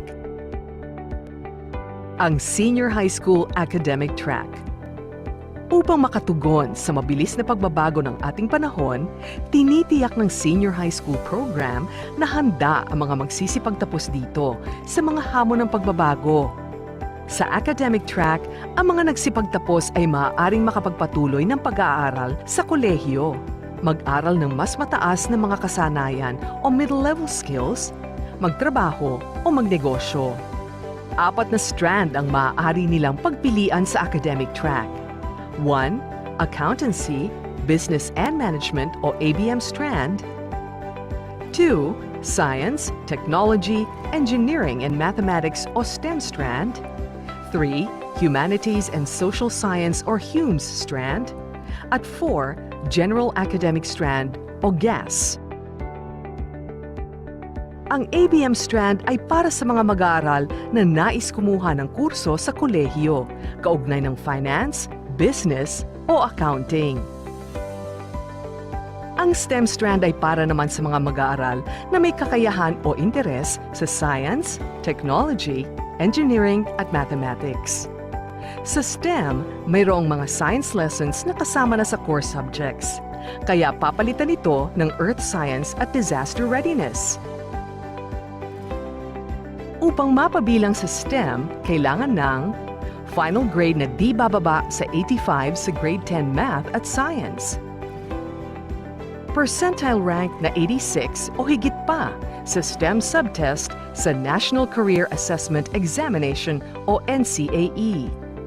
Kung walang NCAE, maaaring makipag-ugnayan sa paaralang nais ninyo hinggil sa mga requirements. Ang Hume Strand ay para sa mga estudyanteng nais kumuha ng mga kursong kaugnay ng social sciences at humanities tulad ng journalism, communication arts, liberal arts, education, sociology, psychology, at iba pa. Ang General Academic Strand ay para sa mga mag-aaral na nais maging bukas sa mga options o electives mula sa iba't ibang tracks tulad ng academic, TVL, sports, at arts and design. Narito ang mga specialized subjects sa ilalim ng academic track. A. ABM Strand. Applied Economics, Business Ethics and Social Responsibility. Fundamentals of Accountancy, Business and Management. Business Math. Business Finance. Organization and Management. Principles of Marketing. B. STEM Strand. Pre-Calculus. Basic Calculus. General Biology. General Physics. General Chemistry. Earth Science. Disaster Readiness and Risk Reduction. C. Hume's Strand. Creative Writing. Creative Nonfiction. Introduction to World Religions and Belief Systems. Community Engagement, Solidarity, and Citizenship. Philippine Politics and Governance. Trends, Networks, and Critical Thinking in the 21st Century. Disciplines and Ideas in the Social Sciences. Disciplines and Ideas in the Applied Social Sciences. D. General Academic Strand. Humanities, Social Science, Applied Economics, Organization and Management, Disaster Readiness and Reduction, Electives. Maraming kurso ang maaaring pag-aralan ng mga nakatapos ng kahit anong strand sa academic track na kalaunan ay mapakikinabangan nila sa pagtatrabaho. Narito ang ilang halimbawa. Ang mga mag-aaral na nakapagtapos ng ABM Strand ay maaaring pumili ng kurso sa kolehiyo na kaugnay sa trabaho ng isang accountant, bookkeeper, market analyst, entrepreneur, financial advisor, business agent, manager, product and service innovator, portfolio manager, advertiser, o bank teller. Ang mga mag-aaral na nakatapos ng STEM Strand ay maaaring pumili ng kurso sa kolehiyo na kaugnay sa trabaho ng isang engineer, medical professional, professor, instructor o teacher, architect, product designer, scientist, veterinarian, dentist, chemist, physicist, pharmacist, graphic designer, at automobile designer. Ang mga mag-aaral na nakapagtapos ng Hume Strand ay maaaring pumili ng kurso sa kolehiyo na kaugnay sa trabaho ng isang teacher, instructor o professor, education specialist, guidance counselor, lawyer, writer o author, psychologist, social worker, public servant, journalist, film director, social entrepreneur o influencer. Ang mga mag-aaral na nakapagtapos ng GA Strand ay maaaring pumili ng kurso sa kolehiyo, subalit dapat isaalang-alang ang mga prerequisite subjects ng ninanais na kurso. Alam niyo ba na ang gitnang Luzon ay tinaguri ang banga ng bigas ng bayan at kamalig ng palay ng Pilipinas dahil dito nagmumula ang malaking produksyon ng bigas sa ating bansa. Ito ay binubuo ng mga lalawigan ng Aurora, Bataan, Pampanga, Nueva Ecija, Zambales at Tarlac. Ugaliin nating manood ng Aral TarlakHenyo Lunes hanggang Biyernes alas 8:30 ng umaga hanggang alas 5:30 ng hapon. Ako si Binibining Pia Isrin Capiral, ang inyong teacher broadcaster sa Araling Panlipunan dito sa Project Shine Aral TarlakHenyo. Lagi nating tandaan ang pag-aaral ng Araling Panlipunan ay tungo sa daan ng pagiging makadiyos, makakalikasan, makatao at makabansa.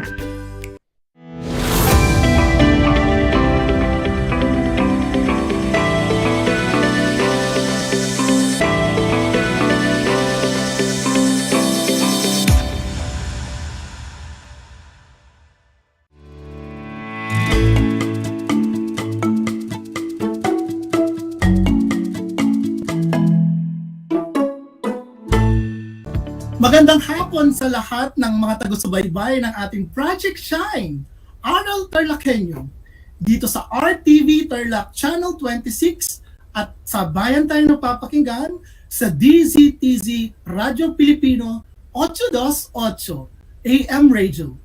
Napapanood din tayo via Converge TV Channel 100, FB Live sa FB page ng RTV Channel 26, at sa FB page ng DEPED tayo Tarlac Province. Ako ang inyong segment host, Sir Mark Antonio Pimentel mula sa Capas National High School. Kumusta po kayong lahat? Naway nasa mabuti po kayong kalagayan, malayo sa banta ng COVID-19. Sabi nga po ng ating gobyerno, laging pinapaalala, stay home, stay safe, and please be vaccinated para po tayo ay malayo sa COVID-19. Muli po, isang maganda at mapagpalayang araw po sa ating lahat. Mapalad po tayo sa araw na ito at makakasama po natin sa isa na naman pong edisyon ng Kasalo sa Radyo o Kasaysayang Lokal sa Radyo, ang napakagaling na guro, illustrator ng mga modules na ginagamit natin sa ating division, isang master teacher 2 mula sa Hirona North Elementary School, ang napakagandang Ma'am Diana V. Pacun. Ma'am, good afternoon! Good afternoon, Sir Mark! Kumusta ka naman, ma'am? Mabuti naman, Sir Mark, sa awa ng Diyos, maraming biyaya, magandang gising, magandang araw, sa tulong ng ating Panginoon. Thank you, ma'am. Medyo may lungkot tayong nararamdaman, Ma'am Dayan, no? Kasi wala yung ating apo ng kasaysayang lokal na si Dr. Lambert Gamorot. Batiin natin si Sir Lambert. Hello, Sir Lambert. Sir Lambert, alam namin nanonood ka ngayon at ang ating mga kapatid sa kasalo. Yes, no? And we will try our best na pasayahin ka, Sir Lambert, and we will do our best. Nasa na mga kasalo natin dyan? Kaway-kaway naman dyan, no? Mag-message lang kayo sa ating FB Live, okay? Welcome po sa ating Project Shine Aral TarlakHenyo sa Division Virtual Project Kasalo sa Radyo. Bago po tayo magsimula sa ating paksa ngayong hapon, batiin muna po natin lahat ng ating nanonood sa ating FB Live ng RTV Channel 26 at ang mga nakikinig sa DZTC Radio Pilipino 828 AM radio station, no? Babatiin ko din yung mga taga Capas National High School. Ma'am Dayan, baka gusto mong batiin yung mga taga Hirona. Ay, binabati ko po yung mga kapwa ko guro sa Hirona North District at gayon din sa aking mga kasamang guro sa Hirona North Central Elementary School na ngayon ay nanonood sila. Magandang hapon sa inyong lahat at sa lahat ng mga guro sa buong Tarlac Province. Magandang hapon po sa inyong lahat. Oo, no, babatiin ko pala yung grupo ng MRM ng Capas National High School at saka sa Tarlac National High School na din, no? So sa araw na ito, Ma'am Dayan, no, tayo ay mapalad kasi tayo nabigyan ng pagkakataon para muli nating balikan ang ating kasaysayang lokal at makapaghandog ng kaalaman sa ating mga learners o mga mag-aaral. So tatalakayin at pag-uusapan natin sa araw na ito para sa ating kasalo sa radyo ang mga pangunahing bayan, hangganan, mga anyong tubig, anyong lupa, at yamang mineral ng ating pinagmamalaking lalawigan. Na iyong lalawigan din, Ma'am Dayan, di ba? Yes! Siyempre, proud na proud tayo. Proud TarlakHenyo tayo. Kasi di ba meron tayong #AngatTarlac. At yun ay ang ating lalawigang Tarlac. Di ba, ma'am? Yes, of course. So, handang-handa na kaya ang ating mga nanunood at nakikinig. I'm sure sila'y handang-handa na, Ma'am Dayan. So, simulan na natin ang ating paglalakbay tungo sa kaalaman sa kasaysayang lokal. Noong nakaraang talakayan ng ating mga kasamahang sina Sir Harold at Sir Jomar, naipakita nila at naipaliwanag nila kung paano naitatag ang bayan ng Tarlac. Napag-alaman din natin na ang mga bayang nabanggit ay mula sa lalawigan ng Pangasinan at Pampanga. Nang naitatag ang lalawigan ng Tarlac bilang nagsasariling lalawigan, Ma'am Dayan, Ano ba ang naging kabisera nito? Okay, magandang katanungan yan, Sir Mark. Pero bago ko sagutin yung tanong mo na anong naging kabisera, magkaroon muna tayo ng balik-aral mula sa discussion ni Sir Jomar at saka ni Sir Harold. Actually, dalawang beses na itatag ang probinsya ng Tarlac. Yung unang pagkakatatag niya ay mayroon siyang 8 bayan. Ito ay ang bayan ng Porac, Florida Blanca, Mabalacat, Magalang, Bamban, Concepcion at Capas. Kung titignan niyo mga kasamang nanonood, out of 8, 5 dito ay galing sa Pampanga. So,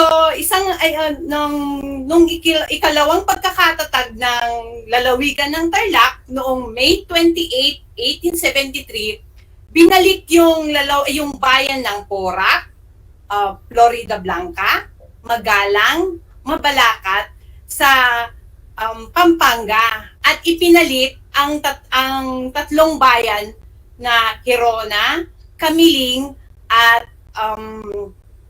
tawag dito Paniki. So tinanggal yung 4, binalik sa Pampanga, pinalitan ito ng 3 na yung Kamiling, ulitin ko, Hirona at Paniki. So, dun sa ikalawang pagkakataon na pagkakatatag ng lalawigan ng Tarlac noong May 28, 1873, okay, namili ang mga Kastila na magiging kabisera ng lalawigan ng Tarlac. So, sa 8, sasabihin natin yung 8 ha, una-una dito ay yung Capas, Bamban, Concepcion, Tarlac, Hirona, Kamiling, Victoria at saka Paniki, napili ang Tarlac, ang bayan ng Tarlac bilang kabisera. Bakit? Unang-una, dahil ito ang pinakasentro, tandaan natin pinakasentro sa lahat ng bayan.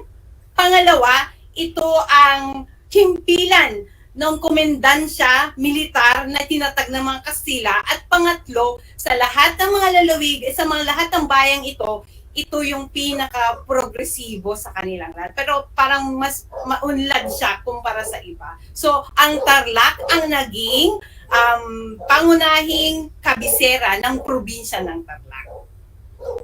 Napakagaling. Para kang sumasagot na beauty queen, Ma'am Diana. Parang bagay na bagay yung outfit mo sa araw na ito. Mula sa bayan ng lalawigan, maunlad ang Tarlac, kaya ito ang napiling kabisera. Dahil dyan, check! Tarlac, ang bayan ng Tarlac ang naging sentro ng lalawigan ng Tarlac. Ano lang trivia lang, baka nakukonfuse sila na ang bayan ng Tarlac at ang lalawigan ng Tarlac ay magkaiba. So ang pagiging sentro o pagiging maunlad ng bayan ng Tarlac, sabi nga ni Ma'am Dayan, ang naging pangunahing dahilan kung bakit ito ginawang kabisera ng lalawigan ng Tarlac. Okay? Dinawin po natin yan at dapat hindi po tayo ma-confuse. Yung probinsya po ay ang Tarlac na kung saan meron po tayong 17 bayan at isang lungsod. Ang kabisera naman po, yung bayan ng Tarlac ay ang dating bayan ng Tarlac na ngayon ay ang lungsod ng Tarlac. Yes. Okay. So malinaw po tayo doon. Ngayon naman, nung naitatag ang probinsya natin at napili ang bayan ng Tarlac bilang kabisera nito, siyempre nabanggit mo ma'am dun sa dalawang beses na pagkakatatag ng ating lalawigan ay may mga tayong mga boundaries or hangganan ng ating lalawigan. Isa-isahin natin ngayon, alamin natin kung ano yung mga boundaries or hangganan ng ating lalawigan.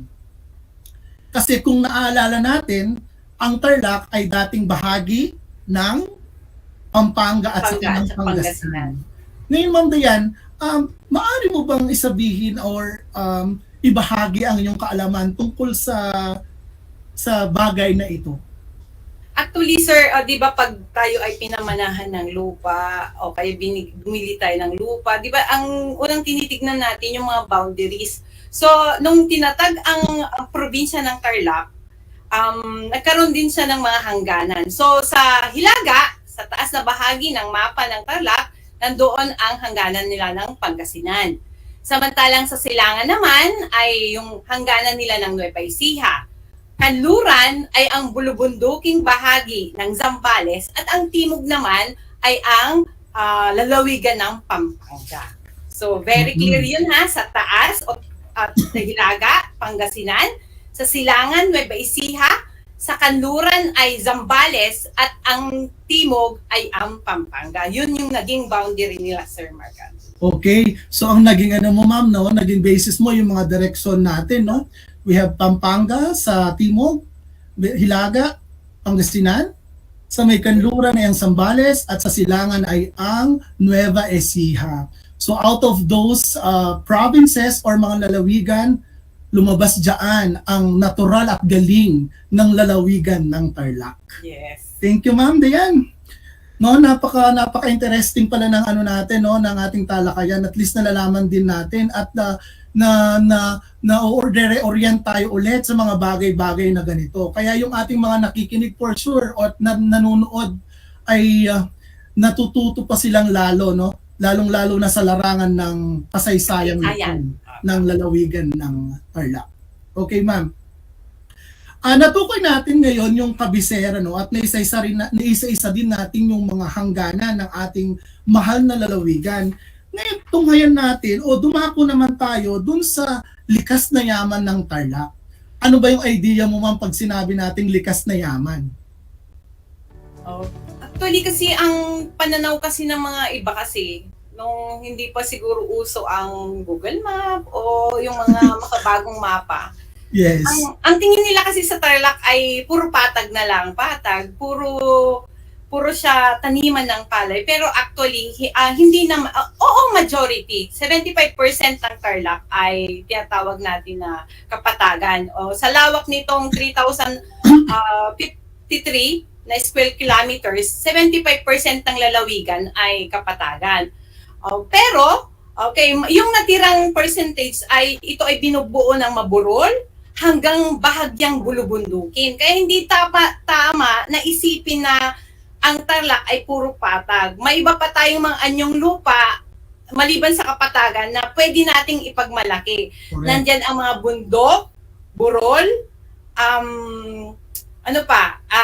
at iba pa, lalong-lalo na sa bayan na malapit sa may Zambales. Nandyan ang bayan ng San Jose. Sir Mark, siguro naman, na-explore mo na ang bayan na napakagandang bayan ng San Jose. Correct. Hitik na hitik sa likas na yaman, sir. Ay, ma'am, ang bayan ng San Jose. Okay, maliban po sa San Jose. Taga dyan yung kapatid ko, no, sa Moriones. Oo, maganda sa Moriones. Sa mga lumang barangay, no? Pinakaunang barangay ng bayan ng San Jose. Di, ma'am? Okay. Nandiyan din, sir, ang San Clemente. Diba? Yung mga falls. Maraming falls dyan. Nakaligo ka na ba dun, ma'am? Hindi rin pahuhuli ang Mayantok. Correct. Ang tinaguri ang Tarlac Summer Capital. No? Andyan din ang Kamiling, Santa Ignacia, Bamban at Capas. So, itong mga part na ito, bulubundukin sila, maburol na bulubundukin kasi malapit po sila sa may bandang Zambales. So, yan. Ang mga bayan na hindi nabanggit naman, kagaya ng Hirona, ng Paniki, La Paz, Victoria, Moncada, Tarlac, tapos, ano pa ba? La Paz, ay karamihan nito ay mga kapatagan na. So, yun, sir. So, hindi lang patag ang Tarlac, kundi ang Tarlac ay may bahaging kapatagan at may bahaging bulubundukin. Yes, tama. At mayroong maburol din, no, ma'am? Yes, sir. So yun ay parte, ma'am, ng tinatawag nating likas na yaman ng Tarlac, ma'am. Ito yung mga bagay na ating nakikita at may eksperyensya, no, na bigay sa atin ng ating natural na kalikasan na meron tayo. Okay, tandaan natin yun, no, sa ating mga nanunood at nakikinig, hindi lang patag, no, hindi lang kapatagan ang lalawigang Tarlac, kundi marami pa itong iba't ibang uri ng anyong lupa na makikita natin na pwede nating sabihin nating pagkuhanan din ng mga katangi-tangi at hindi malilimutang mga experiences, lalong-lalo na kapag tayo'y pumunta sa bayan ng San Jose at syempre sa aking bayan ngayon, kung saan ako nagsisilbi sa bayan ng Kapas, marami silang pwedeng puntahan doon na medyo bulubundukin din at mabundok. Okay, ma'am? So dahil nabanggit mo, ma'am, na ang lalawigan ng Tarlac, no, ay meron ding mga parting bulubundukin or may bundok. Maaari ka bang magbigay ng mga pangalan ng mga bundok na matatagpuan sa lalawigan ng Tarlac, ma'am? Okay, ito yung mga ilan lang, Sir Mark, na mga bundok na matatagpuan sa sa probinsya ng Tarlac. So marami, pero ilan lang ang babanggitin natin. Ang una dito, Sir Ramsky, ay ang Mount Telakawa. Maaari mo bang ipakita, Sir Ramsky? Yan. Yan. Go, ito po ay matatagpuan sa Santa Juliana, Capas, Tarlac. Okay. Kapas. Yes, ito po ay nasa paanan ng, sabi nga dito ay nasa paanan ng bundok ay ng Mount Pinatubo. Oh. Ang susunod dun, sir, ay ang Mount Bueno. Okay. Ako, sir, alam mo, nakarating na ako dito nung college kasi ako po ay lagalag. So pag niyaya ko ng mga classmates ko, ma'am, lagalag talaga, para ka palang ano, no? Masarap sumama sa mga kaibigan. Para ka palang sinaunang tao, ma'am, lagalag ka. Oo, sir, talaga. So, nung nakarating, nung may kaklase ako nung college sa Tagapatling, so sabi niya, gusto niya ng adventure, sabi niya, sige, pumunta tayo may tuturo ako sa inyo. Pinakita niya yung Mount Bueno, and then sa baba ng Mount Bueno ay may hot spring. So, okay. Bueno hot very spring thankful yan. ako sa classmate ko at nakarating ako doon. So, ang ilan pa doon ay yung Mount Mor Asya, at Mount Kanoman, pero ito po ay matatagpuan din sa Capas. At ang ilang bahagi po ng Mount Pinatubo Crater ay makikita rin sa Capas. Tandaan po natin, ang mismong Pinatubo po ay nasa Zambales, pero may bahagi po siya na kung saan ay malapit po sa Capas.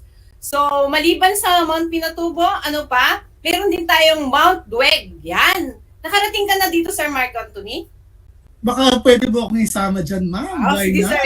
One of these days. Sama natin ang kasalo. Sir Michael Barba para dating tayo dyan. At Mount Maasin. Okay, itong Mount Maasin at Mount Dueg ay matatagpuan sa San Clemente. So, ang huli dito ay ang Mount Damas na kilala na matatagpuan sa pagitan ng San Clemente at Camiling. So, maraming pumupunta dyan ng mga hikers. So, ulitin ko yung Mount Telakawa, Mount Bueno, okay, Mount Dueg, Mount Maasin, Mount Damas, yung ilang bahagi ng Mount Pinatubo ay makikita sa Tarlac. So, tignan mo, sir, hindi lang tayo patag. Marami tayong offer. At napatunayan lang po na ang mga bahaging ito ay malapit sa probinsya ng Zambales, di po ba, ma'am? Yes, sir. Okay. At siyempre, aside doon sa mga bundok noon, kaakibat ng mga bundok ay ang mga mountain ranges na tinatawag natin o yung mga bulubundukin na bahagi, no, ng mga bundok dyan. So, lagalag ka pala, ma'am. So, adventurous ka, no? Yes, adventurer ka, no? Nung mga panahon na ikaw ay nasa kolehiyo. At medyo inggit ako sa iyo, ma'am, kasi at least ikaw na-explore mo na halos pala yung mga bundok na yon. Ako, parang Nisa wala pa doon. Pero pag wala na itong COVID, ma'am, yayayain sir, habang lakas-lakas pa ang tuhod natin, sir, explore natin ang Tarlac. Correct. Isama natin ang kasalo team pag tayo ay nag-explore, ma'am. Tayo ay maglalagalag sa mga likas na yaman, no, na bulubundukin. Okay?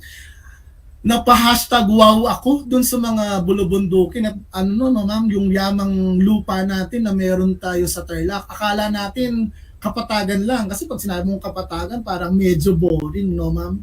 Yun pala, marami pala tayong iba pang pwedeng puntahan or makita sa lalawigan ng Tarlac.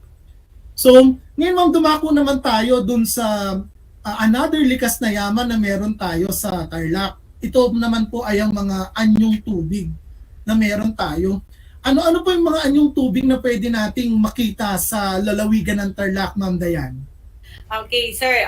Actually, ang lalawigan ng Tarlac ay may 4 na pangunahin. Although maraming ilog sa Tarlac, pero i-explain ko sa inyo na ito yung 4 na pangunahing ilog na makikita sa Tarlac. Ang una dito ay ang Ilog Chico. Ang Ilog Chico ay matatagpuan ito sa may bandang Victoria La Paz. Okay, ang tubig dito, may part na nanggagaling sa Nueva Ecija. So, mag-i-end ito sa Pampanga River. So, huwag kayong magtataka kung bakit kuminsan sinasabi kapag binabaha ang Tarlac ay ang Pampanga, kasi sasabihin nila catch basin daw tayo sila ng Tarlac. So, totoo yun. Kasi kapag titignan mo yung Ilog Chico na dumadaan sa La Paz, okay, lalabas yun sa Arayat, papunta sa mga Magalang, ganyan, sa mga bayan ng Pampanga. So, ang ikalawa naman, yung tinatawag nating Ilog Kamiling. So, pag pupunta ka ng Kamiling, di ba sir, may tulay doon. So, may makikita mo yung maapaw, ma'am? Lagi yung mo maapaw. ilog na yun. So, kung minsan nag-overflow yun, di ba? Oo. So, ang Ilog Kamiling, para sa lahat, ito ay yung katubigan ng Ilog Kamiling ay nanggagaling sa Mayantok. So, yung Nambalan River at saka yung Kamiling River, they are connected. Okay, yung tubig nito ay galing sa bulubundukin ng Mayantok. So, bumababa sa Kamiling, ma'am, no? Kaya minsan nagkakaroon ng Ngayon, ang Ilog Kamiling naman ay mag-i-end naman, ay dadaloy siya papuntang Bayambang at magiging contributor siya ng Ilog Agno. Sa Pangasinan. Sa Pangasinan. And then mag-i-end siya naman sa Lingayen Gulf. So ako sir, kasi pagkuan, wala akong ginagawa, sa Google Map, tinitignan ko, saan ba mag-i-end itong ilog? Ma'am, alam naman natin yung yung last destination ng mga ilog ay malaking bahaging tubig po yan, no? Yes, sir. So, yung ikalawa ay yung ilog ng Sacobia. Okay, yung kung pupunta kayo sa Bamban, yung makikita nyo yung malaking tawag dito na tulay, yung napakagandang tulay ng Bamban. Ang tawag dun sa ilog na dumadali yun ay ilog Sacobia. Na ito ay nanggagaling, ang tubig nito ay nanggaling sa mataas na bahagi ng Mabalacat at Porac. So dadali ito papuntang Bamban, papuntang Concepcion, and then magmi-meet sila ng Ilog Chico. And then pupunta na sila sa sa ilog ng Pampanga. So yan yung ikatlo. Yung ikaapat naman yung tinatawag nating Ilog ng Tarlac. Okay. Ang Ilog ng Tarlac, ang galing ito sa bulubunduking bahagi ng Kapas. Yun, dumadali ito sa bayan ng mismo ng Tarlac, di ba? Tapos dadaloy ito ng Hirona, pupunta ng Paniki, tapos Mungkada, pupunta ng Bautista, Bayambang, and then magmi-meet sila ni Ilog Kamiling sa Agno River. Yun. So ito yung apat na pangunahing ilog ng Tarlac, ilog ng Chico, ilog ng Kamiling, ilog Sacobia, at ilog ng Tarlac. So magtatanong naman yung iba, ma'am, nasa na yung ilog sa San Jose? Actually, contributor ang ilog ng San Jose, yung sa Saipan na sinasabi. Opo. Kung nagsiswimming tayo, magiging contributor siya ng ilog ng Tarlac. Lalabas siya doon. Nag-swimming ka na talaga sa Saipan Beach, ma'am. Ay, sa Saipan. Sir. Yes, ma'am. At kung titingnan natin yung mga larawan, ma'am, no, parang medyo, mabababaw na sila. Ito ay dahilan nung, ma'am, pagputok ng bukang Pinatubo, ma'am, no, na naging dahilan ng pagbabaw ng ating mga ilog na ito, ma'am.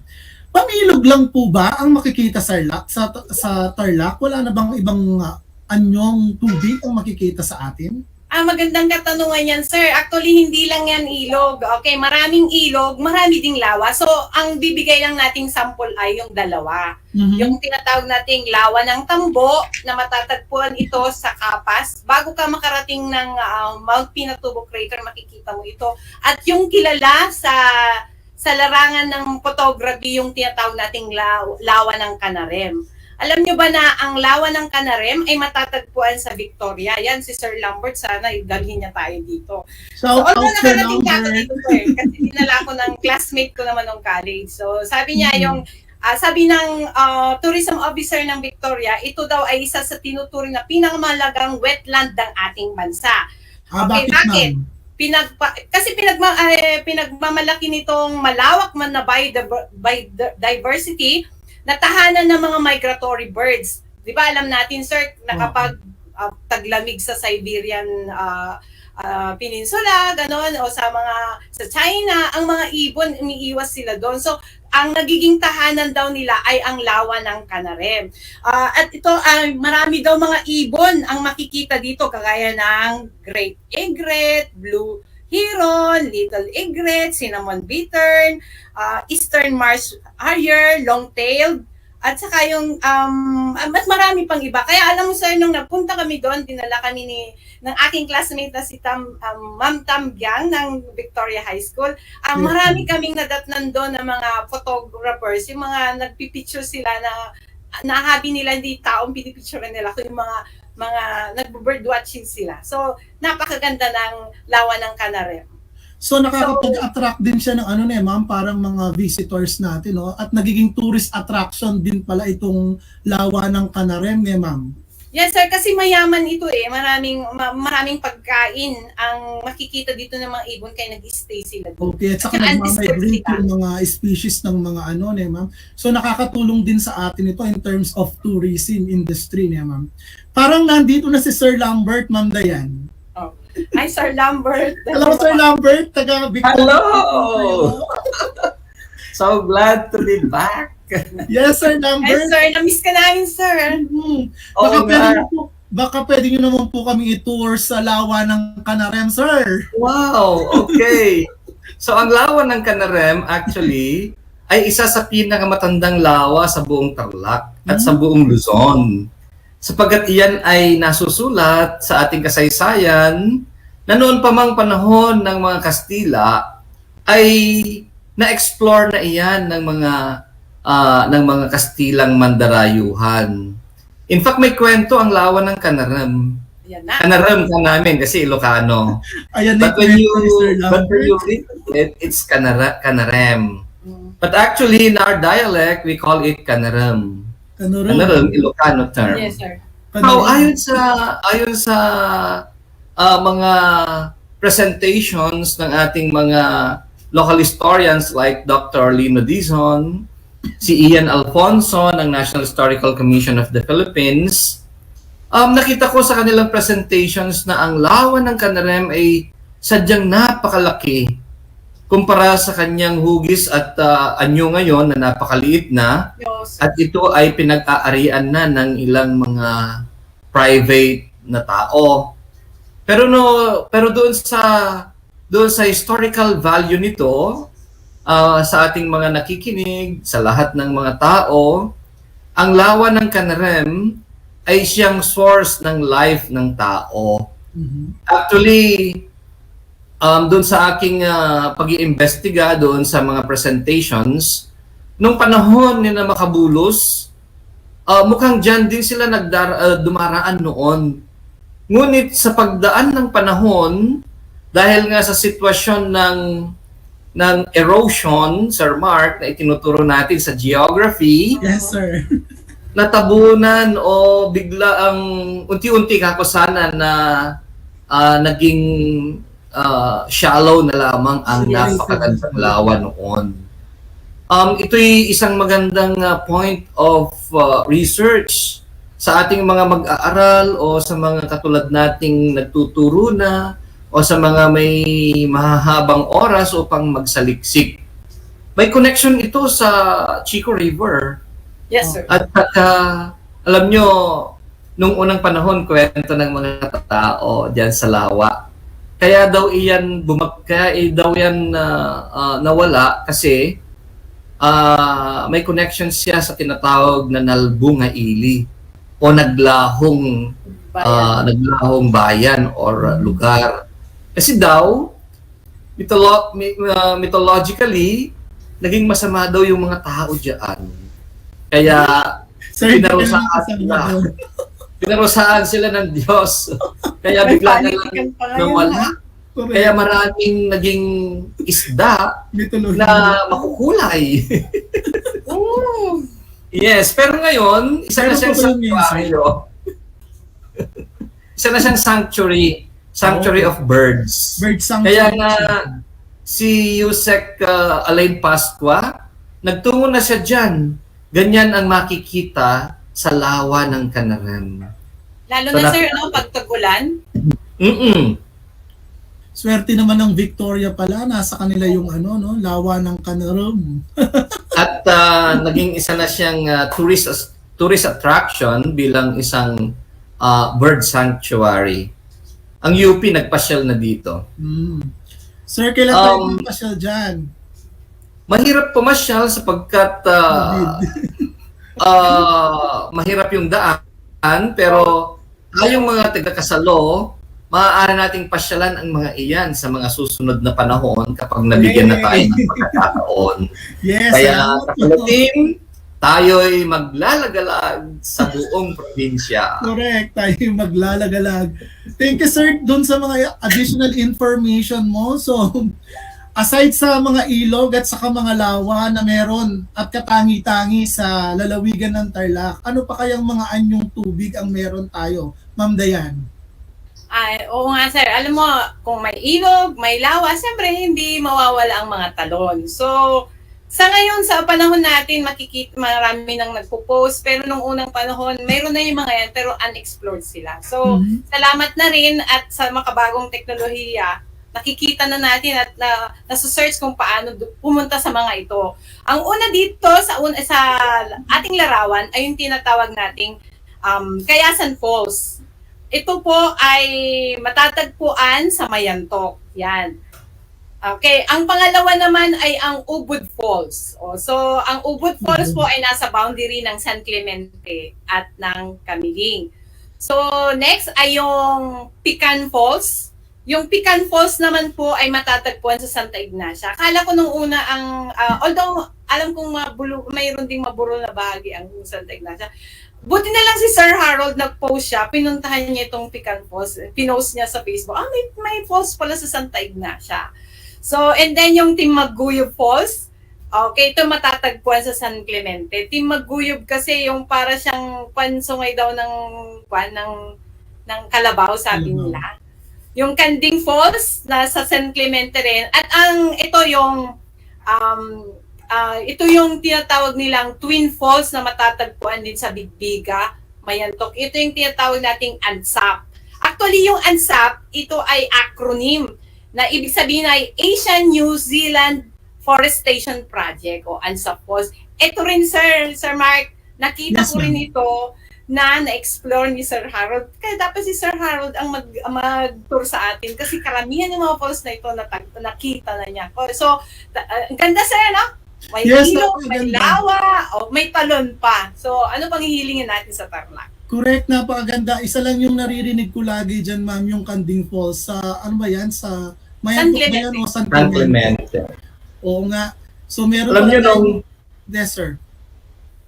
Alam niyo nung ako yung nagturo sa San Clemente, sa Dueg, dinadaanan namin ang Kanding Falls.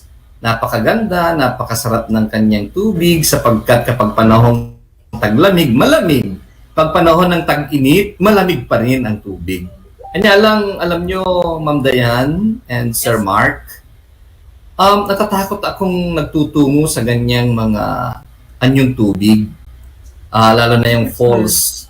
Kasi mabato, mahina ang paa ko sa paglusong sa mabatong anyong tubig. Pero alam nyo bang, tignan natin ano yung economic impact nito ng falls na to. Sir Mark, nagtuturo ka ng economics. Yes. So, wag lang sana nating makita itong mga falls na ito bilang isang tourist attraction. At kung ako ang tatanungin, Ma'am Dayan and Sir Mark, karapat dapat bang ibukas natin ito sa publiko, itong mga falls natin ito? Ako sir, ako muna sir. Sige. Ako sir, para sa on the spot question and answer. Para sa akin, okay lang naman sir. Pero dapat mayroong limitation. So, dapat limit lang ang taong pupunta doon. Kasi tandaan natin na hindi naman lahat ng umaakyat they care for the environment. Yung iba kasi gusto lang nilang adventure. That's right. Sa dulo, wala silang pakialam, tapon sila dito, tapon sila doon. So, nasasalaula. So, dapat okay lang din naman kasi halimbawa sa amin sa Hirona, wala kaming ganyan. So, sabik kami sa makakita ng ganyan. Pero dapat mayroon tayong precautions kung pangalagaan pa rin natin. Sa akin Perfect. Miss ano siya, Miss Earth siya ha. Sa akin naman kasi pag pinag-uusapan mo yung aspetong economical, no, yung pang-economics, kasi yan ay nakakapag-boom din sa atin, no, in terms of tourist attraction or tourist destination. Pero sabi nga nila, anumang sobra at anumang pag-abuso ang ginawa mo sa kalikasan mo, yun at babalik sa iyo. So, dapat nating i-treat ang ating mga natatanging ganda ng Tarlac ng may pagmamahal na parang sarili din natin na hindi natin kailangan abusuhin at pagsamantalahan. Wow! Para kayong Mr. and Miss Earth sa inyong kasagutan.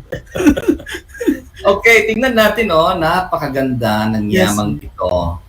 Kapag ka ito'y sinalaula, babawiin iyan ng Diyos. Lalo pa kung ating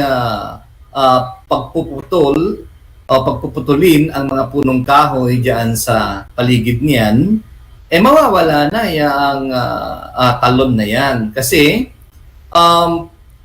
para sa atin, kung bakit mayroong ganyang talon or falls ay sapagkat mayaman ito sa deposito ng tubig na pinapangalagaan nitong magandang likas na yaman ng mga kabundukan at puno sa lugar. Okay. Kaya paalala po sa mga namamasyal sa Kayasan Falls, Ubud Falls, Pican Falls, Timbaguyog Falls, Kanding Falls, at saka Ansap Falls, mag-ingat po tayo na huwag tayong nagkakalat at huwag nating sisirain ang ating kalikasan.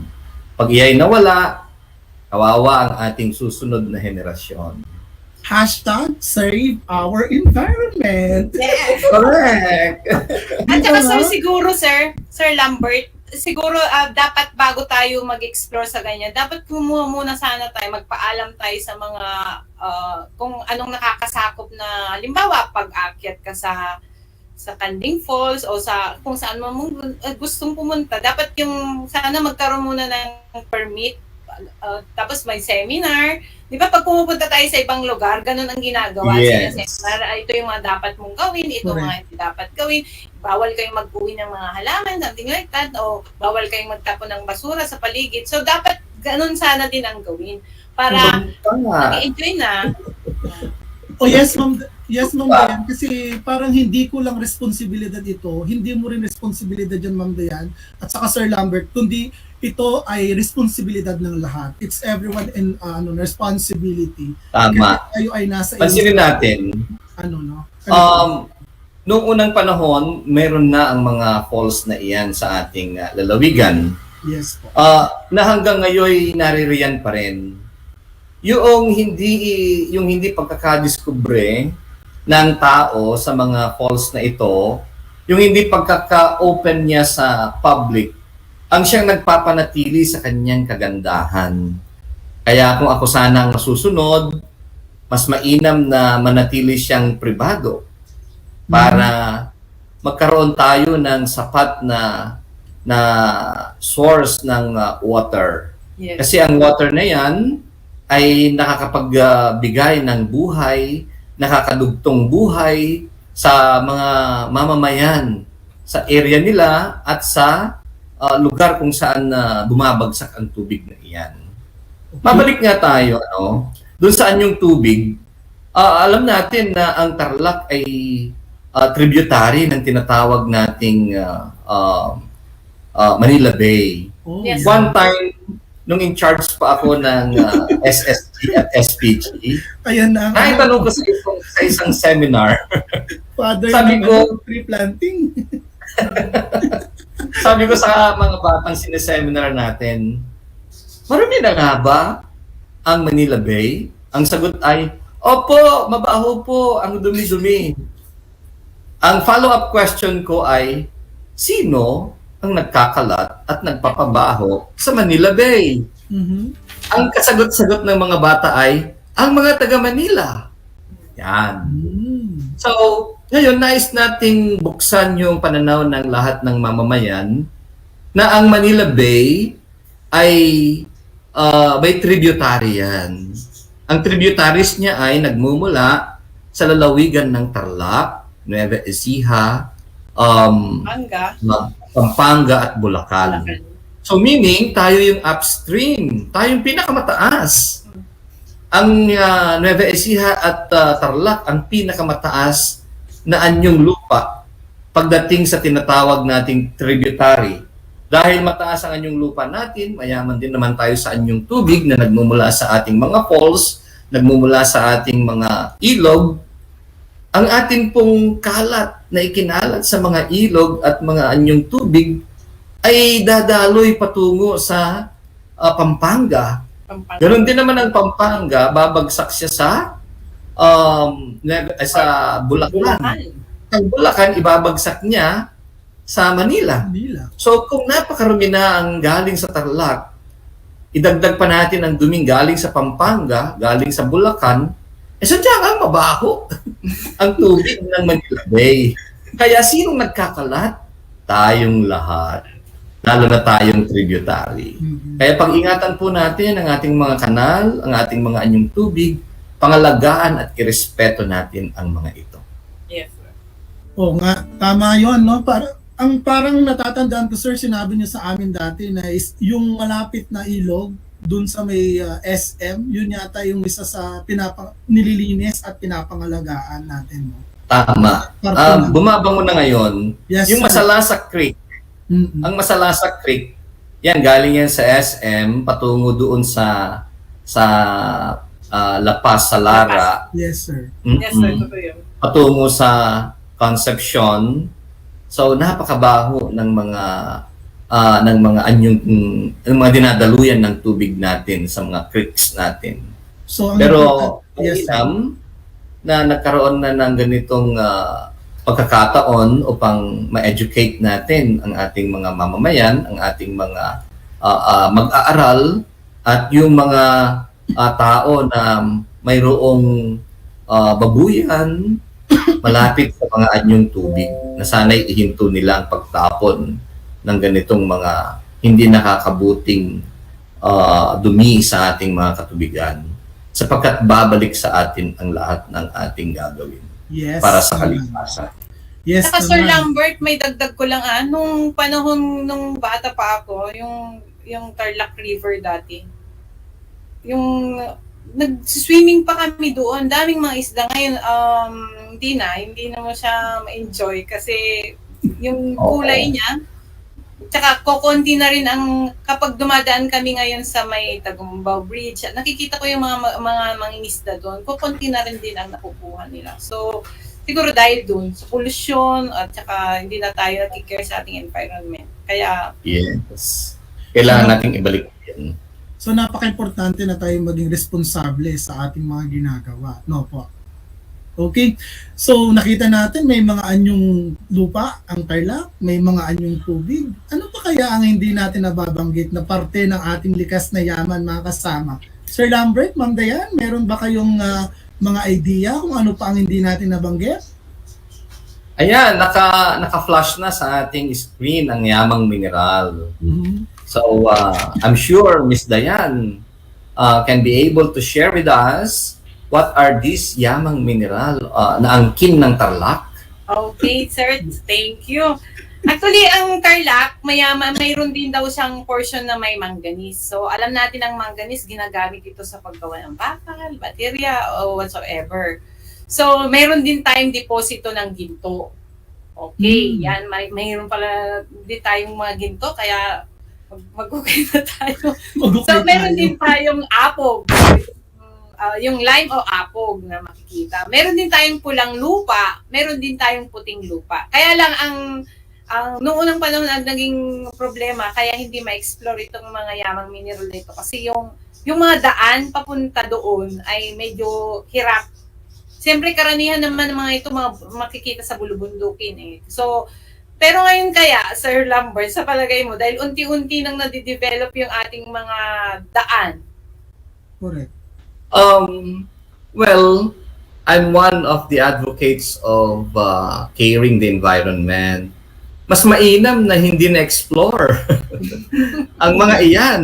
Sapagkat tingnan natin anong nangyari sa ibang lugar.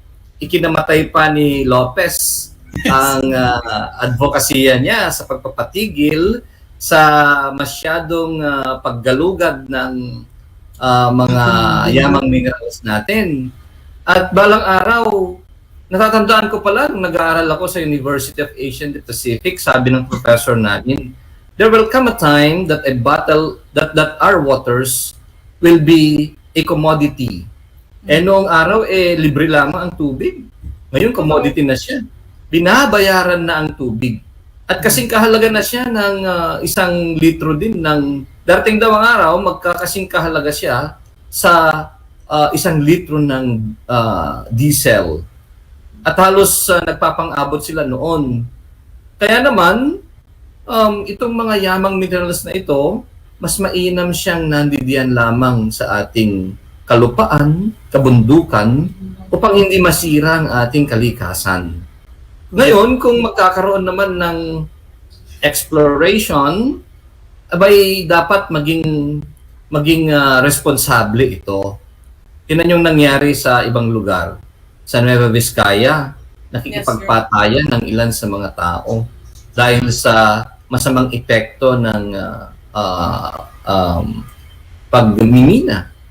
Well, konti lang sa car. Marami na ring namatay dahil diyan. Ngunit dahil iyan ay hanap buhay, kahit nangangamatay ang ilan, ay nagpapatuloy sila. Well, kung pulang lupang pinag-uusapan, nakakita na ako ng pulang lupa sa Duweg, sa San Clemente. So, napakaganda ng lupa sa Duweg. Pulang lupa siya. Puting lupa, well, ang pinaka-popular na puting lupa na buhangin ay yung lahar. Pero meron tayong limestone. Ang Duweg may limestone din. Ang Kapas may limestone din. So ang limestone kasi o apog ay pangunahing gamit sa paggawa ng simento. Yes, sir. Ang ginto ay yan yung sa tingin natin, yan yung pinakamataas na grado ng mineral maaari nating makita. At ito'y matatagpuan din sa mga bulubunduking lugar katulad ng San Clemente, Kapas, Bamban, San Jose. Kaya maraming nagmimina sa mga lugar na bulubundukin sa lugar natin. Okay. Sir, yung meron lang akong parang naalala ko dati sa may Victoria, parang may nahukay yata silang natural gas. Ano ba yun? Okay, so yeah, totoo.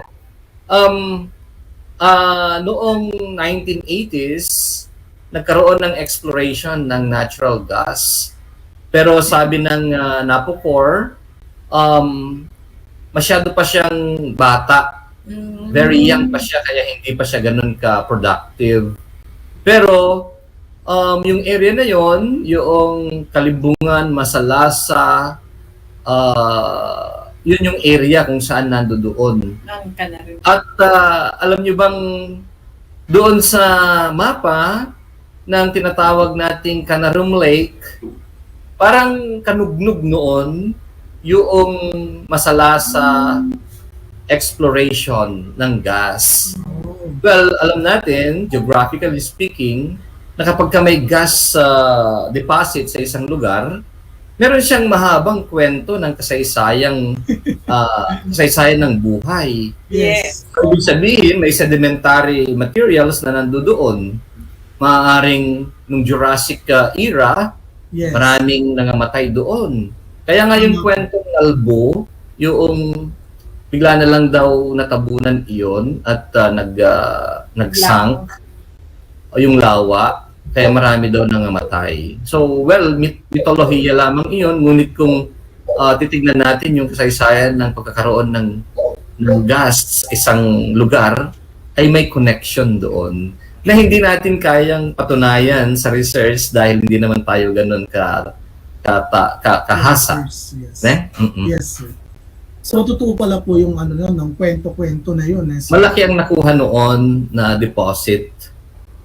So, ito'y patunay lamang na ang lalawigan ng Tarlac talaga, sir, ay napakayaman, lalong-lalo na sa natural na kalikasan na meron tayo. So, natural Tarlac. Yes, natural Tarlac, sir. Natural Tarlac. Yes. Sa tatanungin ko sana kung anong pwede niyong i-hashtag, inunahan niyo ako, no? Natural. Galing. So, noong pagpanahon ni dating Governor Victoria, Meron na tayong natural Tarlac. Okay. May awitin nga dun eh. Yes, sir. So ito'y patunay lamang talaga, sir, kasi nakita nila yung kung ano ang potensyal ng Tarlac at deserving itong maging lalawigan talaga. So ang talakayan natin na ito ngayon ay napaka-produktibo dahil nagalugad natin at nakita natin kung gaano kayaman ang natural na kalikasan ng Tarlac, no? From likas na yaman, from yamang lupa, yamang tubig, mineral, tulad ng mga bulubundukin at kapatagan at burol.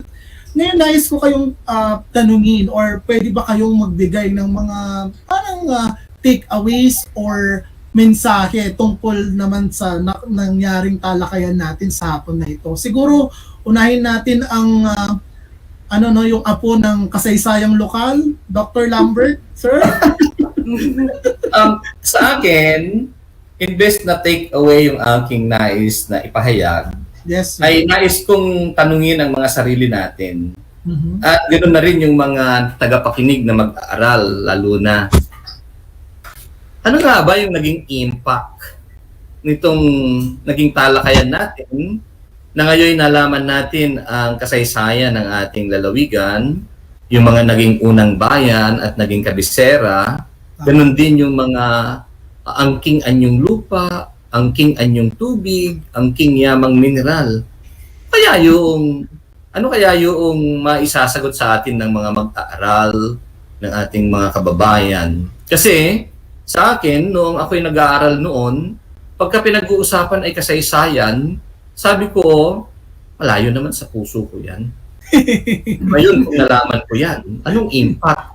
Yes. Aba, sa susunod na mga panahon pala, ako'y magiging supervisor ng araling panlipunan. Kaya binabalik ko yung katanungang iyon sa ating lahat.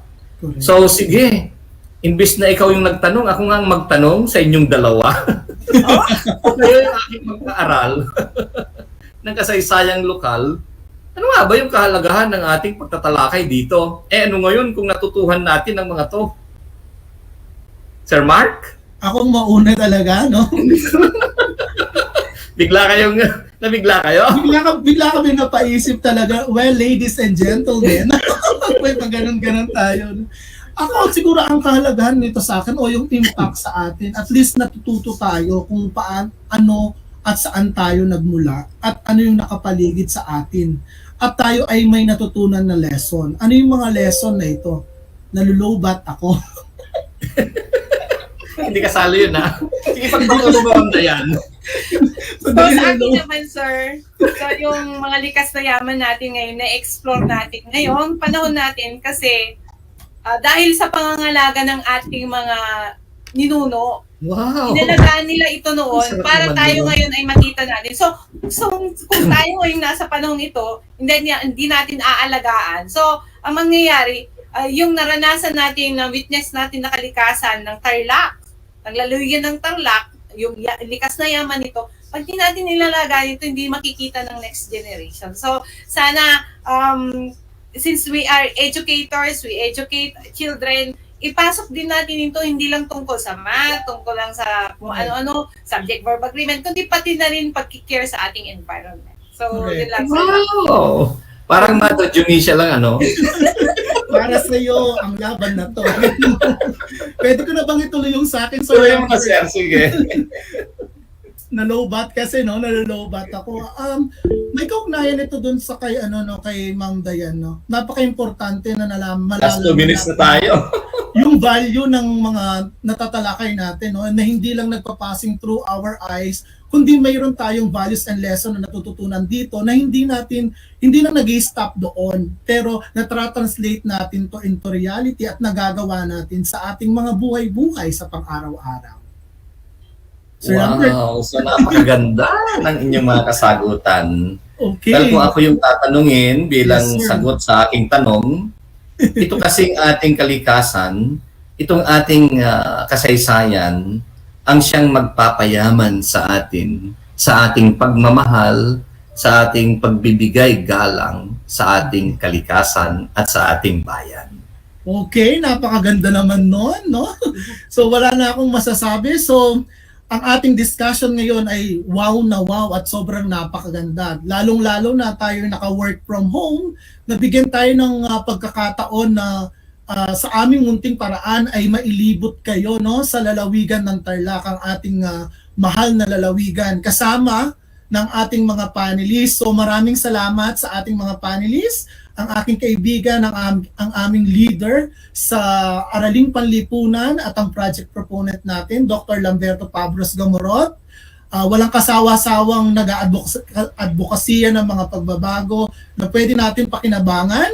At syempre ang Master Teacher 2 ng Hirona North Elementary School, Ma'am Dayan, di pa kun, walang iwanan sa atin, no? So maraming salamat po sa inyong lahat, sa ating mga nakikinig at sa ating mga nanonood sa FB Live natin. Muli, ako ang inyong segment host, Sir Mark Anthony Pimentel ng Capas National High School.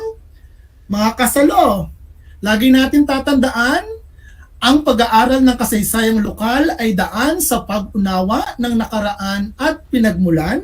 Ito rin ang daan upang ganap na maunawaan ang pambansang kasaysayan na siyang daan sa pagiging makadiyos, makatao, makakalikasan, at makabansa. Maraming salamat and God bless everyone! Paalam!